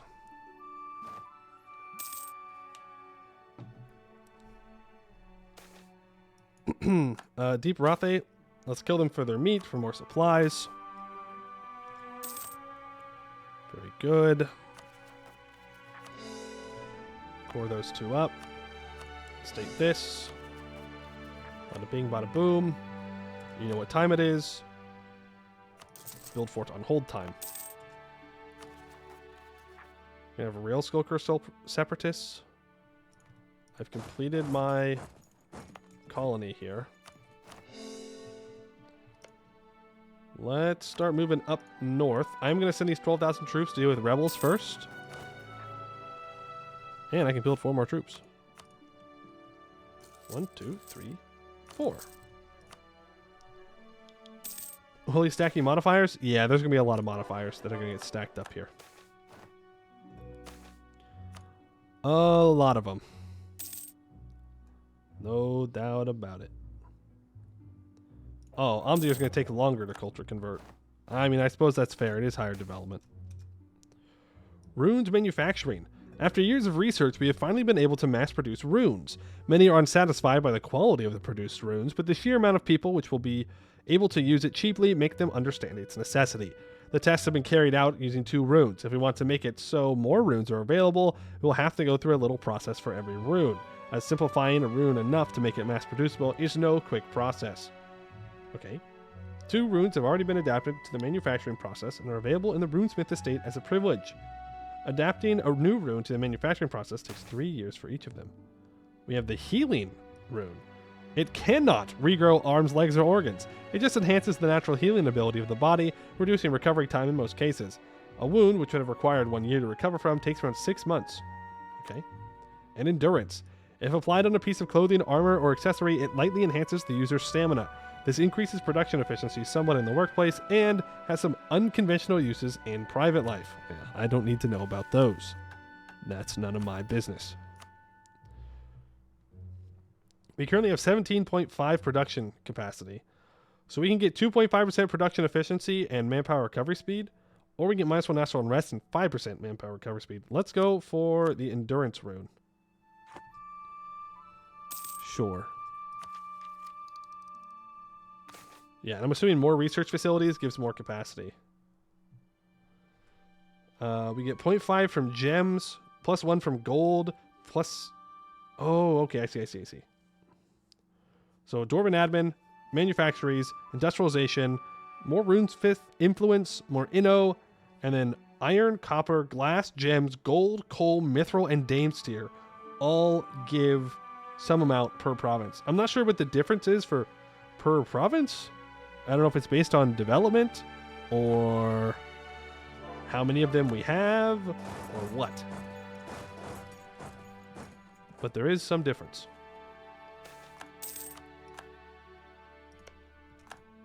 Okay, send you here. Maybe development or my level? Yeah, maybe. I checked out the inn for 10 minutes. Guess I'll play something else. Fair enough. Old deposit. 0.5 morale, 4% supplies. Nice. Yeah, we're currently giving... How much are we getting?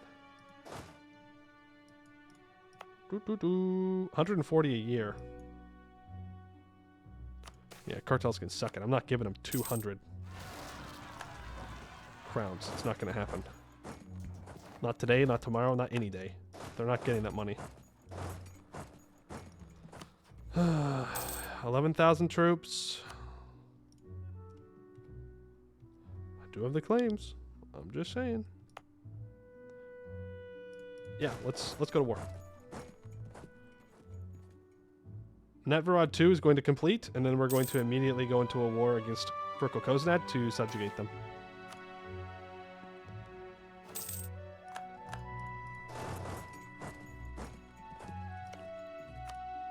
Alright, you just keep going. We'll come back and fill in the caves later. Wait.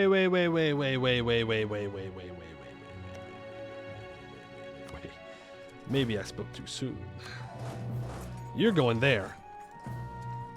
You stay out of my goddamn mountains. This is going to be a war we're going to do relatively soon as well. You are not allowed to be in my mountains. Not today, not tomorrow, not any day, not ever. Piss off. I don't want you here. I don't need you here. Get gone. Doesn't really matter what we declare for. Actually, it does very much matter. I should not have declared for that.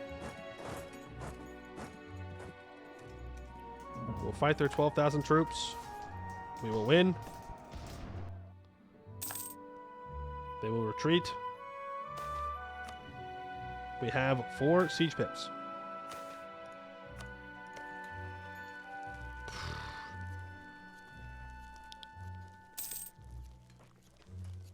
That's a lot of defensiveness. That's a lot. I'm going to have fun watching you conquer Eskin for Hammerhome. We'll see if we do that. Krumel Orcslayer. After rediscovering Gore Vazenbrog, tales have reached our ears of a great dwarf known as Krumel Orcslayer. He held the line against the Orcish invasions into the Segbandal, and even ventured onto the surface world to aid the humans of Bulwar against an Orcish invasion from Holz-Jorkad. After his passing, the dwarves of the old Segbandal raised him to a position of great honor on their shrines as one of the great ancestors. No, Omdir has not been updated, but we are doing more than just Omdir's mission trees. We are also going to be doing Mithradoom's mission trees, and Orlazam Ozdir's mission tree, and Ernavir's mission tree, and Kugdir's mission tree. Doing all the mission trees. All of them. Let's do war taxes. Make me some more money. I do have a lazy colonist. I guess here. See how it goes. It's this Schizopuzzle mod? Yes, it is. You can switch tags now? No, it's a submod. Money, government reform progress, or admin points? Government reform progress. I don't know how long we'll go with it. It might be a full playthrough, it might not be. But I do want to check it out.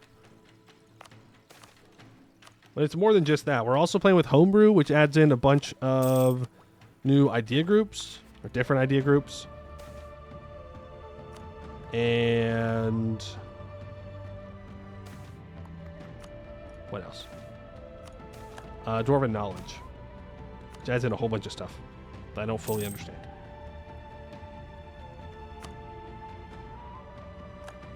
That I definitely do not fully understand in any capacity whatsoever.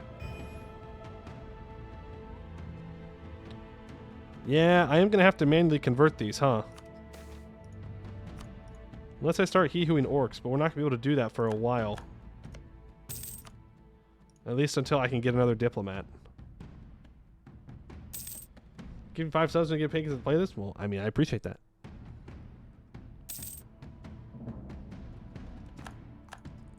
But Rent's going to attack the Minaran Temple. Okay. I don't care. 64%. Treasure of Ithnir. To summarize, I can already feel my voice going. To summarize,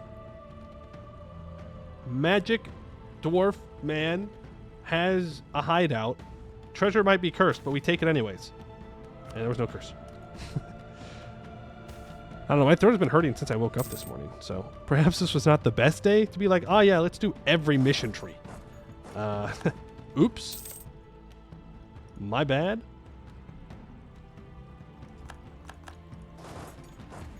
We're going to give up on doing another colony up here for now. Well, their numbers are going down. So I guess that's good.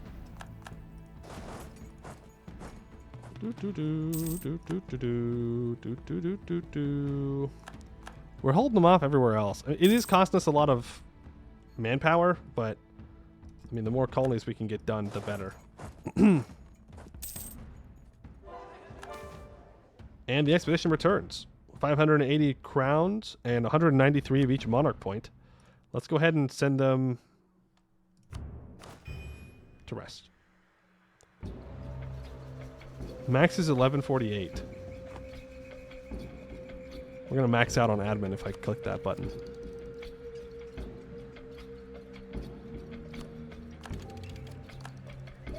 That didn't help our admin problem, but it does help my regular problem.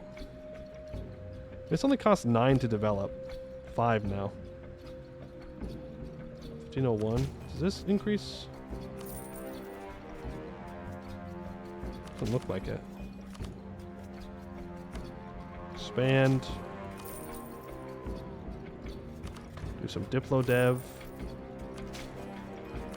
Split between admin. Now we can start digging once this is done being culture converted. Cavern of Interest. In our explorations of the Dwarvar, skeletons are not an uncommon find, nor are weapons of all material and make. But never before have we encountered both in the sheer quantity that litter this cavern. We must have stumbled upon some ancient, massive battlefield. The mind can scarce imagine how much blood flowed over this cavern floor, and how many fought and died with the same stalactites looming above them as we see now. We cannot even be sure exactly who fought here. Dwarf bones mixed with Orcish, mixed with Goblin, mixed with Elven, and there are those, even stranger still, which bear no resemblance to any creature we know. Still, every bone bears the same reminder. Though it is good to die in battle, it is still better for your enemy to do so. Now, when I click this Ancient Dwarven Knowledge, does it matter which one I click for this research? Like, will it just give me the Ancient Dwarven Knowledge if I go for to Scholars all laws precedent, or do I have to put it for the holds?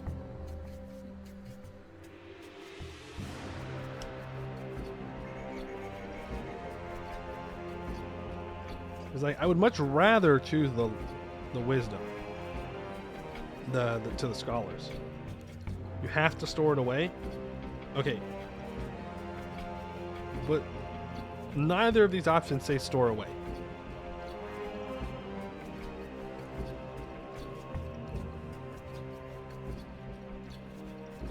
I guess this does say store.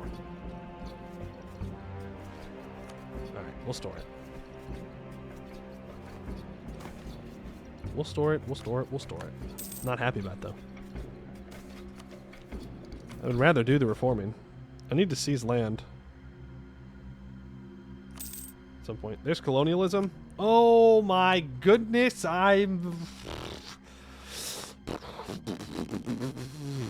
developed my hold right before colonialism spawned in. Oh man. Oh, no. Oh man. Oh nuts, dude. Oh my goodness. I could have waited. I could have waited. Frick. That's what I have to say about that. Frick, and even perhaps frack. Be careful to hold Deving as it will use ADK like in base Anbennar. Okay. So, from what I'm seeing here, we need to do a lot of expeditions. Like a lot of them. How am I supposed to do that many expeditions? There's simply not that many of them.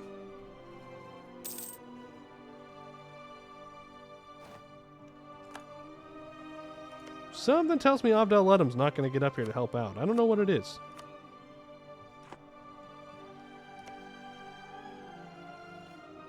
Maybe I should have co-belligerized them. No, probably not. They're too big.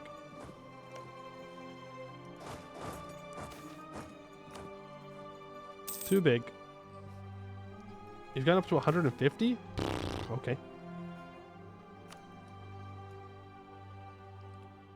Yeah, I'll put some dwarfs there.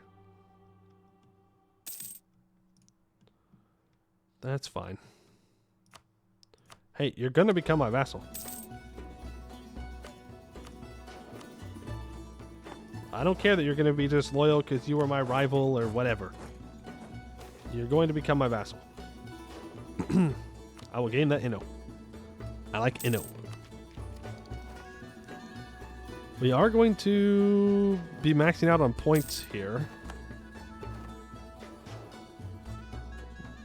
What the hell do I even do with this Dwarven knowledge? What do I even do with this? Oh. I can complete Air Navir. Air Navir mission. Air Navir. Air Navir. Where are you? That's Mithradoom. That's Cracked Roar.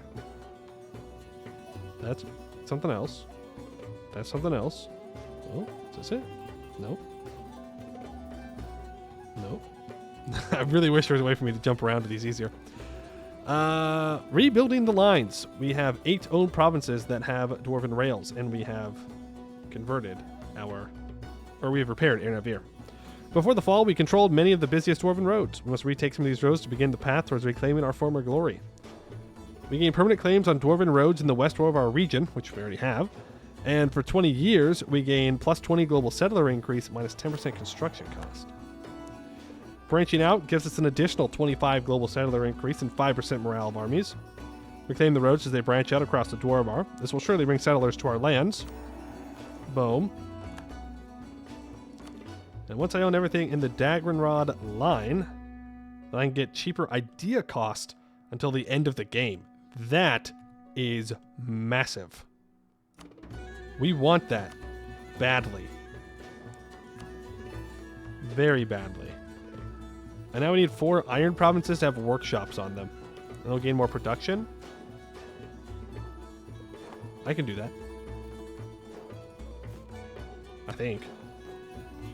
1, 2, 3. Then we pray that we just have an iron province somewhere else that has manufacturing. Nope. We could take this off of Roko Kozanad.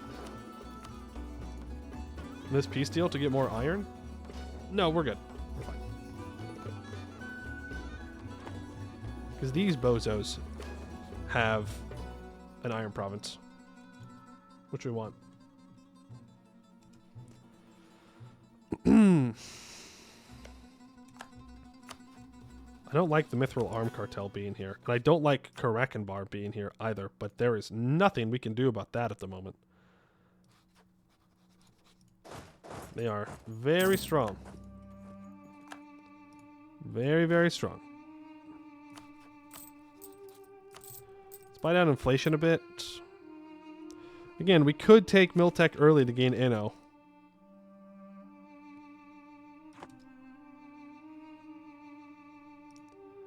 I don't know.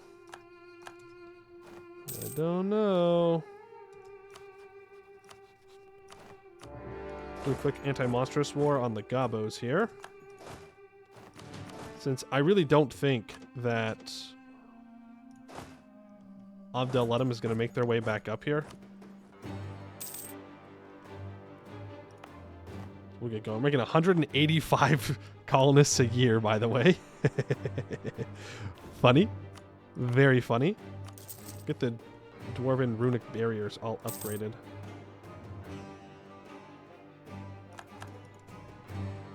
Yes. Okay, so priority for us right now, obviously, subjugating Roko Kozanad. Ooh. Dealing with those rebels, and then colonizing the roads.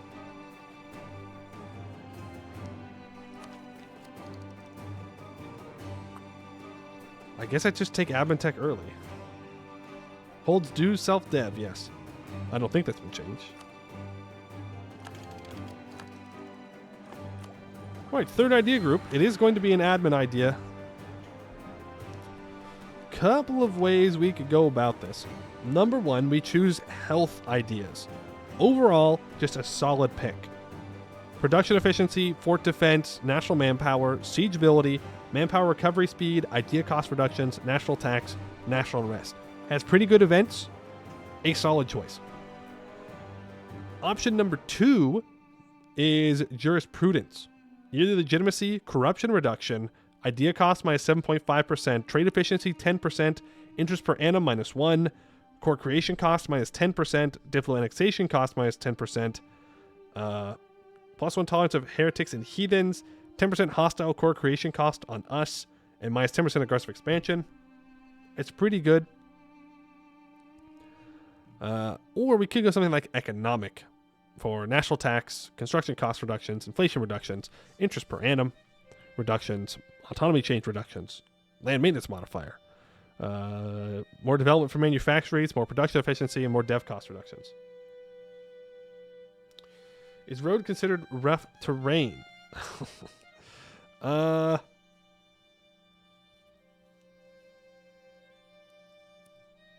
don't think so. I think it's caves. I think it's caves and mountains. Right?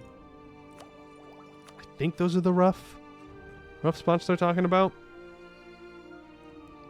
I mean, infrastructure is decent. The problem is we don't care about institution spread. We don't care about light ship cost. Caravan power is good. National unrest is good. Mining regulations. It prevents Dame's Tier and Precursor Relics from depleting. Which, honestly, that's not bad. Considering that if we do get Dame's Tier, keeping it gives us more of the capacity for our Dwarven knowledge stuff. It does give us +1 building slots in rough terrain, minus 5% construction cost in rough terrain, and minus 2.5% construction cost, 10% trade efficiency, and minus 7.5 dev cost. I mean, it's not like it's terrible, right? If we look at the policies, it gives minus 5% dev cost plus or minus 15% fort maintenance. Oh, my nose is itchy.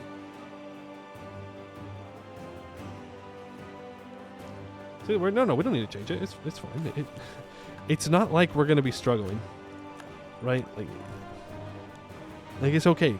Health ideas is busted. We don't need the other infrastructure ideas. It just means we have to do things a little differently.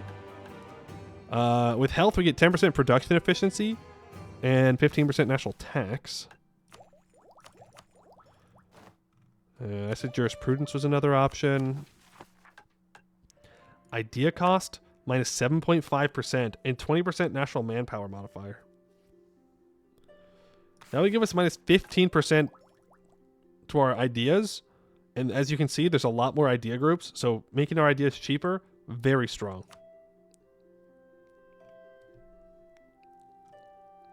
I do at some point want to take centralism. A dev cost modifier, which is huge. I think we'll go for jurisprudence. It's a little bit of CCR. It's a little bit of Diplo annexation cost. And gives us some trade efficiency, which is good. Idea cost is huge. Corruption reduction is nice. And, I mean, even the AE is good. So we'll keep jurisprudence, I think. And, I mean, I'd rather... Oh, Coven Blad. This is a war we're going to need to fight early. That's the problem. Yay! Umdir is now the correct culture. Oh, wow. We have lots of things we can complete. Let's do our main mission first. Umdir Revival. Mighty Umdir fell many centuries ago, along with all of Dwarf. 50 admin, 25 prestige. Now they want me to get Umdir to level 3 dig, and they want me to own Holes Your Cad, casual. Until the end of the game, minus 5% idea cost. This is going to be so busted. We're going to stack modifiers like crazy. Okay. Sure, man.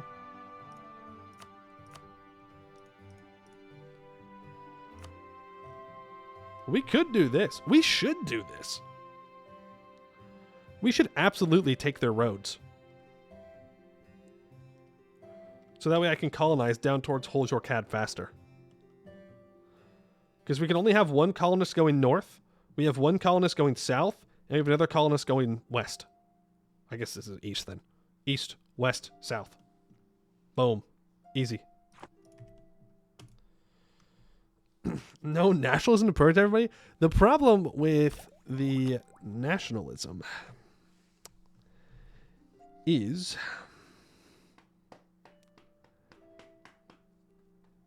you get manpower in primary culture provinces, and holds will convert over to different dwarven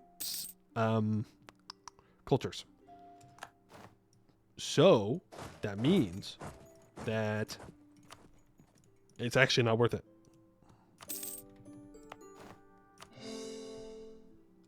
Old poet with nationalism plus general staff. Look, hey, you want to know something I was proud of yesterday? I was watching the Parabellum VODs, and I watched the one that Fleury participated in, where you need to have the least amount of princes in the HRE without dismantling it. And I had the same plan that he came up with. When I first started, I was like, this is exactly what I do. I don't want to spoil it in case you haven't seen it. I was like, damn, that means I'm on the right track. Big brain. Would I have done it as well? Probably not. But I did have the same plan. I need to use my mill points.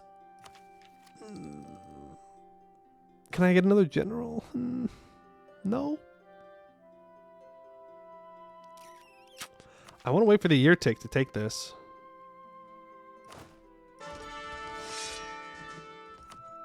Sorry, Crown Snow, you're fired. You're donezoed.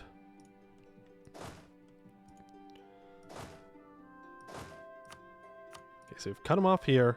Now we just need to try and cut him off in Dorvad 3. Did the institution on one of the other holds? This is true, but I would like to catch up.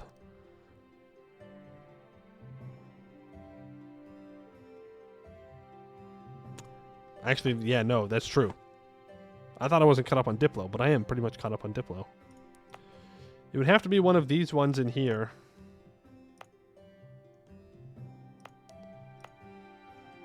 Oh, I gotta repair this.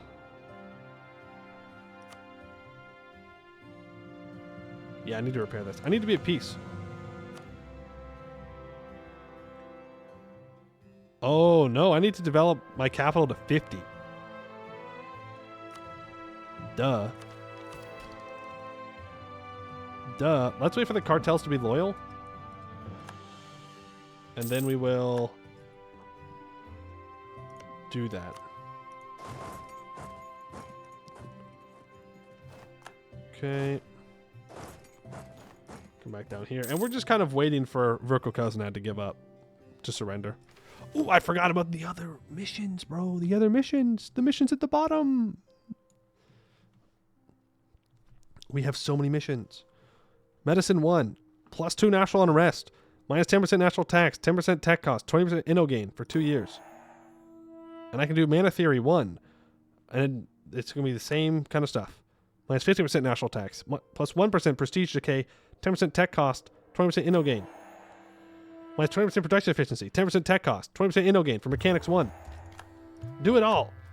We don't need money. We gained money from doing that. We're built different. We're just shrimply built different. We'll do 1 mil dev. May say that the high doors only meant to be one at a time. I wish you would have said that before I clicked them all. Otherwise, I would not have clicked them all. But good to know for the future. Only supposed to do one at a time. What's our income at? 40. Ooh, research facility breakthrough. The best minds of our nation have worked relentlessly for years and have managed to find some useful practical applications of what our ancestors left behind. They often complain that, even if 3 or 4 dwarven lifetimes, they probably wouldn't have been able to understand 1/100th of the knowledge that the ancient dwarves had. They would see them go back to research while burning with passion and determination. Most time when balls out, don't blame me. Hey, what can I say? I see a button that I can click, I start clicking.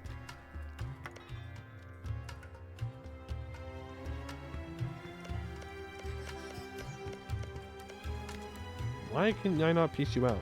You have 76 devastation in your capital. What are you doing? Oh, Gorbarad is formed. They have a powerful mage as well. Alright. It's got to give up eventually, right? I mean, eventually he's got to throw in the towel. Doesn't really have a choice. Well, we can get +1 year to legitimacy, though. So that's nice. We gain 2.12 legitimacy. Damn. Dagger Rod 4 becomes iron. Gold Rush, 484 crowns. Alright, and I'm not going to enact a government reform because we can do a new government through Mithradoom. Ooh, how many times are they going to force our government to switch? I didn't think about that. There's a lot of missions that give you unique government reforms. Do I get to choose? Or is it just the order of which I click them? Oh boy. I didn't think about that. Nope, that's Gorbaran. Nope. We're gonna have to memorize where these things are.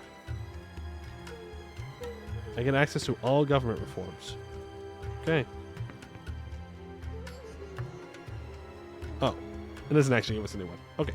Our time as an adventurer band served us well in exile, but the time has come to reestablish a proper government for Mithradoom that is capable of making the decisions to restore her former glory. We gain 20 legitimacy, and we get a new code for 25 years, giving -15% cost of advisors with ruler's culture, and plus 25% reform progress growth. Alright, fair enough. And we can choose a new tier 2. Noble Castle Rights, we have Magical Elite, we have Entrench the Old Clans, +1 tolerance to the true faith, 0.5 yearly legitimacy, 5% nobility loyalty, or Rise of New Clans, +1 Diplo rep, -15% institution embracement cost, and -5 change national focus cooldown. Venture King gives you another colonist? Yes, correct. I just have a lazy colonist.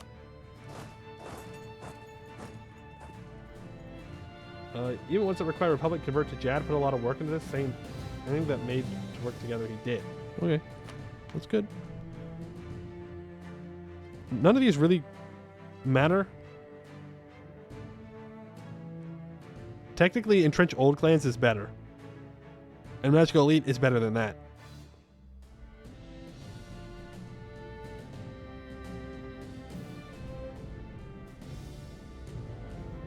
Oh, you're saying here.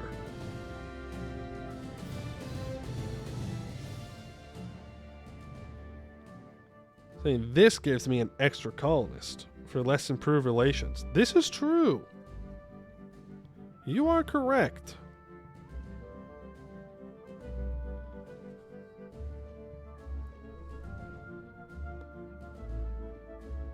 Don't do it. Why not? Why not? It gives me +1 colonists. That'd be pretty sweet. I mean, if I'm able to colonize faster, even more, when I have 185 colonists a year, it's pretty tempting. At the same time, though, I feel like we're going to have a lot of missions that take away our government reform progress. You can only switch because of Convert to Jad unrestricted it for Tier 1 government forms, so you can get it. Okay, but I can't switch.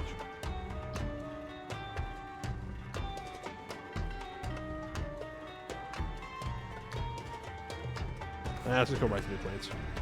Whatever.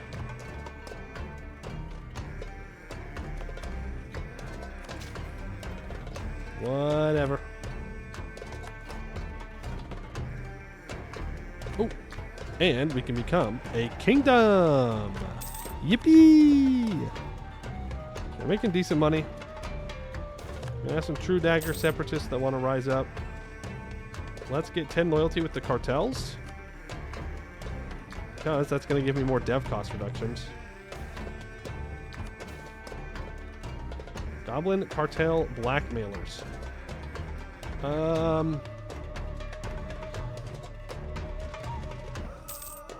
Give me the money.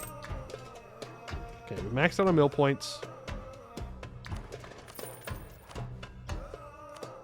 There is 50. Boom. I could have expanded a little the Dwarven knowledge. He forgar about the Dwarven knowledge. He straight up forgar. He forgar for real, for real. Oh well. Oh well, too late now. I should also build a mage tower here.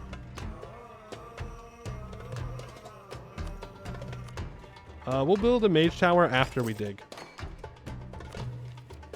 And I can... I don't need to do this yet. Do a little bit more development. It's fine. Everything is under control. Okay, believe me. That's what someone always says when something's under control. That it's under control. Don't worry about it. We'll be fine. These guys have got to give up eventually. They're fully occupied. We also no longer need to Hihu orcs. Well...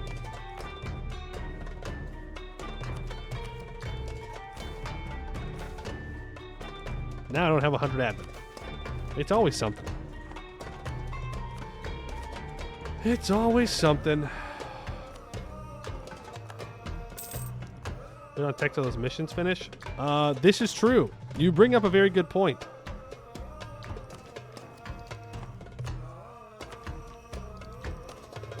It is going to be crazy expensive for us to take this tech. It's 30% more expensive because of the missions. 10% more expensive because of the mages. All this can be fixed, technically. Yeah, but it is 6.6 Inno. Which, pretty good. That's pretty good.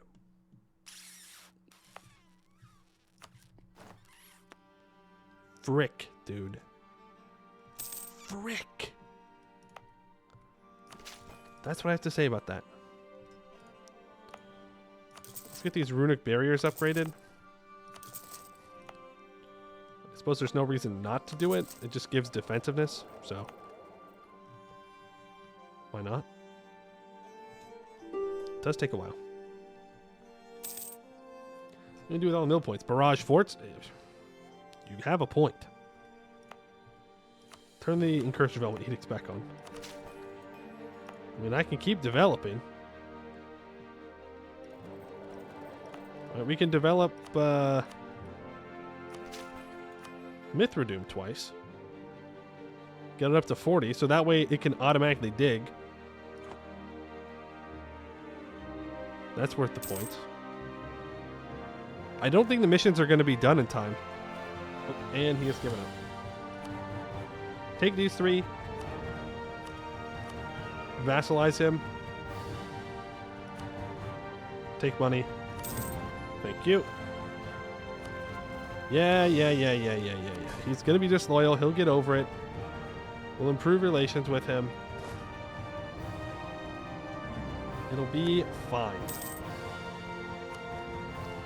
It'll be just fine.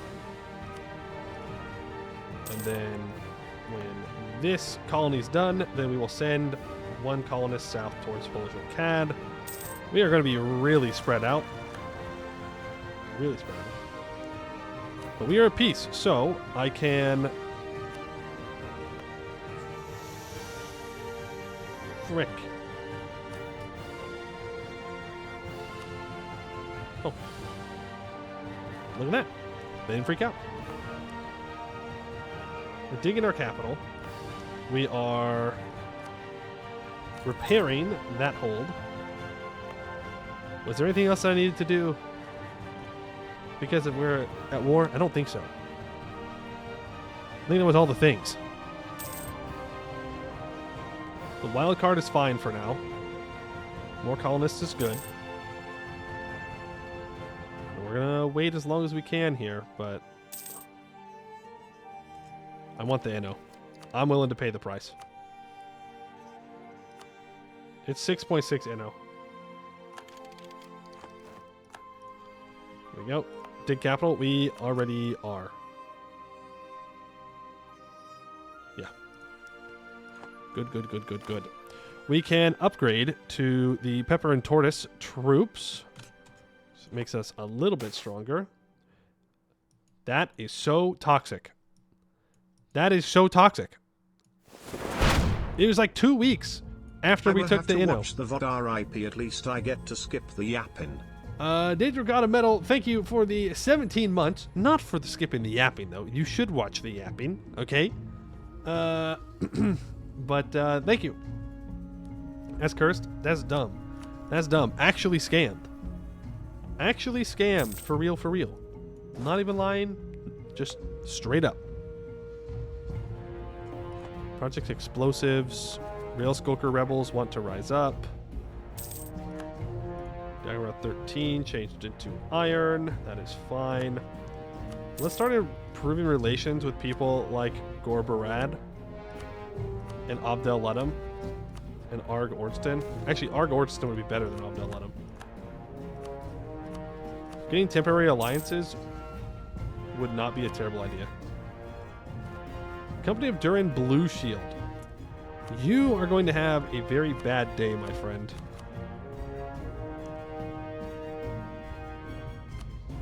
Cancel for Gorbrad. Russia take Gorbrad for the disaster fires?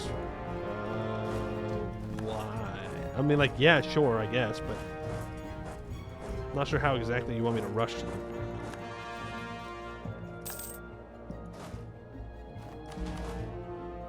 Like, we're rushing, okay? I'm rushing as much as we possibly can. Our little dwarven legs simply cannot move faster. Like, look at us! Look at us! We have locked down this part of the Serpent Spine. Like, we still got a couple of issues here with people, but for the most part, it's all cut off and owned by us.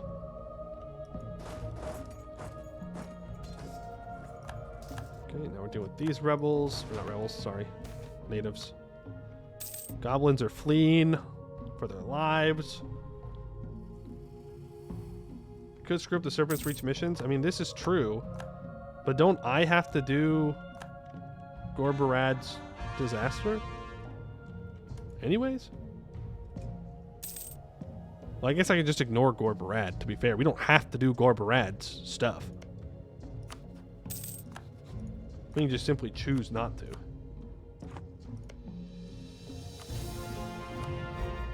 I wonder how much all power cost / CC combined mission can give. I'm pretty sure we can max everything out.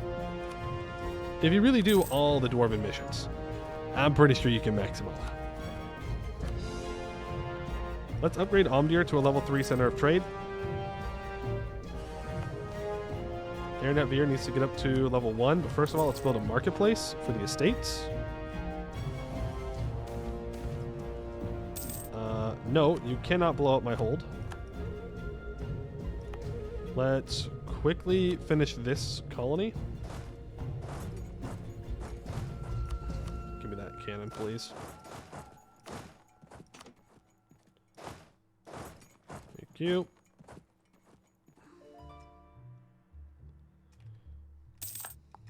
Beautiful. Yeah, he has too many allies. I'm pretty sure we lose to these guys at the moment. I mean, I guess we do have a tech advantage, but still. You guys just keep moving along the road, as you do. We'll come back and we'll grab the hold later, as cursed as that is to say. I would like to fight Covenblad early so I can grab Kugdir. So that way I can convert it, and then the separatism can start ticking down, and I can culture convert it. Is Gorbarad still the capital? Yes. Well, there's not much I can do about it right now. Like, oh, actually, I guess I could. I have the claims. I could go vassalize him, I guess? No, he's too big.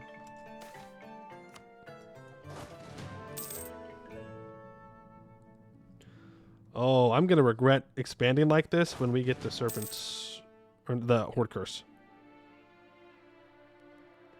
Boy, oh boy, oh boy.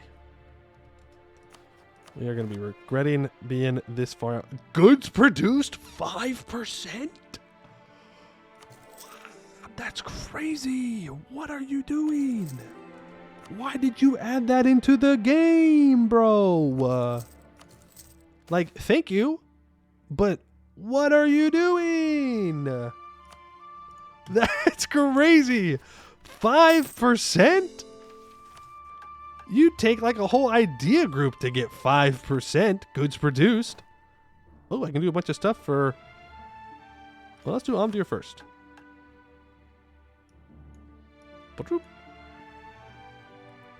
Umlaw's Rails. Daggerrod Dwarven roads leading up to Dur-Vazatun from Airnat Veer must fall into our hands if we wish to establish hegemony over the Western Dwarvar. 75 admin. And then we have Dwarvar's West.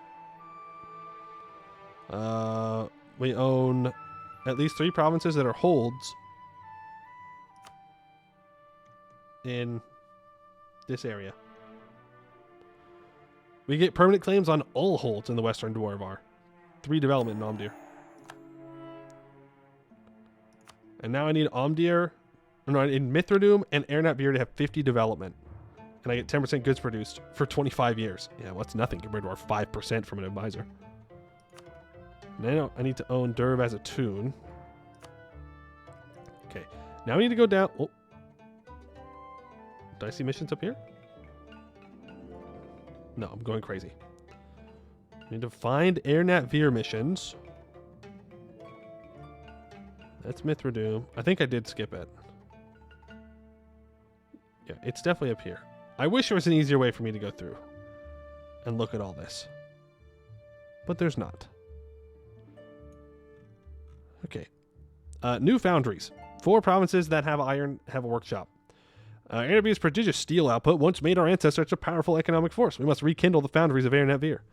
4 random iron producing provinces with a production building gain +2 production. Good. Now I need my Mithril province to have 20 Diplo Dev and a weapons manufactory. And I get minus 10% construction cost till the end of the game. And we have on the road again. 25 dwarven roads. We must claim an even larger number of roads. Many more dwarves will surely flock to our new mines. Permanent claim on the dwarven roads in the middle Dwarvar region. Okay. And for 50 years, we get transportation boom, giving minus 20% dev cost. Okay. And now I need 40 roads to be 10 development. I need those 2 roads to be 10 development. And I get minus 10% construction cost and dev cost to my capital for 25 years if I do that. Ooh, okay. Well, I'll take the next jurisprudence idea. Minus 0.1 yearly corruption. It also gives us minus 25% administrative advisor cost, meaning that this construction time guy is even cheaper. I'd love to upgrade him, but we no longer have Silver Dwarf as an accepted culture. Oh. It doesn't matter, because he's dead as hell. Production efficiency guy, I guess. Get him to level 2. We have the money. I want the monarch points. Let's start colonizing south. You deal with rebels. What's my current force limit? 37. Okay, it's time to build more troops. Hammerhome lives? Okay, lives is a strong word. Do they currently exist? Yes. Are they living? Not really. This is a stare.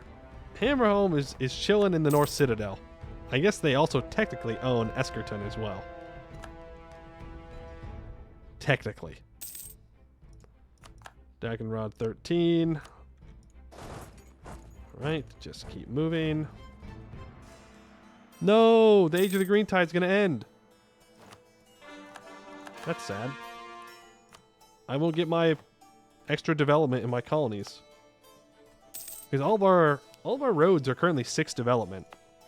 Well, the ones that we colonize, I should say, are going to have higher development. Which is good. I mean, that's great. I love it. Love it. No notes. But that being said, no, you son of a bitch. I hate. Ooh, nothing makes my blood boil more than seeing some dumbass come into the serpent spine from outside of it. Ooh, boy. Let's go and fight some more orcs. Get out of my frickin' mountains. Okay? These are my mountains, not yours. Ooh, minus 7.5% idea cost. Don't mind if I do. Thank you. A mining accident. Sucks. You just found out Australia might be getting a new species. What do you mean by that? Because are you talking like a new like sentient species? Because that's terrifying. Or are you just saying that there's some like evolution stuff going on? Species can happen so fast, people are considering a new one. Feral cats evolved so fast there, they might become a new species. This is how we get another sentient species and they defeat us. Okay? At first, it was worrying about the boars around Chernobyl, and now it's weird Australian cats. I think I'd rather take the boars. I can prove relations with people. Please no Harimar. Exactly. That's what I'm saying. This could just be a Harimar situation. Through and through. Get the hell out of my mountains, you son of a biscuit. You little rascal. Rapscallion.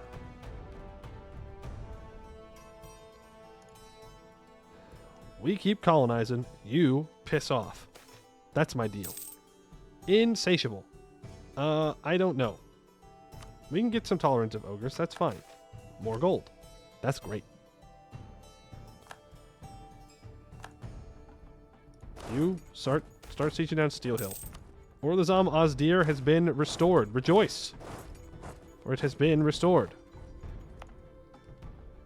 Yip-E. The orcs still need to leave, which, by the way...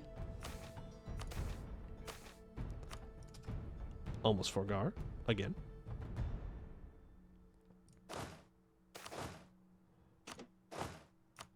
Almost forgot again. My bad. That's on me. That's on me.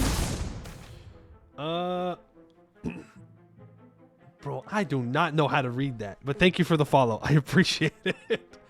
I don't even know where to begin. I feel like no matter what decision I go with, I'm going to butcher your name, and then I'll feel bad. That's crazy. That's crazy. I'll call you Ha. Oh, no. Less ha. Much less ha-ha. No hee-hee. No ha-ha. No funny. Oh, no. They're on my capital. Or they're going to be. Let's barrage this. We gotta get going. We've got a meeting.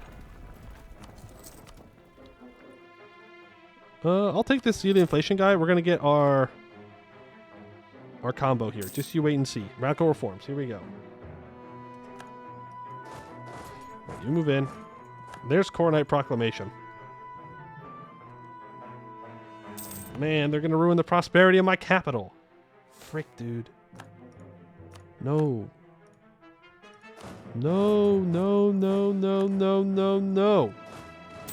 It's not fair. It's not fair that I'm busy fighting a war and rebels want to rise up when it's convenient. I don't like that. Nuts.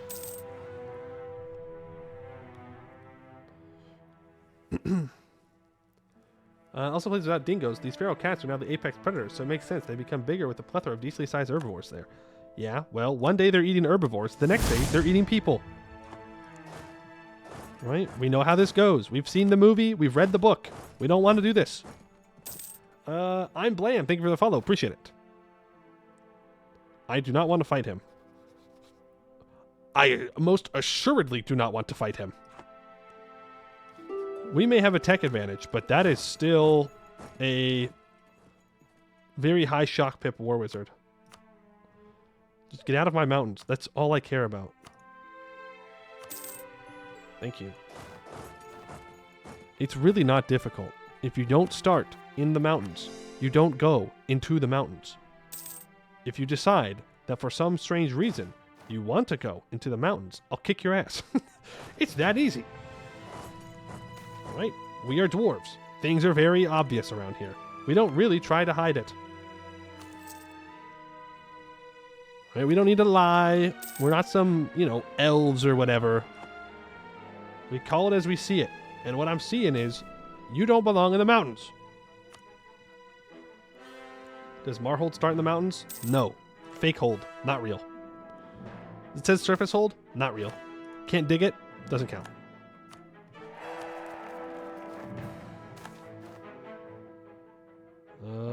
Okay.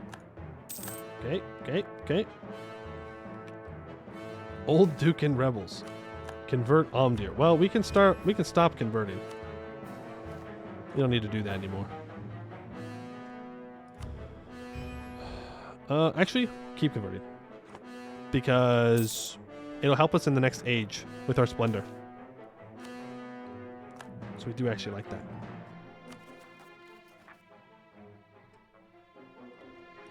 I need to do it with these rebels because I'd like to get back and fight Kugdir. Covenblad for Kugdir. Kugdir is rightful dwarven clay. And I want to make sure that nobody takes it. Nobody being Grombar. Because we're going to have a strong Grombar this game. Perhaps Goed would like to be an ally. Let's improve relations with him. See if he's down to be homies. Right, Dwarvrod 2 is going to be colonized. Then we can go to war with Kugdir. They do have more troops than we do. They are behind on tech, though. And Kugdir proper does not have a fort. So, let's go say hello. Goblins flee from the country. Okay. Oh, we can restore the mithril hold, apparently. Oh, man. Now I have to find Mithradoom again. Oh, nuts. Where are you? Here you are. Restore the mithril hold. It's at least dig 2. Oh, did it dig to level 2 and I didn't notice? Oops. Mithradoom is a shadow of its former self. Moral rot had already come to the hold before our people were driven out of it. As we begin to restore the hold physically, we will restore our people spiritually. For 20 years, we get minus 20% local dev cost and plus 1 local goods produced in Mithradoom. We have a higher chance to find mithril from colonizing outside of the Mithradoom area. We gain a permanent claim on the Mithradoom area and on the Dwarvad 10 through 11. Which we can instantly start reinstate mithril forging. Mithradoom was great for many reasons, but all its achievements paled in comparison to its greatest feature, the forging of mithril. In its day, Mithradoom was the greatest center of mithril production in all the world. May it be so again. We gain 100 splendor until the end of the game, minus 10% local construction cost. We could hold on to that. Let's hold on to that mission for the next stage. Follow the rails. We own Dwarvad 10 and 12. Snorri Orcslayer, funny name, has been asked to lead an expedition along the Dwarvrod to see the state of the rail and caverns. By outfitting this expedition, we can update our knowledge and understanding of the Dwarvar, which has no doubt changed under the occupation of orcs and goblins. We get a 2-3-5-1 conquistador and a bunch of permanent claims on land we already own. Emelvaz Tunad. We have sworn a vow to our ancestors to reclaim Omdir and restore the glory of our people. It is time to take our first steps in accomplishing this goal. Our connection to Omdir will legitimize our claim to be the steward of the Dwarvar. We discover it and get a claim on it. For 15 years, we get plus 5% discipline and minus 40% war score cost versus other religions. Damn. You could save this mission. You could save this mission and do some serious damage in the late game. We're not going to, but if you waited till you had all of your ideas to give you war score cost reductions, or even until the next age when you get an additional 25%, you could full annex just about anybody. Up the tracks. Securing the crucial nearby passages of the Dwarvrod is of primary strategic importance, being key to both economic and military security. However, perhaps even more important is that such an expedition will inspire our people with visions of what our ancestors accomplished and what we will yet accomplish. Permanent claim on the Old Doom area, which we don't actually own that one. But our king in the mountain. At long last, it is time to restore the institution of monarchy in Omdir and begin a new, unbroken chain of legitimate governance. In the light of the ancestors and under the eye of the mountain king, our people will be made whole once again. Of course, we will not allow them to forget the role that Mithradoom has played in their restoration. Stonekeepers gain 10 loyalty. Omdir recovered happens. Omdir, the most ancient and sacred of all dwarven sites, lies at last within our grasp. This is the key to legitimating our rule as the true stewards of the Dwarvar. Nevertheless, the other holds will be watching to see how we approach this situation. Gain 50 admin points. A mithril crown. All provinces in the Omdir area are owned by us. A new mithril crown will represent the resolute strength of Mithradoom, the stalwart protectors of our fellow dwarves, and the steward of the Dwarvar. It will remind the others that Mithradoom is home to the High King, the true sovereign of all the lands our ancestors touched. Gain 10 loyalty. We remove a bunch of orc minority sizes and a permanent claim on the Serpent's Veil region. Okay. Yeah, and we will hold on to the other mission until the age.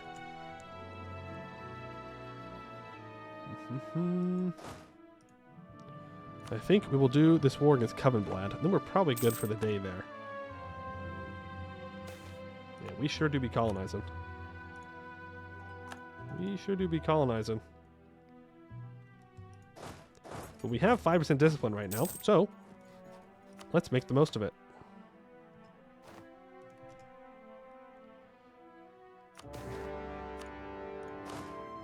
Move forward into Kugdir. Thank you very much.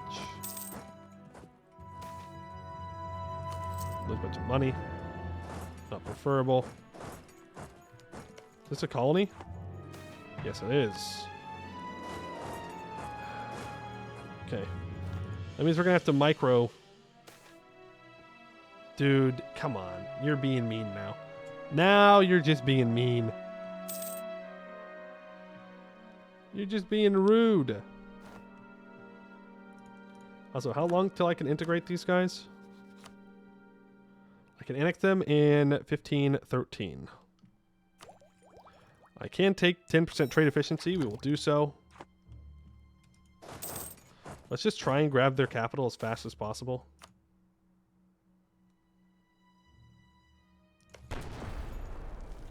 Go ahead and barrage it. I don't think we need to assault. But I just need these 2 provinces. I don't need anything else. It's 8 war score. It's not a big deal. Well, I don't think it's a big deal. I'm sure they do. You continue moving south.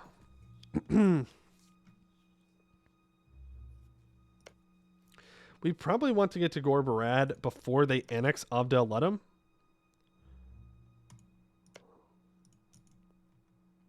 It's annexing Abdel, or vassalizing Abdel Ludum.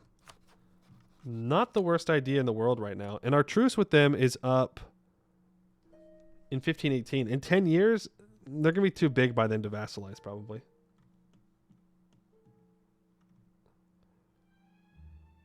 Take Coog's Road in case Hammerhome fully dies. For now, I don't think we need to do that, do we? I should take a look at the Coogdir mission tree, though. Just to see what's up.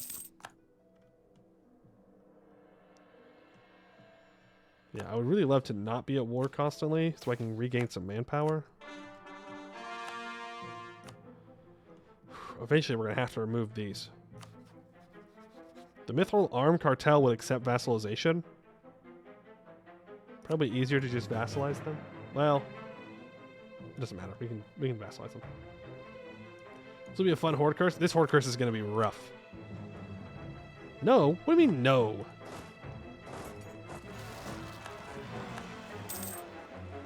What do you mean no to my very generous peace deal?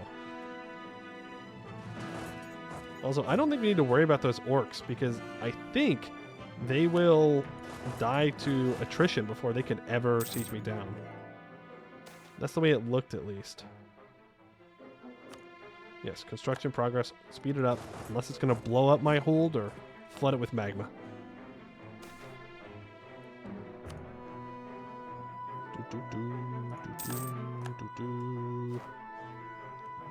Over on 14, okay. Keep moving north. And you are willing to peace out. Give me some money. I mean, like, we could stay in to get more money.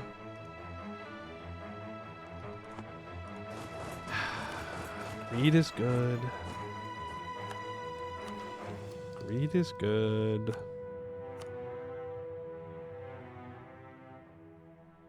Oh, we can do a hold exploration, by the way, in Mithradoom. Let's send it. And we're just going to take Diplotech. It's 5% or 10% more expensive, but we're about to max out on points. And we found a runic blueprint for the runic arquebus. That does not look like an arquebus, but okay. Text required is alchemy 1 and arcane arts 1. We might want to consider starting to do these projects.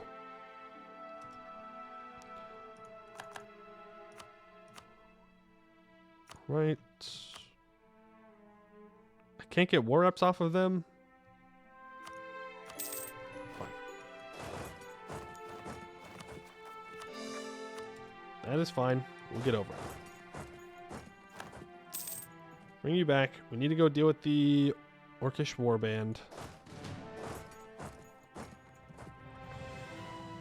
Okay.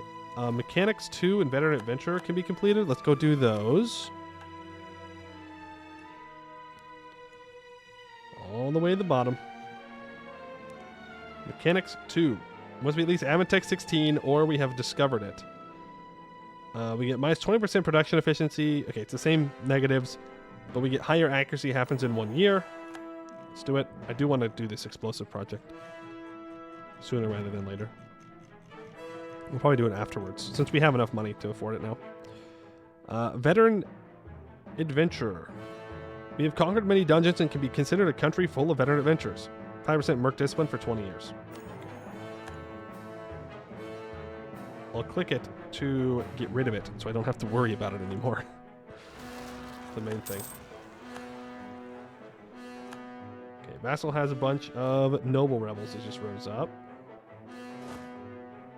Go here. We're waiting for that for the next 78 months. We could get some more runic barriers upgraded. Did I not upgrade these? Am I crazy? We're upgrading them to get them online, and then we need to upgrade them again to actually make them work.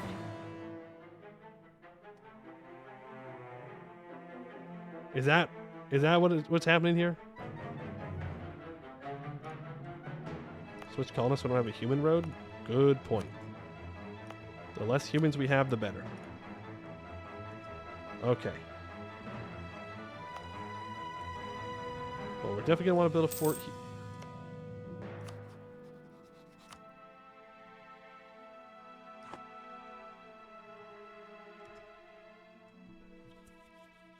It's always Marhold. It's always Marhold. It's always Marhold.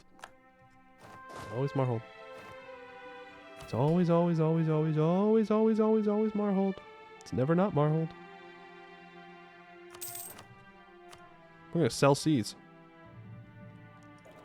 We're going to use that to, I don't know. I don't know. I didn't think that far ahead, to be honest with you.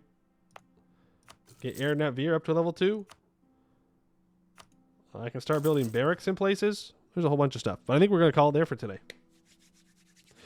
Yeah, we're going to have to deal with Marhold. We're going to have to kick him out of the Serpent Spine. Unfortunately, they're allied to a bunch of people, including Estel, who still has Verena. So there's really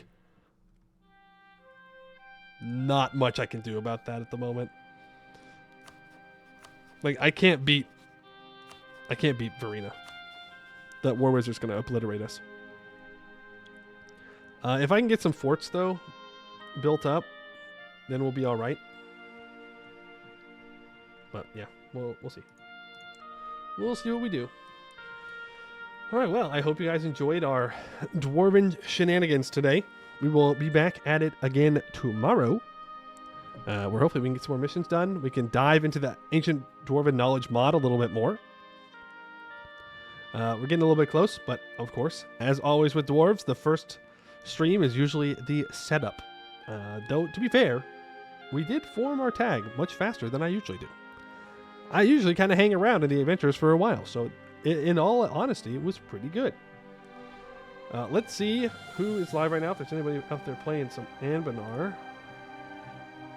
we can raid. Let us check.